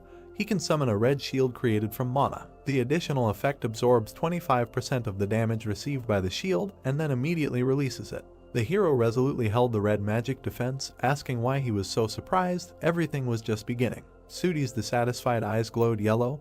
He wondered what it was, how he blocked his technique so easily. Sun Ji-eun abruptly took off, rushing to attack. The blonde gritted his teeth in dissatisfaction and stretched out his hand. Stone blocks appeared on the hero's path, blocking the way. Holding the shield, the guy swung his sword. A bright beam flashed between the stones. A voice was heard, addressing Seung-hoon. The brunette jumped, leaving bright traces. The voice asked if he knew who Hunter was, or rather, Sun Ji-eun's challenger. The masked man, watching from a distance, answered that no, he had never seen him among the high-ranking hunters. Chun-seok said that since he didn't know him, there was a high probability that he was just a civilian. But was it really possible to become that strong? The masked man replied that unless he was a high-ranking hunter like them, it would be hard to achieve such results. Sun Ji-eun held the barrier, defending himself from the enemy's attacks. Seung-hoon said that the most surprising thing was that he wasn't fighting the enemy with all his strength right now. A glow could be seen through the slit of his mask. He continued that for some reason he felt like his level was comparable to his. Chun-seok turned to the man, saying that he was so strong. After all, he was 2 steps lower in the final ranking.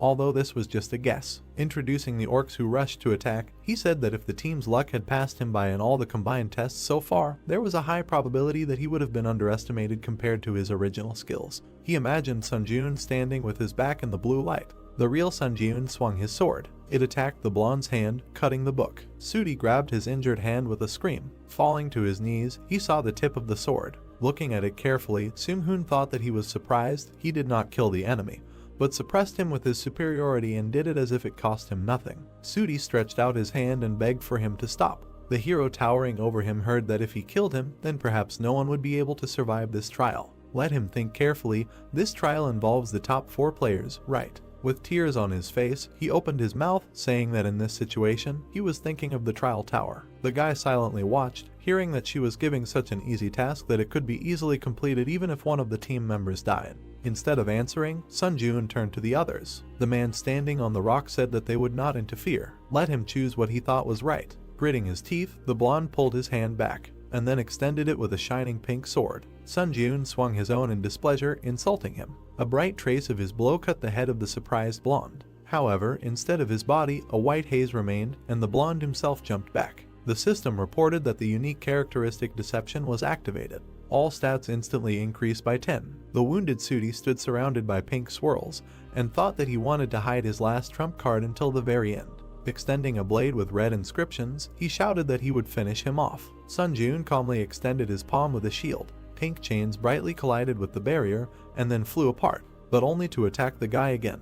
The system reported the activation of the skill Grace of the Wind. All speed increased by 40%. Current summation progress is 4 out of 7. There was a blinding flash. The man stamped his foot. Sooty was surprised to see a brunette approaching him with a shield in his hand. Looking at him, Sun Ji-eun said that he now knew for sure that it was much more dangerous to mess with a scumbag like him or challenge a 3-man trial. The deceiver cursed with a crazy look. The system reported that the counterattack shield skill instantly released the accumulated damage. Waves of energy spread around. They were so powerful that they tore off the blonde's clothes. The system reported information about the old vampire count's tailcoat: a movement speed plus 8%, mana regeneration plus 12%, a special tailcoat favored by a certain count. When attacking, it can randomly consume stamina or blood to create a blood shield. Next came information about the bloody heavenly demon blade B+, reaction speed plus 7%, attack speed plus 10%, a famous sword that is one of the treasures passed down in the Murim Blood Demon School. The Kai in the blood coats the blade, and the sword becomes one with the mana flowing through the user's veins. Sun Ji-eun stood with his hand outstretched toward the information window, saying that he would make good use of these items. Seung-hoon and Chun-seok jumped off the cliff. Looking at the brunette, the pink-haired one said in admiration that Sun Ji-eun was great.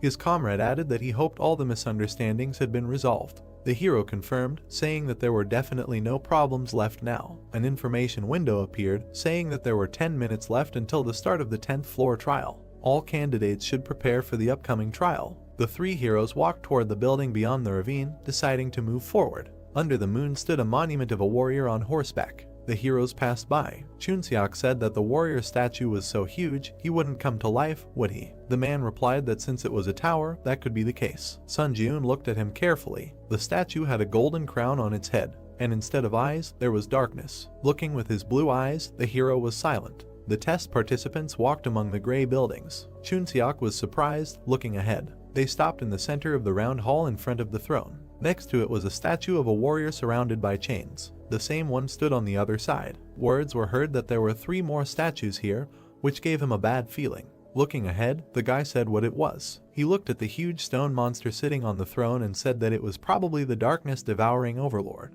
The system reported that the grace period had expired. The 10th floor test was beginning. When the allotted time began to count down, a squad of dark guards would appear. It was necessary to prevent the darkness-devouring overlord from being resurrected. The participants looked ahead in surprise. The chains holding the warriors began to unwind. The eyes of the stone guard lit up with purple fire. He jumped off his pedestal and landed with the others next to the heroes. Looking at the warrior, Seung-hoon said that all his bones were already numb. It was time to stretch. He looked at the brunette, who said that there was a head. Imagining a crossed-out image of a man in a crown, the brunette explained that they must prevent the head, which the squad of dark guards carried on their backs, from reaching the lord. He was glad that everything was so easy. Holding a shining hammer in his hand, the man ordered everyone to take on one target. The armored warrior stamped his foot, and then, like the others, jumped up, raising his sword above his head. The participants of the test looked at them resolutely and asked to wish them luck. Sun Jun put his hand behind his back, thinking that he should deal with him with one attack using the Kai sword.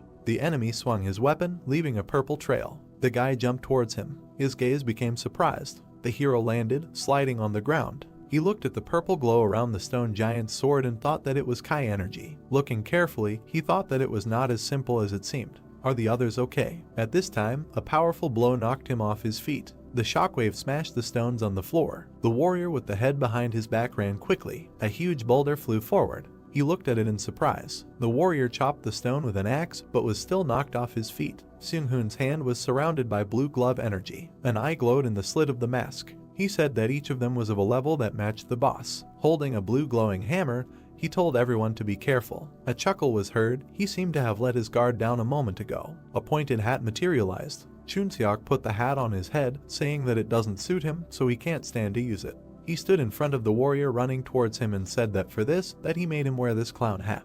A bow with 3 glowing arrows appeared in the hero's hand. He will have to incarnate his life for this. The arrows, surrounded by lightning, flew forward. Bright flashes appeared from them behind the warrior. Holding a sword in his hand, he quickly attacked the archer. The hat hid his eyes. Clash with magicians, the standard is close combat. A scythe with a red blade appeared. Chunseok stretched out his palm in a fighting stance, saying, "Only if the opponent is an ordinary magician." Looking at him, Sun Jun mentally admired, thinking that after only encountering weak opponents, the sight of these people excites the blood. He jumped back, saving himself from the enemy's bright attack, and thought that the main thing was for him not to fail in such a team. Stones flew around. The brunette kicked them, sending them into the body of a stone monster. The skill Grace of the Wind is activated.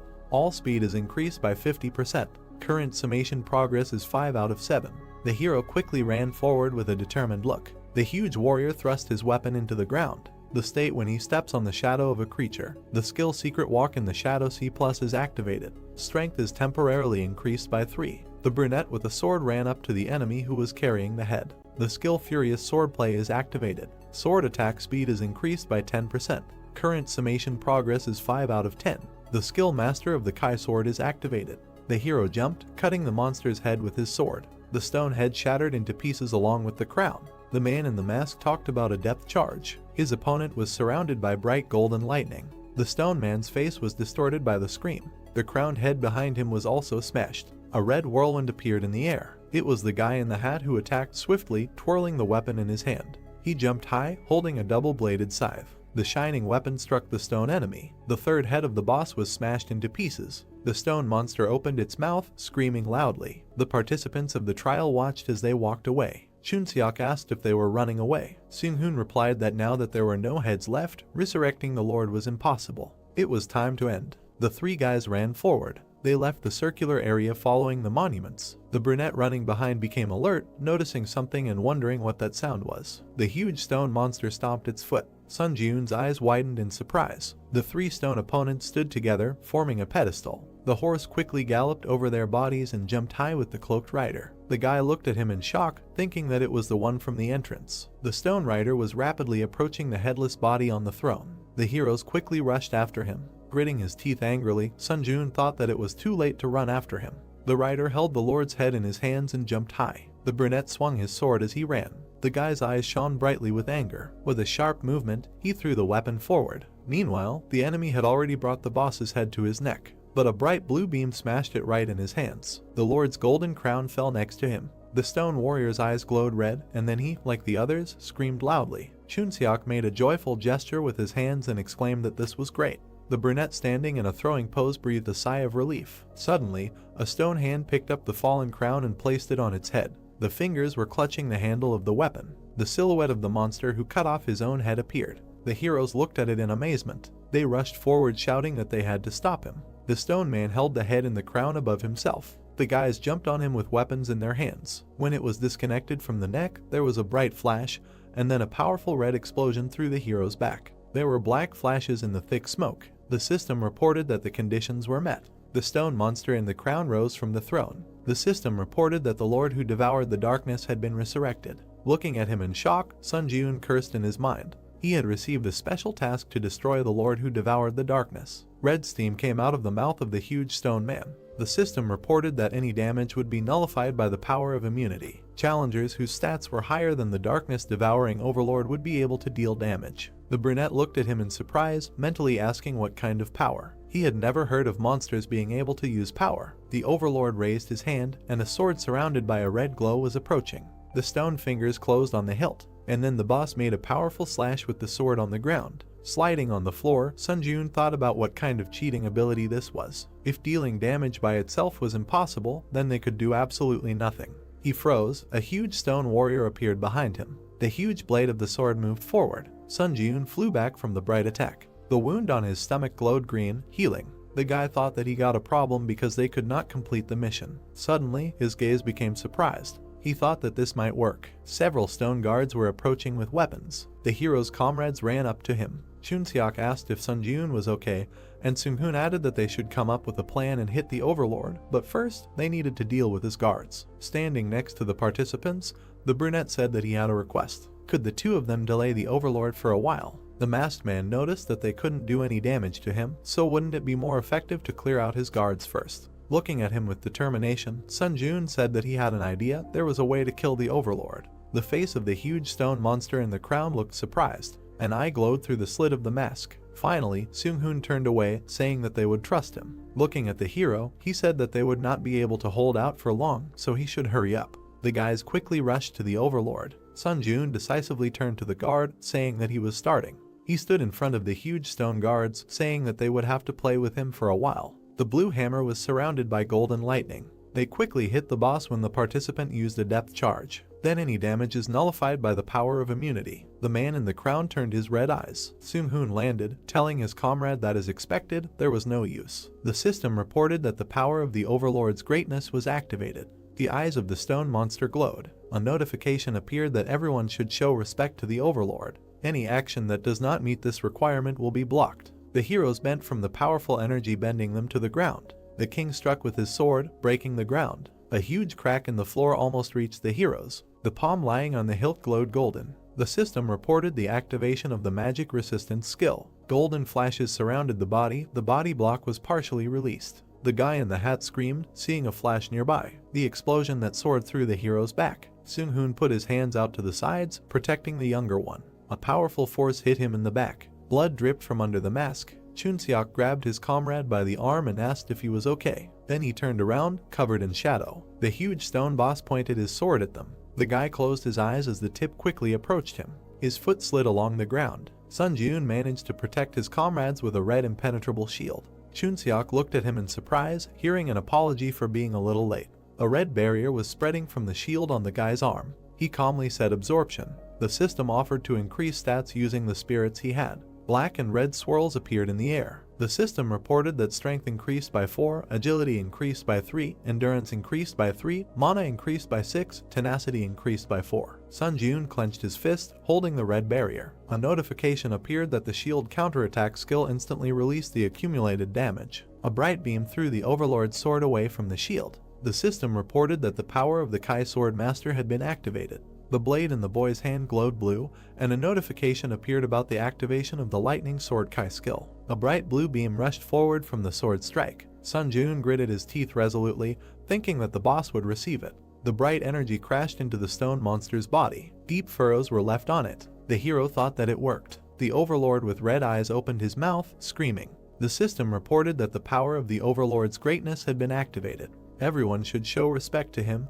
Any action that does not meet this requirement will be blocked. Sun Jun fell to one knee, crushed by the red energy. He gritted his teeth, trying to resist. The system reported that the force breakthrough skill had been activated. The magic resistance skill had been activated. The ground around the brunette was covered in cracks. A notification appeared that all blockages on the body had been completely removed. A bright green ball of power surrounded the hero. A notification appeared that the proficiency of the skill force breakthrough had reached 100%. The proficiency of the skill magic circuit had reached 100%. The proficiency of the skill magic resistance had reached 100%. These skills had been upgraded to rank C. The monster's strike collided with the bright shield. Sun Jun moved forward, thinking that the situation was extremely dangerous. However, there was a wicked smile on his face. He wondered why he couldn't stop laughing. As he flew at the monster wearing the crown from above, he wondered if it was because he was anticipating his impending victory. The fundamental desire to become stronger was burning like fire. Bright rays of attack surrounded the stone monster. Chunseok's words were heard that the challenger Sun Jun was a real monster. Seung-hoon replied that it was such a strange feeling. He never thought he would be looking at someone's back. However, they should congratulate him. Leaning on his friend, the man said that the first place in the rankings was now his. A powerful beam hit the red shield. The system reported that charging was complete. The counterattack shield skill had reached the maximum damage absorption limit. Sun Jun held the shield, surrounded by a red glow, with his legs spread wide. Bright energy was spreading from it. The brunette extended his hand forward, thinking that if he reduced the shield's area of effect, the energy density would increase. The system reported that the counterattack shield skill instantly released the accumulated damage. A bright red beam was rapidly approaching the boss, cutting off his sword arm. The overlord looked at it in surprise. Gritting his teeth, the hero quickly approached him. The system reported that the Wind's Grace skill was activated. All speed increased by 70%. The current stacking progress is 7 of 7. Due to the maximum stacking, a 1-day cooldown was applied. The Furious Swordplay skill was activated. Sword attack speed increased by 10%.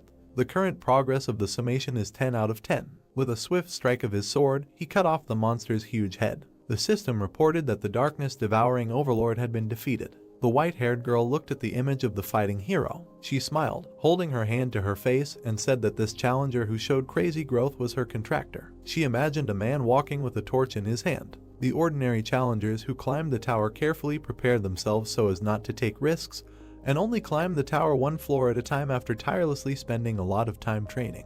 In the shining window was the face of a smiling brunette. She said that Sun Jun was a valuable talent that was not easy to see in other dimensions. She thought it could be said that he represented the desire to grow. The white-haired girl imagined the images of people, thinking that the problem was that as time went on, other administrators would also become more and more interested in him. Many swords were stabbed into the white ground. She decided that she needed to establish a closer relationship with this challenger before other administrators did. The battlefield she stood on was engulfed in bright flames. She thought that it was for the sake of achieving her wish. The head of the stone monster fell to the ground with its crown shattered. Notifications began to pop up that the darkness-devouring overlord had been defeated, and the guys were congratulated for breaking through the first floor of the trial tower. As a reward for breaking through, a mastery enhancement item would be sent to their inventory, as well as 60,000 points, and 1,000 forge points would be added as a reward for breaking through. Then the protagonist grinned sarcastically, because he was a challenger who contributed to the completion of special tasks. 10,000 points and 1,500 SP were awarded as a reward, and such a reward completely compensated for the difficulty of the test.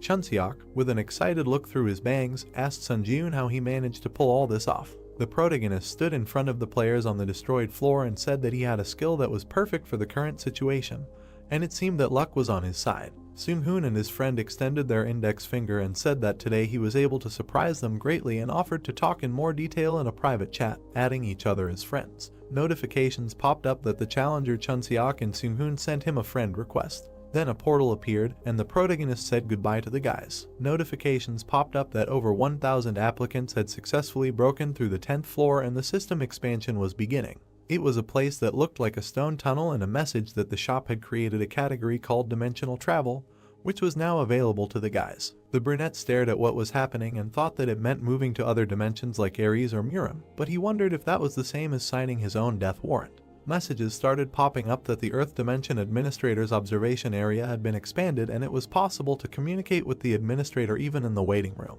A message that the Earth Dimension Administrator's intervention area had been expanded and an additional contract with the administrator was available and moving to his personal domain.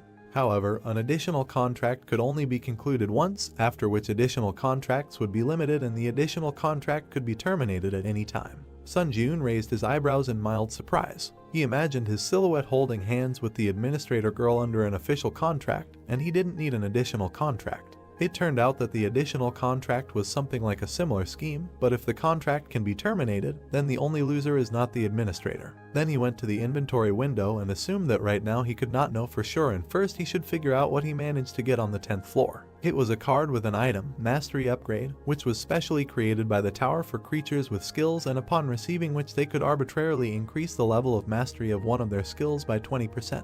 Then he decided to drink this potion and was asked to choose a skill to increase mastery. He wiped his mouth with his hand and wanted to improve the skill of the Grace of the Wind. A notification popped up that the selection was complete, and this skill was increased by 20% and it reached 100%, so the rank increased by 1 level. The card describing the skill of the Grace of the Wind, when the effect looked like this, when he said the name of the skill, it would increase all speeds by 10% and this effect could be stacked. Sun Jun's eyes widened in surprise, because he noticed that the recharge time had disappeared. Then, streams of red light began to emit from his chest under the silhouette of the Overlord devouring the darkness, because the next step was that he used the absorption of the spirit to permanently increase the stats. Numerous notifications popped up that various skills were increased by a certain number of points, and one of the skills of the Overlord devouring the darkness was absorbed. The brunette through the bangs widened his eyes because he received the skill of mana management. A card appeared with a description of the magic control skill where the effect concerned the use of magical power,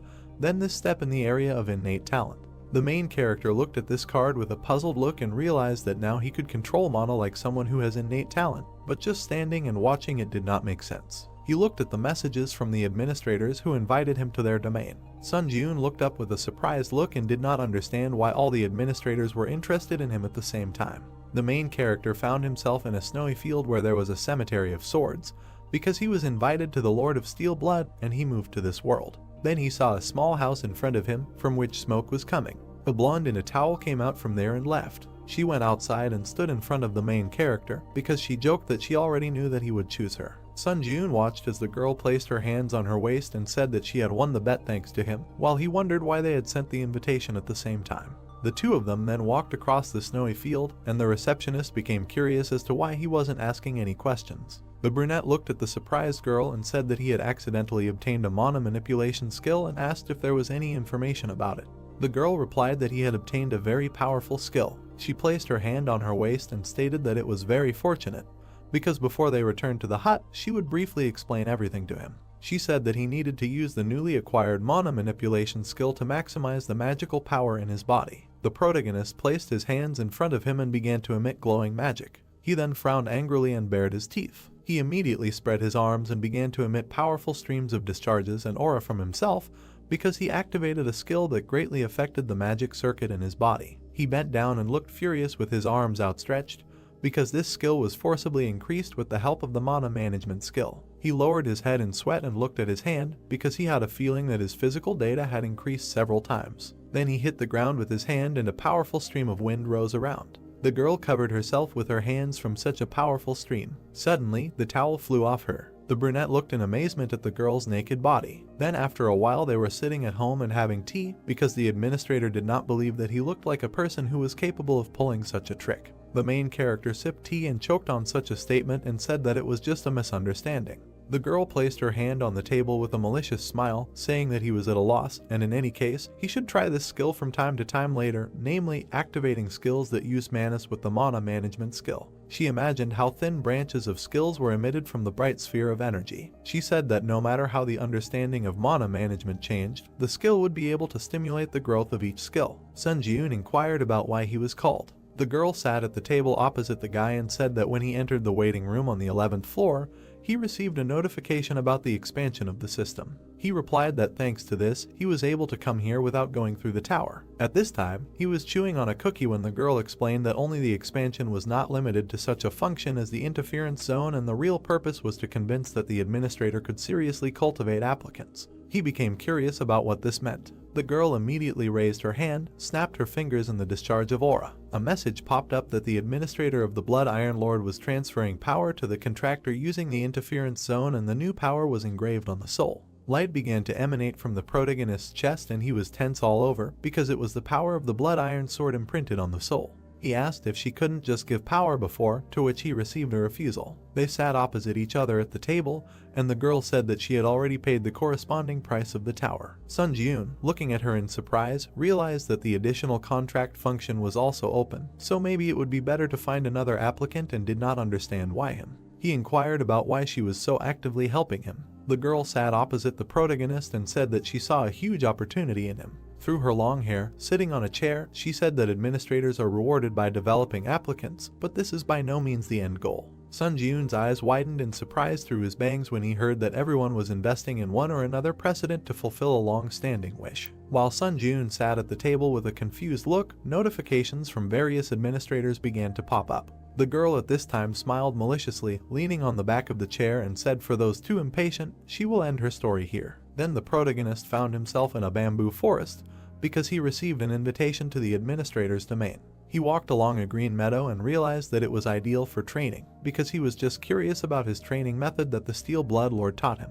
He immediately swung his glowing blade and wanted to use mana control and hone his mastery of the skill 3 absolutes. He put out his magic shield with his hand and swung his sword again because he used several skills such as instant acceleration, and the skill rank was forcibly changed. He pulled out his magic blade to match the color of the rays and realized that now he needed to increase the power of the sword master. He stood in a fighting pose and looked at the magic blade in surprise. He looked at the blade with an angry grin and did not understand why this sword could not be activated by mana control, because he wanted to raise the rank of the lightning sword skill through the power of the sword master. He bared his teeth angrily in the sweat of his brow, and for him it was strange, because he assumed that this was all because the sword master is power. Notification that the administrator, the White Crane Sword, is waiting for his visit. He walked along a forest path among the bamboos, and messages popped up in front of him because he decided to postpone the issue of skill growth with energy for now. The administrator, the White Crane Sword, puffed out his cheeks and spoke well. It was the bamboo trees in the forest, and he realized that judging by the title of the administrator,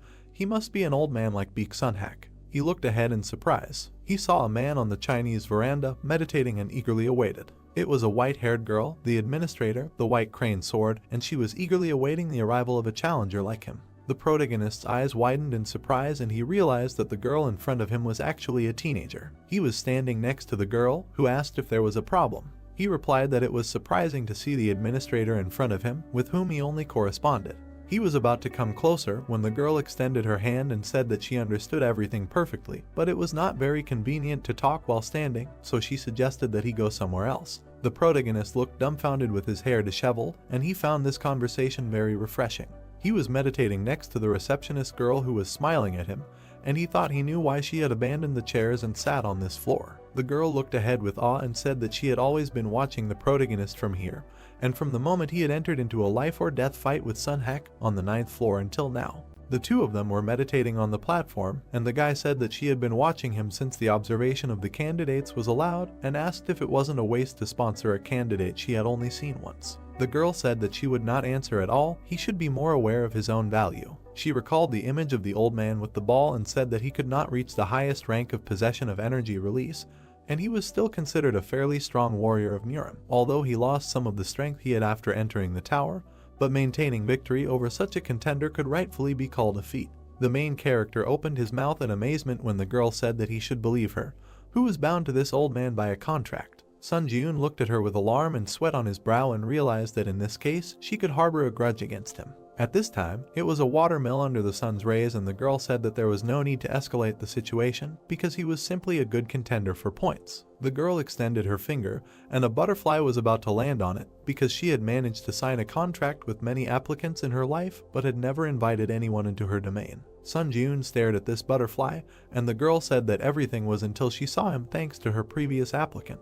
Then she looked at the sleigh with slight malice and said that he should already guess what was what, and therefore decided to say it directly so that he would make an additional contract with her. The protagonist looked at her coolly through his bangs and asked if there were any benefits for him that he could get after this action. The two of them sat on the platform and looked at the forest when the administrator said that if he signed a contract with her, she could make him an apostle of the administrator of the White Crane Sword. He again became curious about what benefit he would get from becoming her apostle. She imagined a warrior in armor standing in front of the unique sign, and explained that in the tower, the term apostle refers to a candidate who enters into a special contractual relationship with the administrator, and the latter can only appoint one person as an apostle in his entire life, and only candidates who become apostles can acquire all the powers of the administrator. The protagonist thought about what was happening in surprise. He remembered the image of that very girl administrator of Steel Blood and realized that the patronage contract was so important, and realized that the girl then proposed to conclude a patronage contract, but did not bother to tell him about such important nuances. The white-haired girl was sitting on a pillow with a sword in her hands, and Sun Ji-yoon said that in the test tower it was said that an additional contract is a contract that can be broken at any time, and asked why she was offering him patronage that can only be presented to a candidate once in a lifetime under such unfavorable conditions. She said that, like that woman, she chose him to fulfill her long-standing wish. She imagined a huge sharp sword and said that she wanted the sharpest sword in the world, the best sword that would never break or become dull. She imagined the protagonist in a demonic form with shining eyes and saw that it had the potential to be sharper than any sword. Sun Ji-yoon stared through his bangs and realized that this was an old wish, and the Bloodlord had mentioned it earlier too,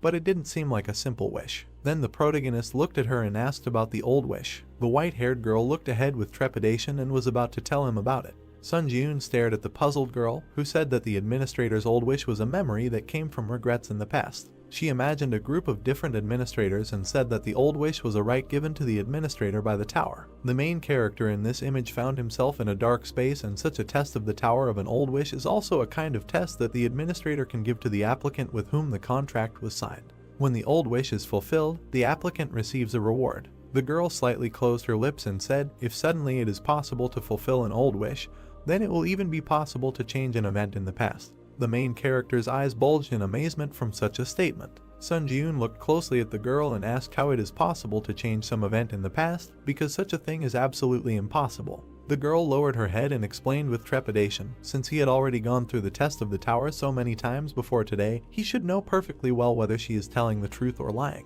The brunette looked at her intently and understood that she was not lying. He remembered how he was trapped, tried to get out of it in his various moments from the past, because if we are talking about the tower, then it is definitely not lying. The guy frowned slightly from under his brows. The two of them were sitting under the roof and chatting when Sun Ji-yoon asked if he could ask just one question. He looked at her warily and asked about fulfilling her long-standing wish.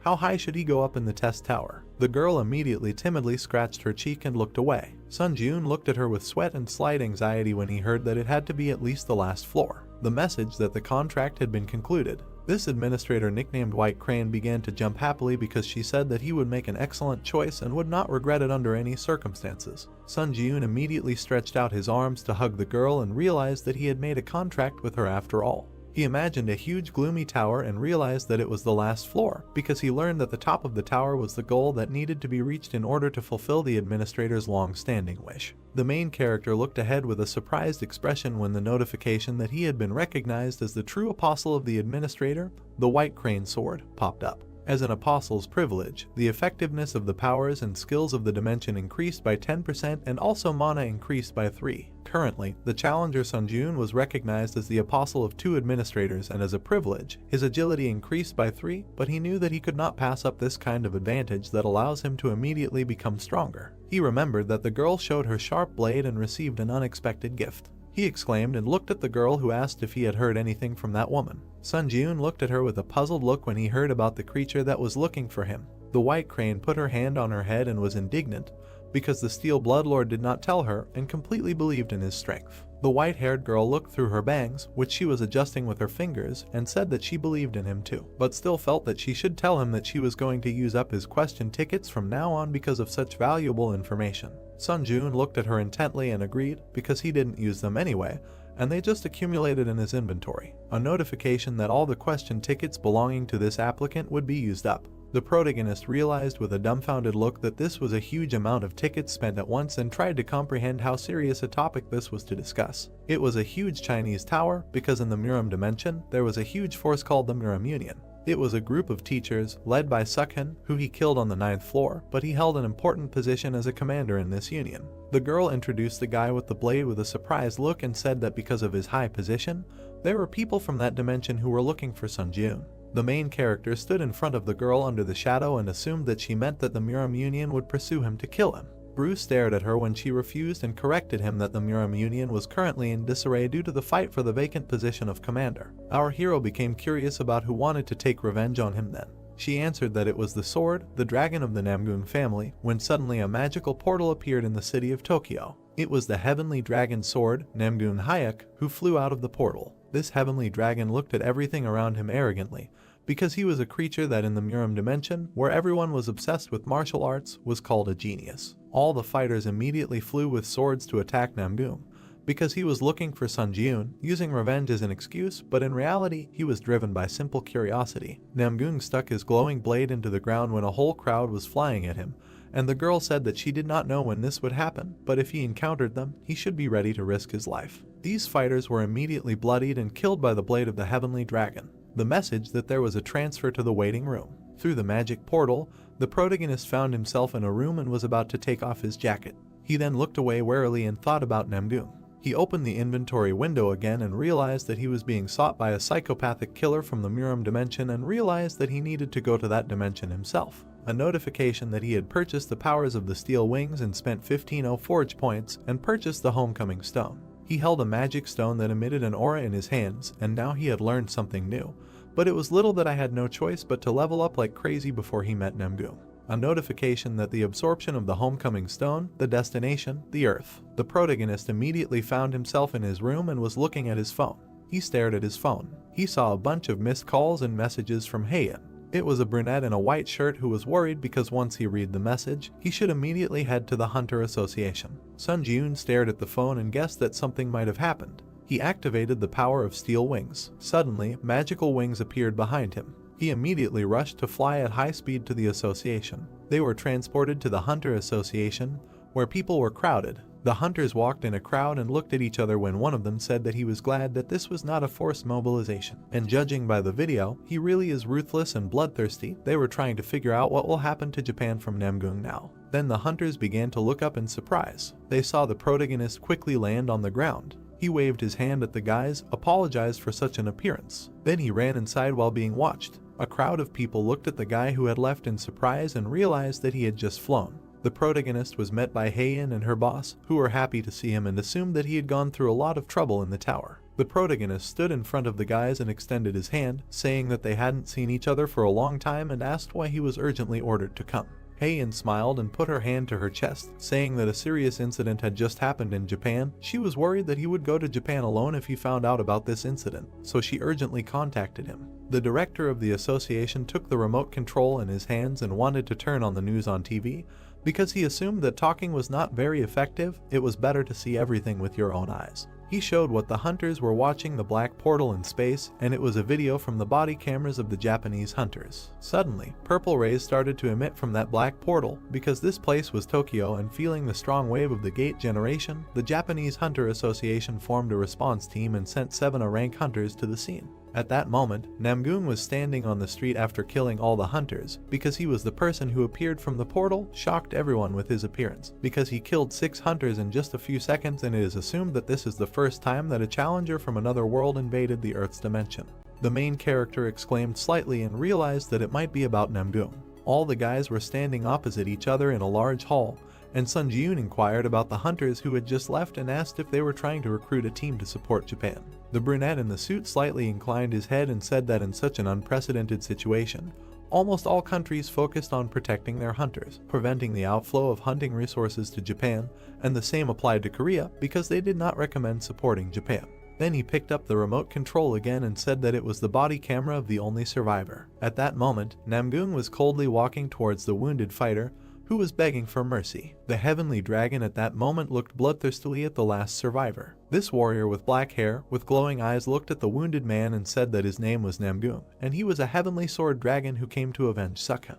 Our hero immediately frowned and realized that it was Namgung, because he could not imagine that they would cross paths so soon. Then our hero looked to the side. Heian grabbed his sleeve. He looked at the girl who asked why he had such a serious expression on his face, because this was not a forced mobilization, and they met for the first time after such a long time and suggested to have lunch together first. From under his bangs, the main character began to hesitate with an answer. Heian looked at Sunjun with slight sadness and asked if he would go. Our hero looked straight through his bangs and said that he would answer the call of Japan and go to the area in Tokyo. Heian's eyes widened from such a statement. She immediately began to shout why he always acts so recklessly, because he should also be able to think at least a little about the feelings of other people. He immediately put his hand on the girl's head and tried to calm her down. He immediately began to leave with an angry look, waving his hand, and said that this was a problem that he must definitely solve. In the memories, it was little Namgung, who held a magic sword and did not understand why no one understood its sound. At this time, the boys restrained the defeated fighter and said that it was just sparring, but Namgung attacked his opponent too hard. When the boys were standing on the platform for duels, an old man walked up to them and said that at 13 years old, to master the released energy is strong, and his achievements exceeded even his own expectations. Sanok, that I was in a yellow cape, greeted the sword master. Under the setting sun, this old man stroked the young fighter's head and said that martial arts are not intended to harm people, but as a path to excellence. At that moment, little Namgung looked puzzled at the hand of the old man, who told him that it is impossible to hurt people without reason. The message that the test tower selects the strongest from the Muram dimension. He remembered how the crowd of guys rejoiced, because their young master had already reached the 20th floor of the tower. At that moment, Namgung clenched his fists in anger, because as he thought, he was missing something and climbing the tower on his own did not satisfy his desire. At that moment, he stood far away in the shadows and realized that such an incredible feat was accomplished in just 17 years, but for him, it was not enough. Through his lips, he apologized to his mentor because, as expected, he used his skills in killing people. He bloodthirstily thrust his sword into the enemy's head and used the rite of spatial invasion. His silhouette stood on the ruined remains of the city burning in flames and declared that he was no longer satisfied with death from fools, and in Muram, he could not kill whenever he wanted. He frowned maliciously and realized that he thought that this scoundrel named Sunjun would be able to dispel his boredom. At this time, the main character walked out of the airport under the rays of the sun. He was met by a girl in a suit and pointed to the car. He was driving a black car under a police motorcade. Then the protagonist followed a girl in a suit who pointed him inside because other hunters were waiting for him there. Seung-hoon and Chunseok at this time noticed the presence of the protagonist and looked at him sarcastically because after the test on the 10th floor, fate brought them together again. The protagonist entered the room where his former friends were sitting and heard in the Hunter Association about their possible participation, but they really came, but asked if these were all the hunters who responded to the call of Japan. Seung-hoon answered that another candidate from America should arrive soon. Our hero stood in front of the grinning guys and understood that it was safe to say that each of their guys has the skills of an S-rank hunter. The brunette stared ahead and understood that the challenger from the other world that appeared in the Tokyo area was a real monster that even the three of them might not be able to defeat, and he hoped that the challenger that was supposed to come from America would be just as strong. Suddenly, the door to their office opened. Sun Ji-yoon tried to look to the side. Then his eyes widened. A red-haired girl named Catherine entered the room and recognized him as well. The brunette in a suit looked at the protagonist and was surprised that the guys could know each other. Sun Ji-yoon replied that they had crossed paths in the tower once. Catherine scratched her head in embarrassment and looked away, saying that she really didn't want to meet him under such circumstances. The guy replied that they could hardly meet differently. The brunette looked at the indignant Catherine, who wanted their meeting to take place in a more normal setting. He explained that they had initially met in a less than normal setting and asked how she planned to make the meeting a normal life. She pointed out that he was right about this and asked if he couldn't have said the same thing in a softer way. Seung-hoon watched through his mask and realized that it looked like a lover's quarrel. All the guys looked at the couple who were talking to each other, and Sun Ji-yoon replied that it was not like that. The girl in the suit put her hand on her chest and was glad that all the candidates had finally gathered and apologized for the late introduction because she was the president of the Japanese Hunters Association named Arichika. The protagonist's eyes widened in surprise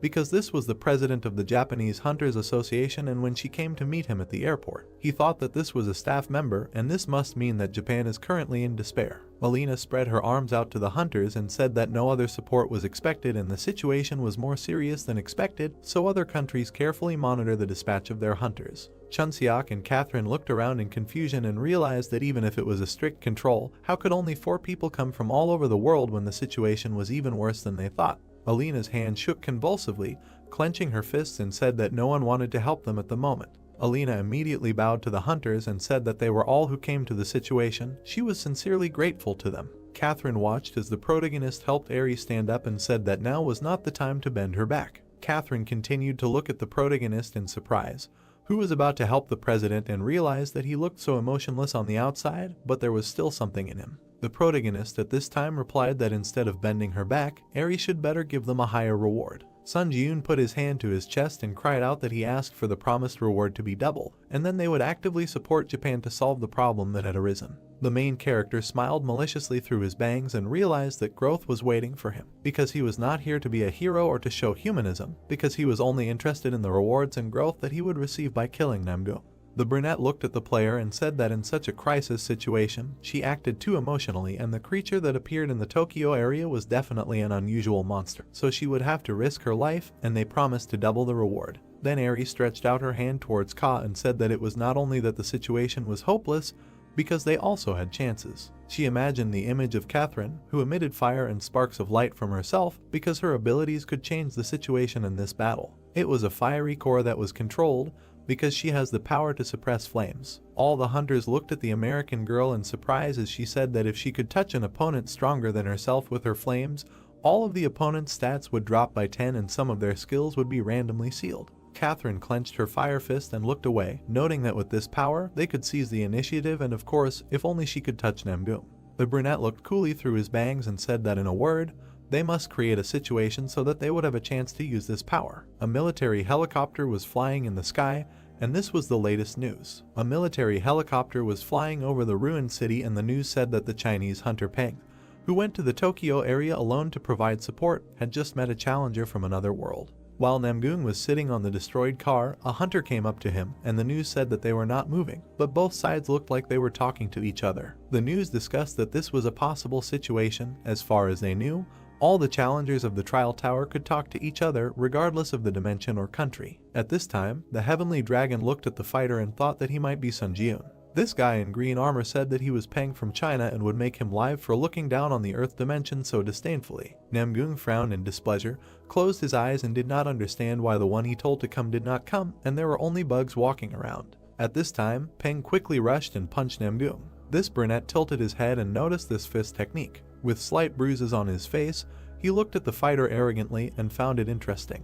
Then Peng suddenly froze and his eyes widened. There was a powerful explosion that threw everything around. The hunters watched the helicopters for this explosion and realized that the Chinese hunter had started acting alone, and the situation was starting to take a turn for the worse. Catherine looked at the protagonist in the red suit, who turned to her and said that if she ended up in the air, she should land correctly. The brunette looked through his bangs and said that he had a very good idea. Catherine looked closely at the protagonist and said that there was a skill called the Purity Jump, which makes her immune to all damage from falling, and that would be enough. Sun Ji-yoon looked at the girl and said, if the plan is from work, then he will be able to deal a strong blow to the enemy, and at that moment it will be necessary to immediately activate his power. He immediately grabbed the girl by the waist, who was scared, and said that they needed to get out. They immediately quickly jumped off the helicopter and the power of steel wings was activated. At this time, Chunseok along with Seung-hoon grabbed onto the side of the helicopter and were about to jump when the magician suggested that Sun Ji-yoon was doing his best to do it himself. They both immediately jumped down. Catherine flew face to face with the main characters and realized that he really was not okay to hit. Where did you see a person in such a situation throwing himself into the air without giving any explanation?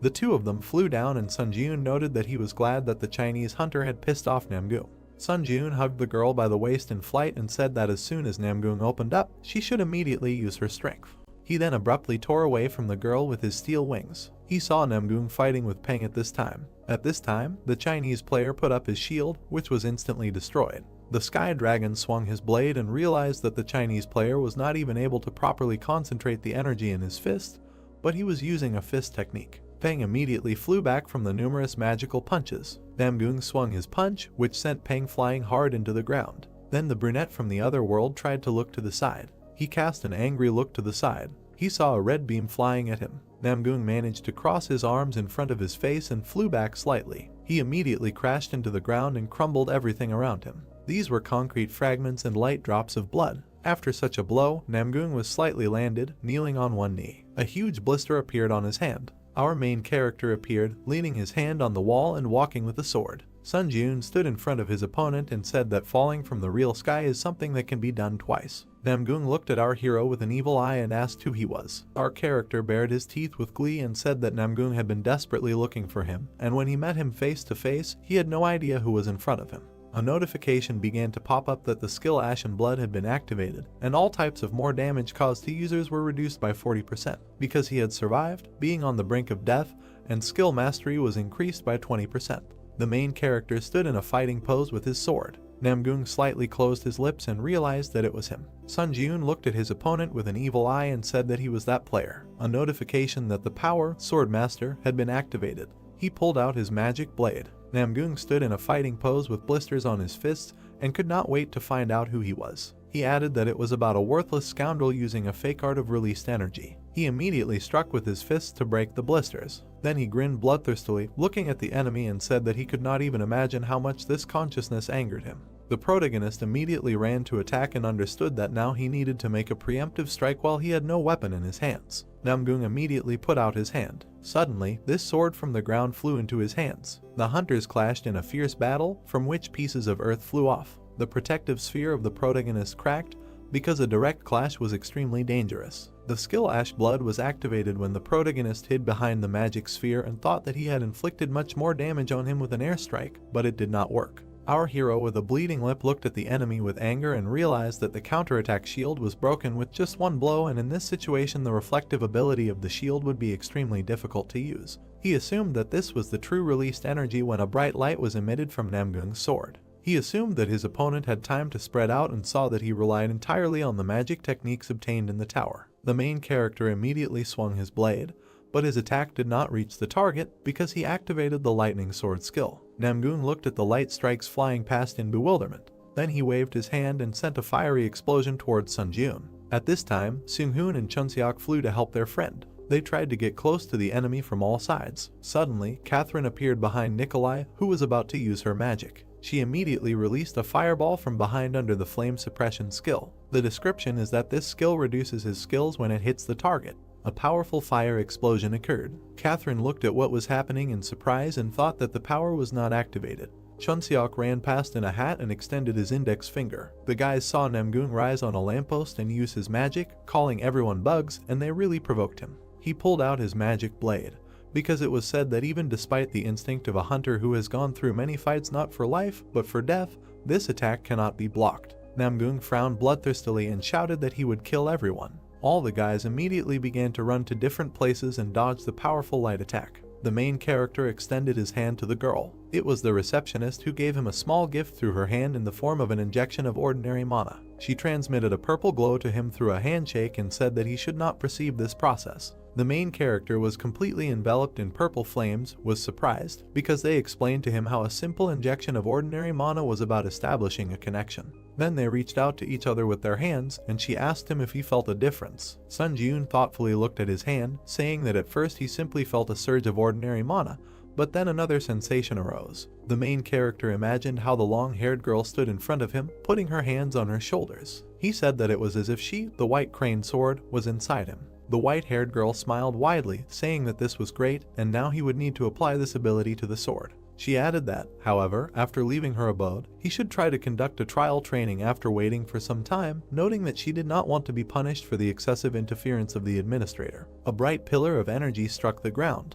Namgung watched in surprise. The system announced that the released Kai energy was achieved through enlightenment, not strength or skill, adding that this was the first time someone independently used the released Kai energy in the earthly dimension. The system announced that the test tower paid respect to the challenger Sana. The protagonist pulled out his sword, from which a blue aura emanated. The system announced that he had obtained the achievement of the unification of body and sword, adding that the penalty of increasing mana consumption when using the power of the Sword Master Kai was removed. Catherine noted that this was perfect in the released Kai energy. The protagonist looked behind him, asking if everyone was okay. Catherine said that they were okay thanks to him. The red-haired girl looked ahead in surprise, remembering the fight between the protagonist and Namgung. She thought that Sun Ji-yoon had instantly struck a slash and neutralized the shadows and probably a powerful attack, adding that they had both already become monsters. The boys turned their attention upward. Namgung smiled madly, saying that if it had been like that from the very beginning, he would have almost been disappointed. The long-haired boy remembered how he destroyed a sand castle as a child.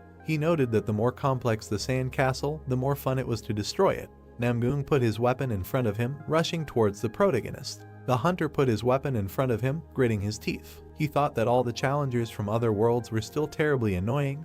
This scoundrel was a real psychopath. The hunter was thrown aside. He furrowed his brows, asking the boys if they could all wait in a safer place, adding that if he had to protect them again, he would lose all concentration. Seung-hoon put his hand in front of the red-haired girl, saying that although it was a shame, he was right. Seung-hoon thought that in the last test, that this time, he could not help him. Seung-hoon stared at the protagonist from under his mask. He said that when he saw an opportunity and was confident in success, he would give the go-ahead to carry out Operation Fireworks. The boys ran away from the protagonist. Seung-hoon told him to be careful. Slashing blows met each other. The protagonist and Namgung fought in the air. The windows of the building cracked from the powerful energy. The car was thrown to the side due to the strong flow of energy. The boys fought each other fiercely. Sunbeams were visible from under the gray clouds. Explosions could be seen in the air. The boys stood behind the wall, watching the scene. Chunseok said that he now understood why he told them to leave. Catherine noted that he was still fighting equally with that monster. Seung-hoon narrowed his eyes, stating that it was not so and it felt like he was one step behind the enemy. Blood sprayed in the air. Seung-hoon added that at this rate, he would miss the attack sooner or later. The hunter blocked Namgung's attack. He thought that he would be able to resist if his Kai skills improved.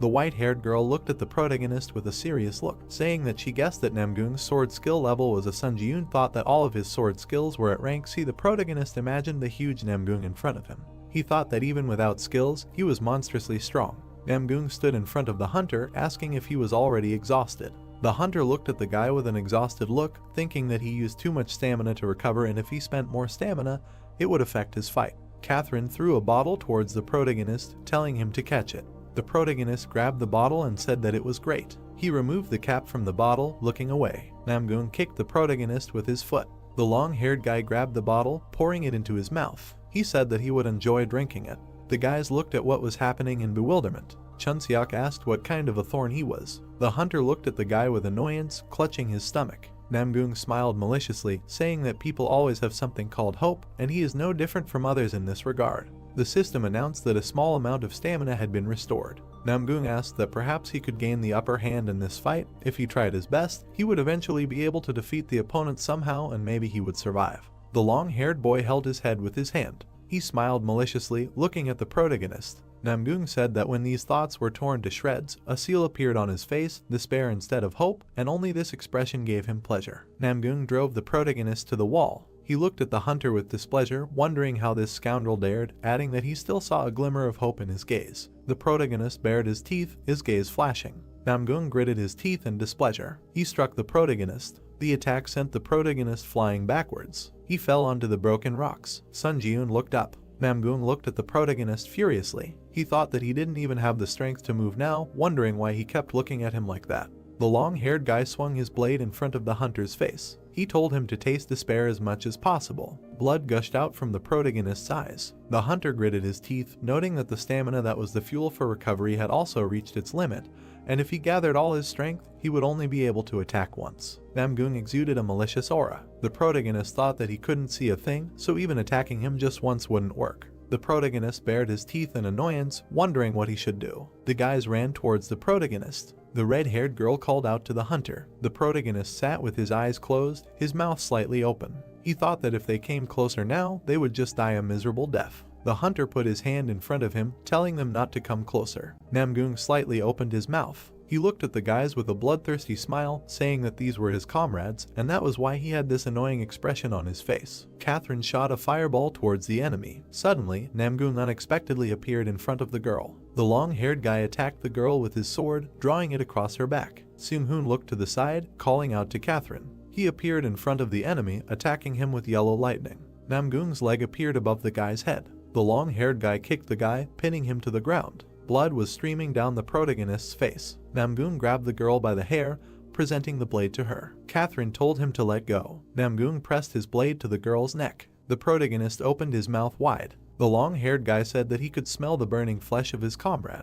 Sun Ji-yoon told him to stop. The long-haired guy smiled bloodthirstily, saying that it was a wonderful expression. Chunseok's hands appeared in space. The mage stood to the side of the enemy, casting a spell. The mage created a magic circle using the ice shackles skill. Chunseok grabbed the red-haired girl, running away from the enemy. He noted that she needed urgent help from healers. Namgung looked away angrily, saying that he was a nasty fly, after which he broke the ice that froze his hands. The long-haired guy rushed towards the guys. The mage surrounded the girl with a barrier using the Zor ball skill. The barrier in the form of a ball began to bounce along the ground. Chunseok noted that he threw her as far as possible, and this is the most he can do, adding that now he needs to open up again. Chunseok looked behind him, using the concealment skill. Suddenly, Namgung grabbed the mage by the head. The long-haired boy attacked the mage with his blade. Seung-hoon was lying on the ground. The protagonist thought that everything was exactly the same as that day 7 years ago, and now he was also unable to protect anyone. The protagonist gritted his teeth, raising his hand to his face. A rat with red eyes was running along the ground. Not far from the protagonist, a crowd of rats was visible. The rats were shining with their red eyes. Sun Ji-yoon noted that this was a disaster and acknowledged his battle of disaster, and tens of thousands of rats ran out to the surface to survive, and he reproduced the only attack he had left. A blue pillar of energy appeared from the protagonist as the rats flew into the air. A red aura was gathering in the protagonist's chest. The system announced that he had recovered his stamina by using up all the souls in his possession. Namgung held Seung-hoon's severed arm, looking behind him. Sun Ji-yoon told him to know when to stop. The main character was emitting a dark aura. He said that he was a Muram-crazy scoundrel. The long-haired guy smiled bloodthirstily, saying that he did not want it and he liked to watch his reaction, as it amused him. Pang swung his fist, emitting a golden aura. He used the dash skill. Pang struck the opponent's stomach. Namgung bared his teeth. The system notified that the ability of the person who touched the fire was greatly reduced by the effect of the fire suppression power. Fencing and flame sword are sealed for 10 minutes. The system notified that everyone except Namgung of the specified user is immune to this flame. Peng looked at the opponent angrily, saying that he is the Chinese hero Peng and he is not dead yet. After which the brown-haired man abruptly ran to the side, saying that he delivered the flame to Catherine and now dares to take his leave. Namgung looked ahead with displeasure, saying that this little fly was trying to do something until the very end. The system announced that he couldn't use swordsmanship because the fire suppression skill had been sealed. The long-haired boy bared his teeth in anger. He raised his blade above his head when swords appeared in the air. He used the skill battle of the strongest. The swords began to fall to the ground around the guys. The protagonist and Namgung were in the center of the barrier. The system announced that a duel zone was formed within a radius of 30 meters by the unique characteristic battle of the strongest.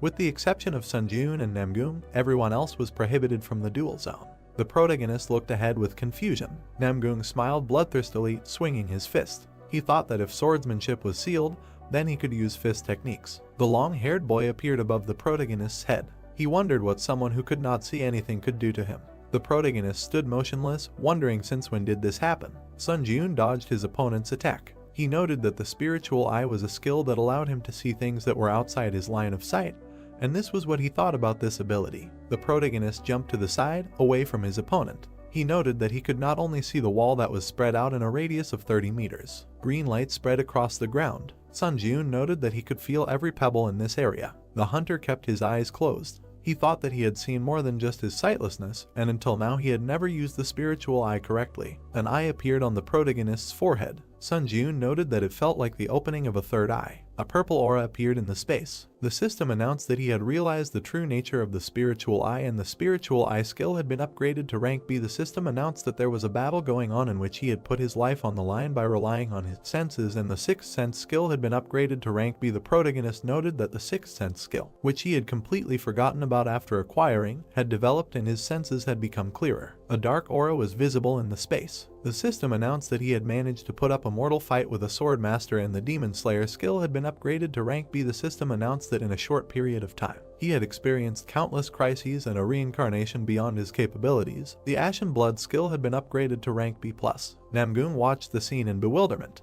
The protagonist swung his blade as Namgung jumped aside. The protagonist opened his eyes, flashing a red light. He noted that he could now fight equally with the weakened Namgung. The protagonist ran towards his opponent. Namgung wondered what kind of situation this was. He looked at the protagonist with annoyance, wondering why he was moving better and better with each step and why each subsequent thrust of his sword, or rather the previous one. The protagonist moved his hand with the blade to the side. The system notified that the skill Secret Walk in the Shadow was activated, and he was moving by stepping on the shadowed space, adding that the user's movement speed was increased by 30%.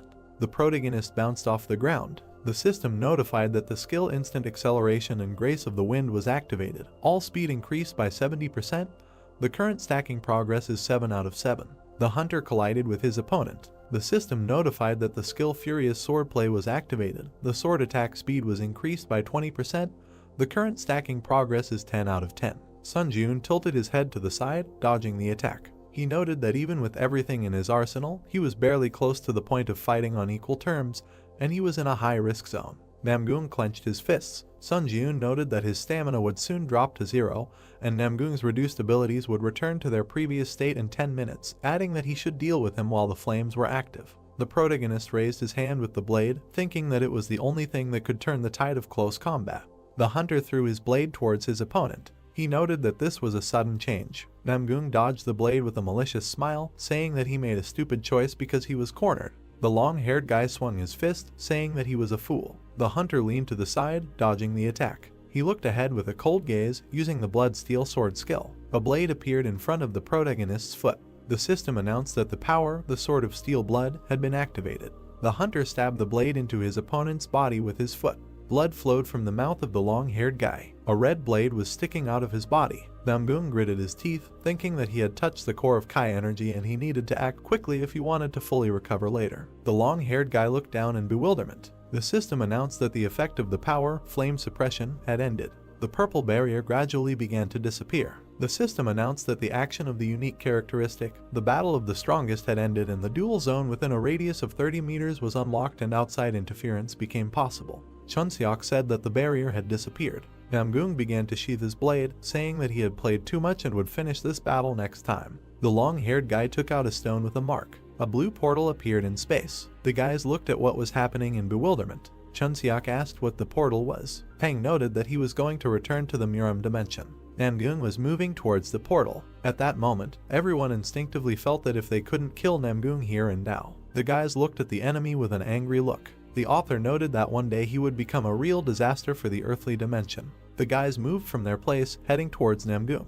Pang said that they couldn't let him go. The guy said that they shouldn't let him escape. The long-haired guy looked behind him. He narrowed his eyes, asking what they said about escaping. Namgung raised his blade, declaring it on fire. He used the flaming sword skill. Namgung directed a fire attack towards the guys. Catherine looked at what was happening in bewilderment. A bright flash occurred on the ground. The debris of buildings lay on the ground. The protagonist stood in front of the boys, protecting them from the attack. Sun Jun looked away when his arm was torn off. The system notified that the counterattack shield skill was disabled, making it impossible to reflect the accumulated damage. Catherine looked at the protagonist in fear, saying that his arm. The protagonist looked behind him, telling her not to pay attention to her since the enemy was still in front of them. The hunter gritted his teeth, looking away. Namgung called out to the protagonist. The long-haired guy looked at the hunter with a menacing look. He noted that he could kill him with one hit from the very beginning, asking that he really wants him to go to the very end. The protagonist looked at the guy furiously, thinking that this was terribly angry,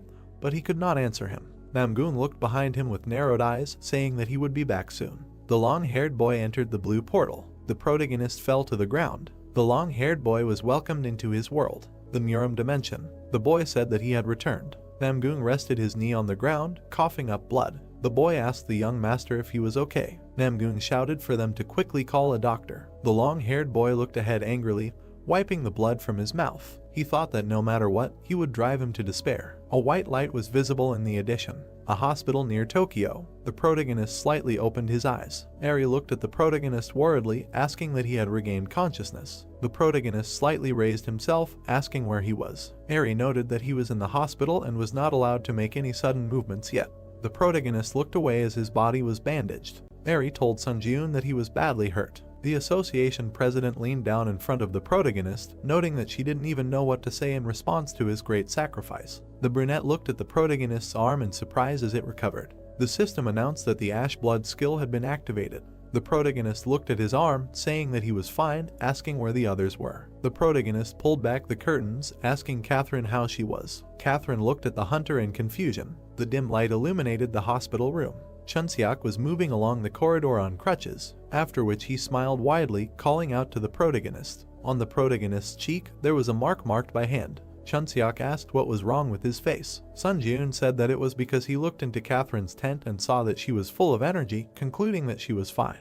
The boys stood opposite each other. The protagonist said that Seung-hoon was not in the room, asking if he knew where he was now. Chunseok noted that he himself had only seen him briefly early in the morning. The guy looked sadly in front of him, saying that he thought he was in a depressed state now because he had lost his right arm. Seung-hoon stood on the balcony, looking into the distance. The hunter came up to the guy from behind, saying that this is where he was. Seung-hoon said that the ghost of the sword had come here. The white-haired guy looked at the protagonist's arm, asking if he had restored his left arm with a skill. Sun Ji-eun said that he had. Seung-hoon noted that it was an unimaginable skill, and it never ceases to amaze people. The white-haired guy lifted his sleeve, saying that, as he had probably already heard, his arm could not be saved. The white-haired guy looked at the protagonist in surprise when he apologized. The hunter slightly opened his mouth, saying that if he was just a little stronger, then perhaps such consequences could have been avoided. Seung-hoon created a magic hand, telling him not to worry too much about it, since, fortunately, he has the skill, so this disadvantage does not hinder his activities much.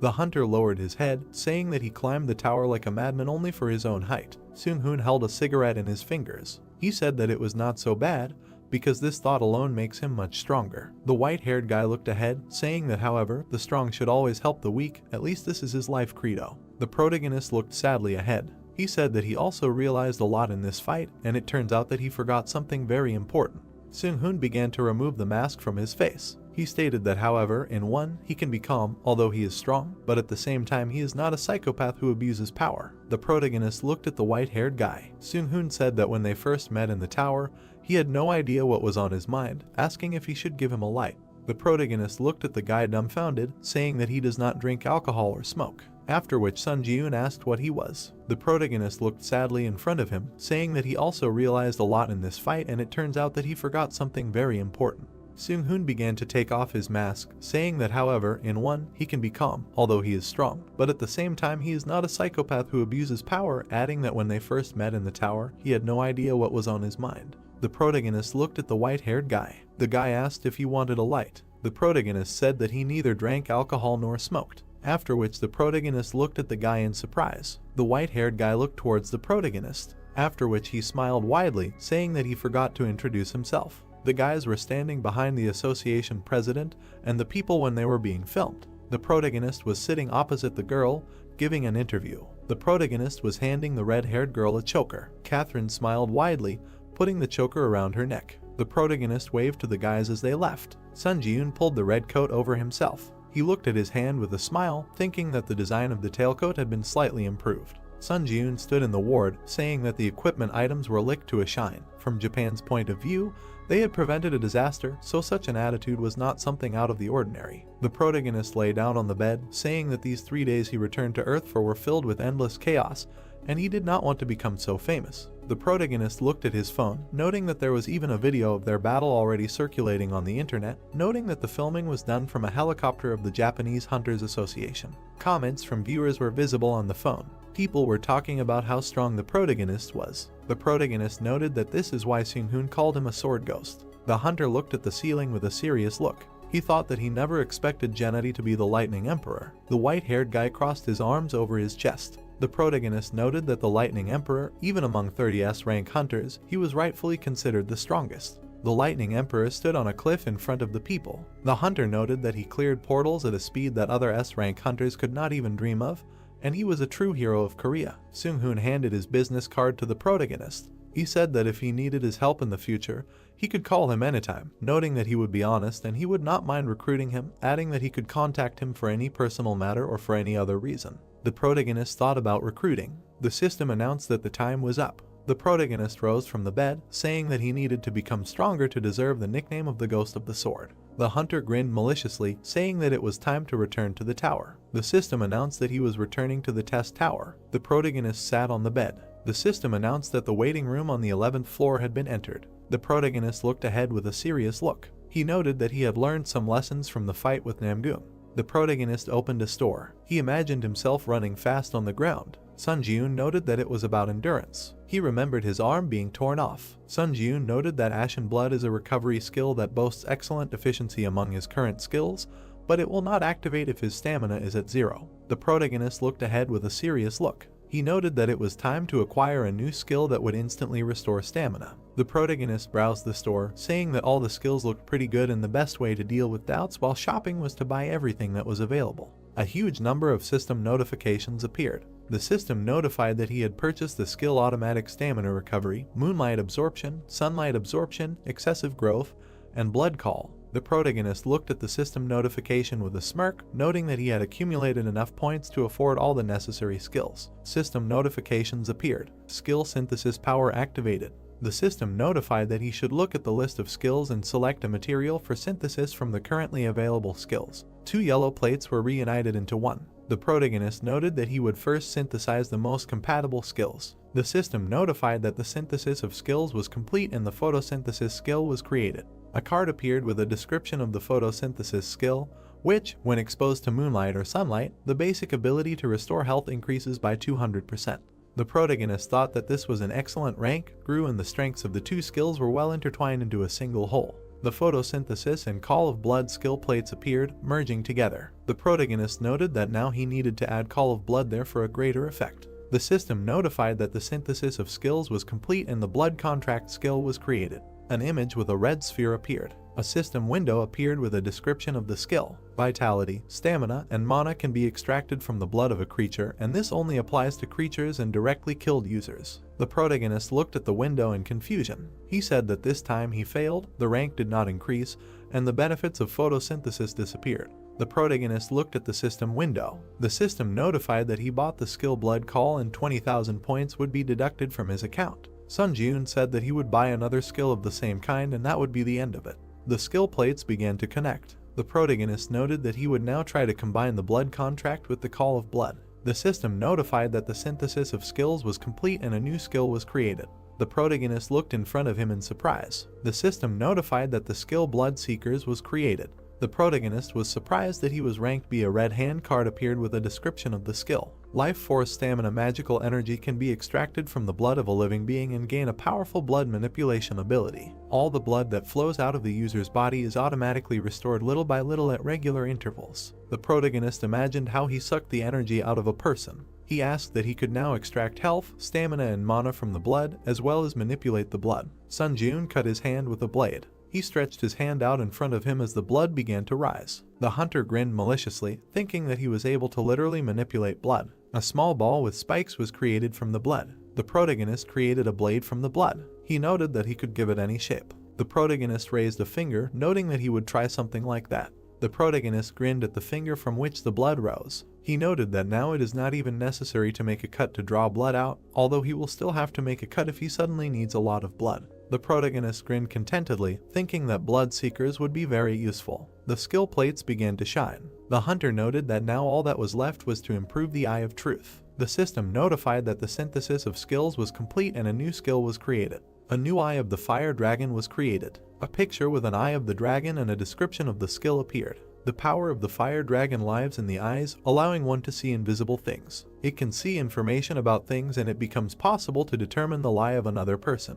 Blue light began to emanate from the eyes of the protagonist. The system notified that the skill of the Eye of the Fire Dragon was activated. The protagonist looked at his tailcoat.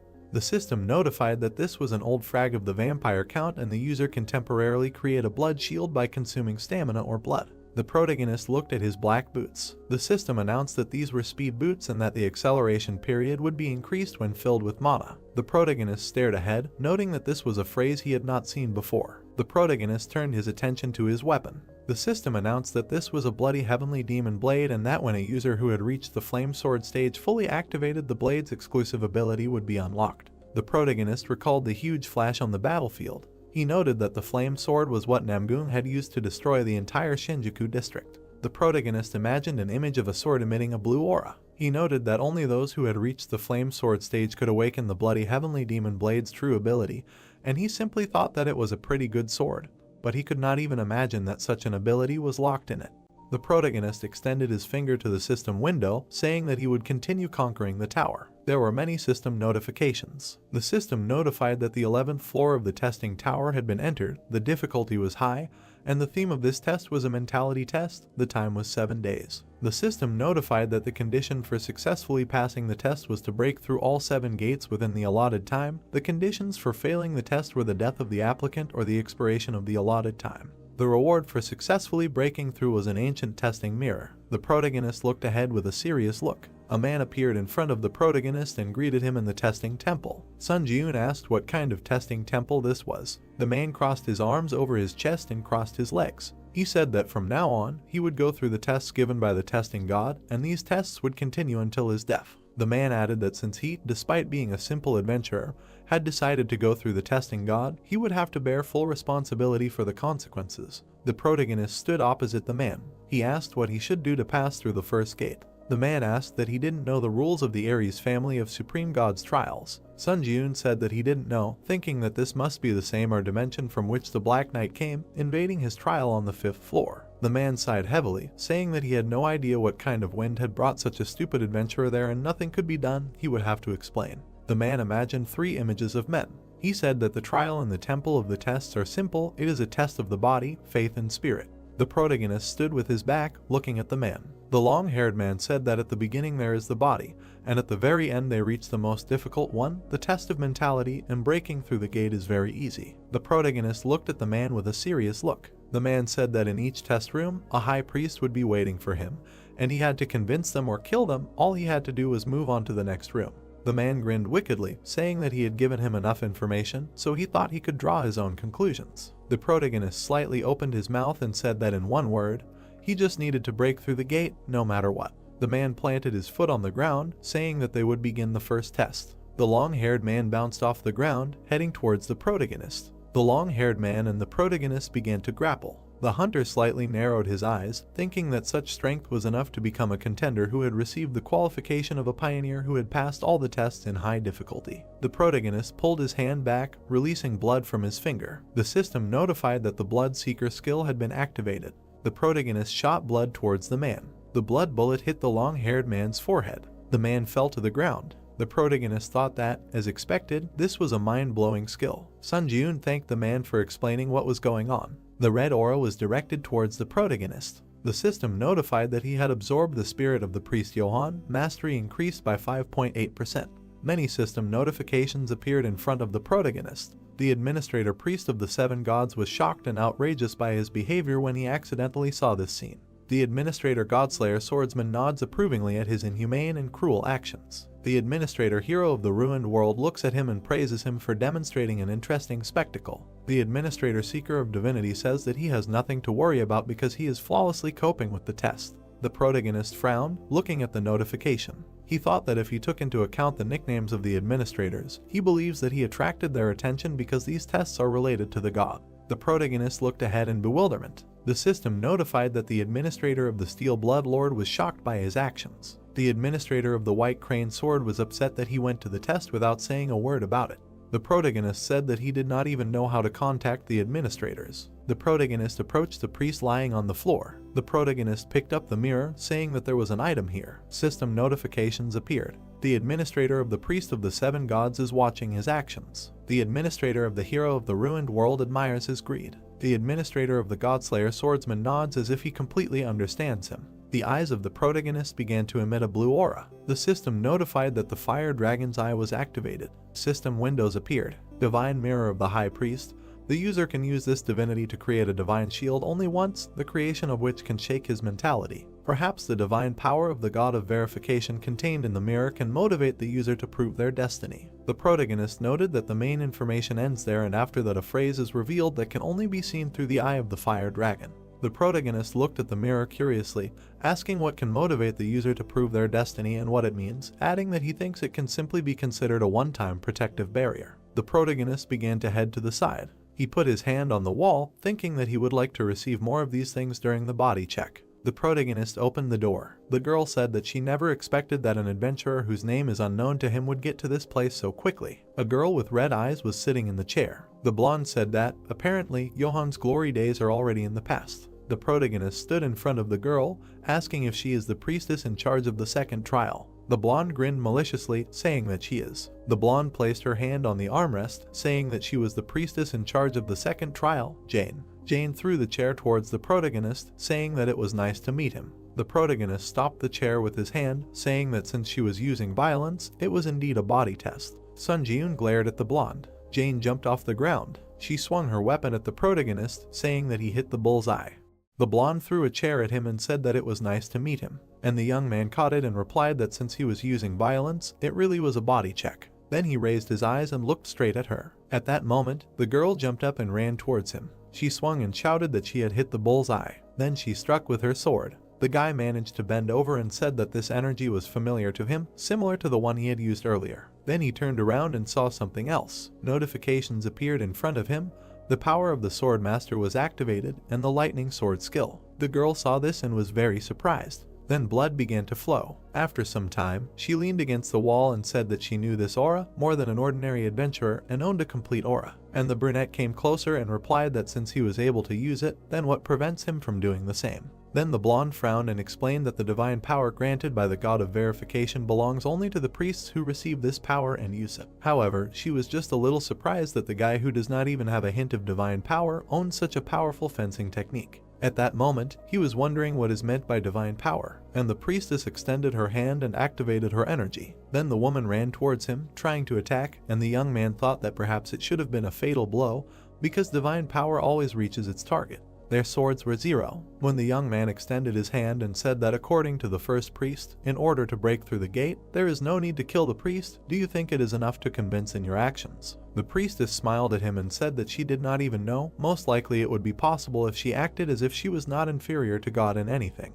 And the log turned around and answered that after checking the body, how much more time will remain to pass? The woman's eyes lit up with a bright light. She once said that the more she listens, the more impudent this man seems to her, quite relaxed, even too much. Do they really think that she has already won? Then she jumped up and shouted that it is better to ask such questions after defeating her. However, the young man did not even move from the spot. He threw her sword back with one blow, activated the skill instant acceleration, and a moment later grabbed her hand and pressed it to the wall. Then he came closer and said that now he has definitely won. And the girl looked up and answered that this is not so. How did he manage to do it so quickly? And the young man replied that as promised, now we need to talk about the verification process. At that moment, the priest had no choice but to tell and ask if he is really going to take her powers or something like that. Then notifications began to appear. Administrator Hero of the Ruined World patiently waits for his answer, and Lord of Steel Blood looks at them, squints his eyes, and Sword of the White Crane worries because of the unexpected question. The young man looked at her again and said that he is not fond of something so vile. For her it was a relief. New notifications immediately appeared. Administrator Lord of Steel Blood completely agrees with the words of the priestess. Administrator Sword of the White Crane believes in him and trusts him, and Administrator Seeker of Divinity watches his choice with interest.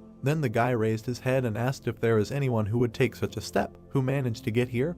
The answer was surprise and the question whether he really thinks so. For a lawyer too naive, one way or another, she will have to fulfill her promise and share information about the check. After the girl introduced several players, said that now there are 2 body checks left. The faith check will begin at the 5th gate and end with the eared ones. It turns out that the mentality check is carried out only at the 7th gate. Then she folded her hands and said that before challenging the 7th brother, she would advise him to think once about giving up. Then she smiled sarcastically and said that no one had ever managed to pass the 7th gate. Everyone who entered there went crazy or died in agony, bleeding. The guy's eyes lit up after that. The Fire Dragon Eye skill determined that there was no lie in the enemy's words. Then the blonde smiled and said that her end had come. As a last word they would say that for the first time in a long time she enjoyed the battle. And most importantly, the hero answered that if there was a way to pass the gate without killing her, it would be better to tell him about it. But in response he only heard that with his current abilities this was impossible and decided to ask her if she was afraid of death. The woman began to laugh and replied that she was not afraid at all. In any case, even if she died, she would only end up next to God. The young man immediately struck with his sword and thought the longer he delayed it, the more disgusting he would feel. Then he absorbed the priestess's soul and his skill was increased by 8.8%. While the guy was leaving there, he thought about what to do. His mood was now spoiled. After some time, he reached his brother and opened them. A man with a sword appeared in front of him. A huge muscular man raised his weapon and looked straight at him.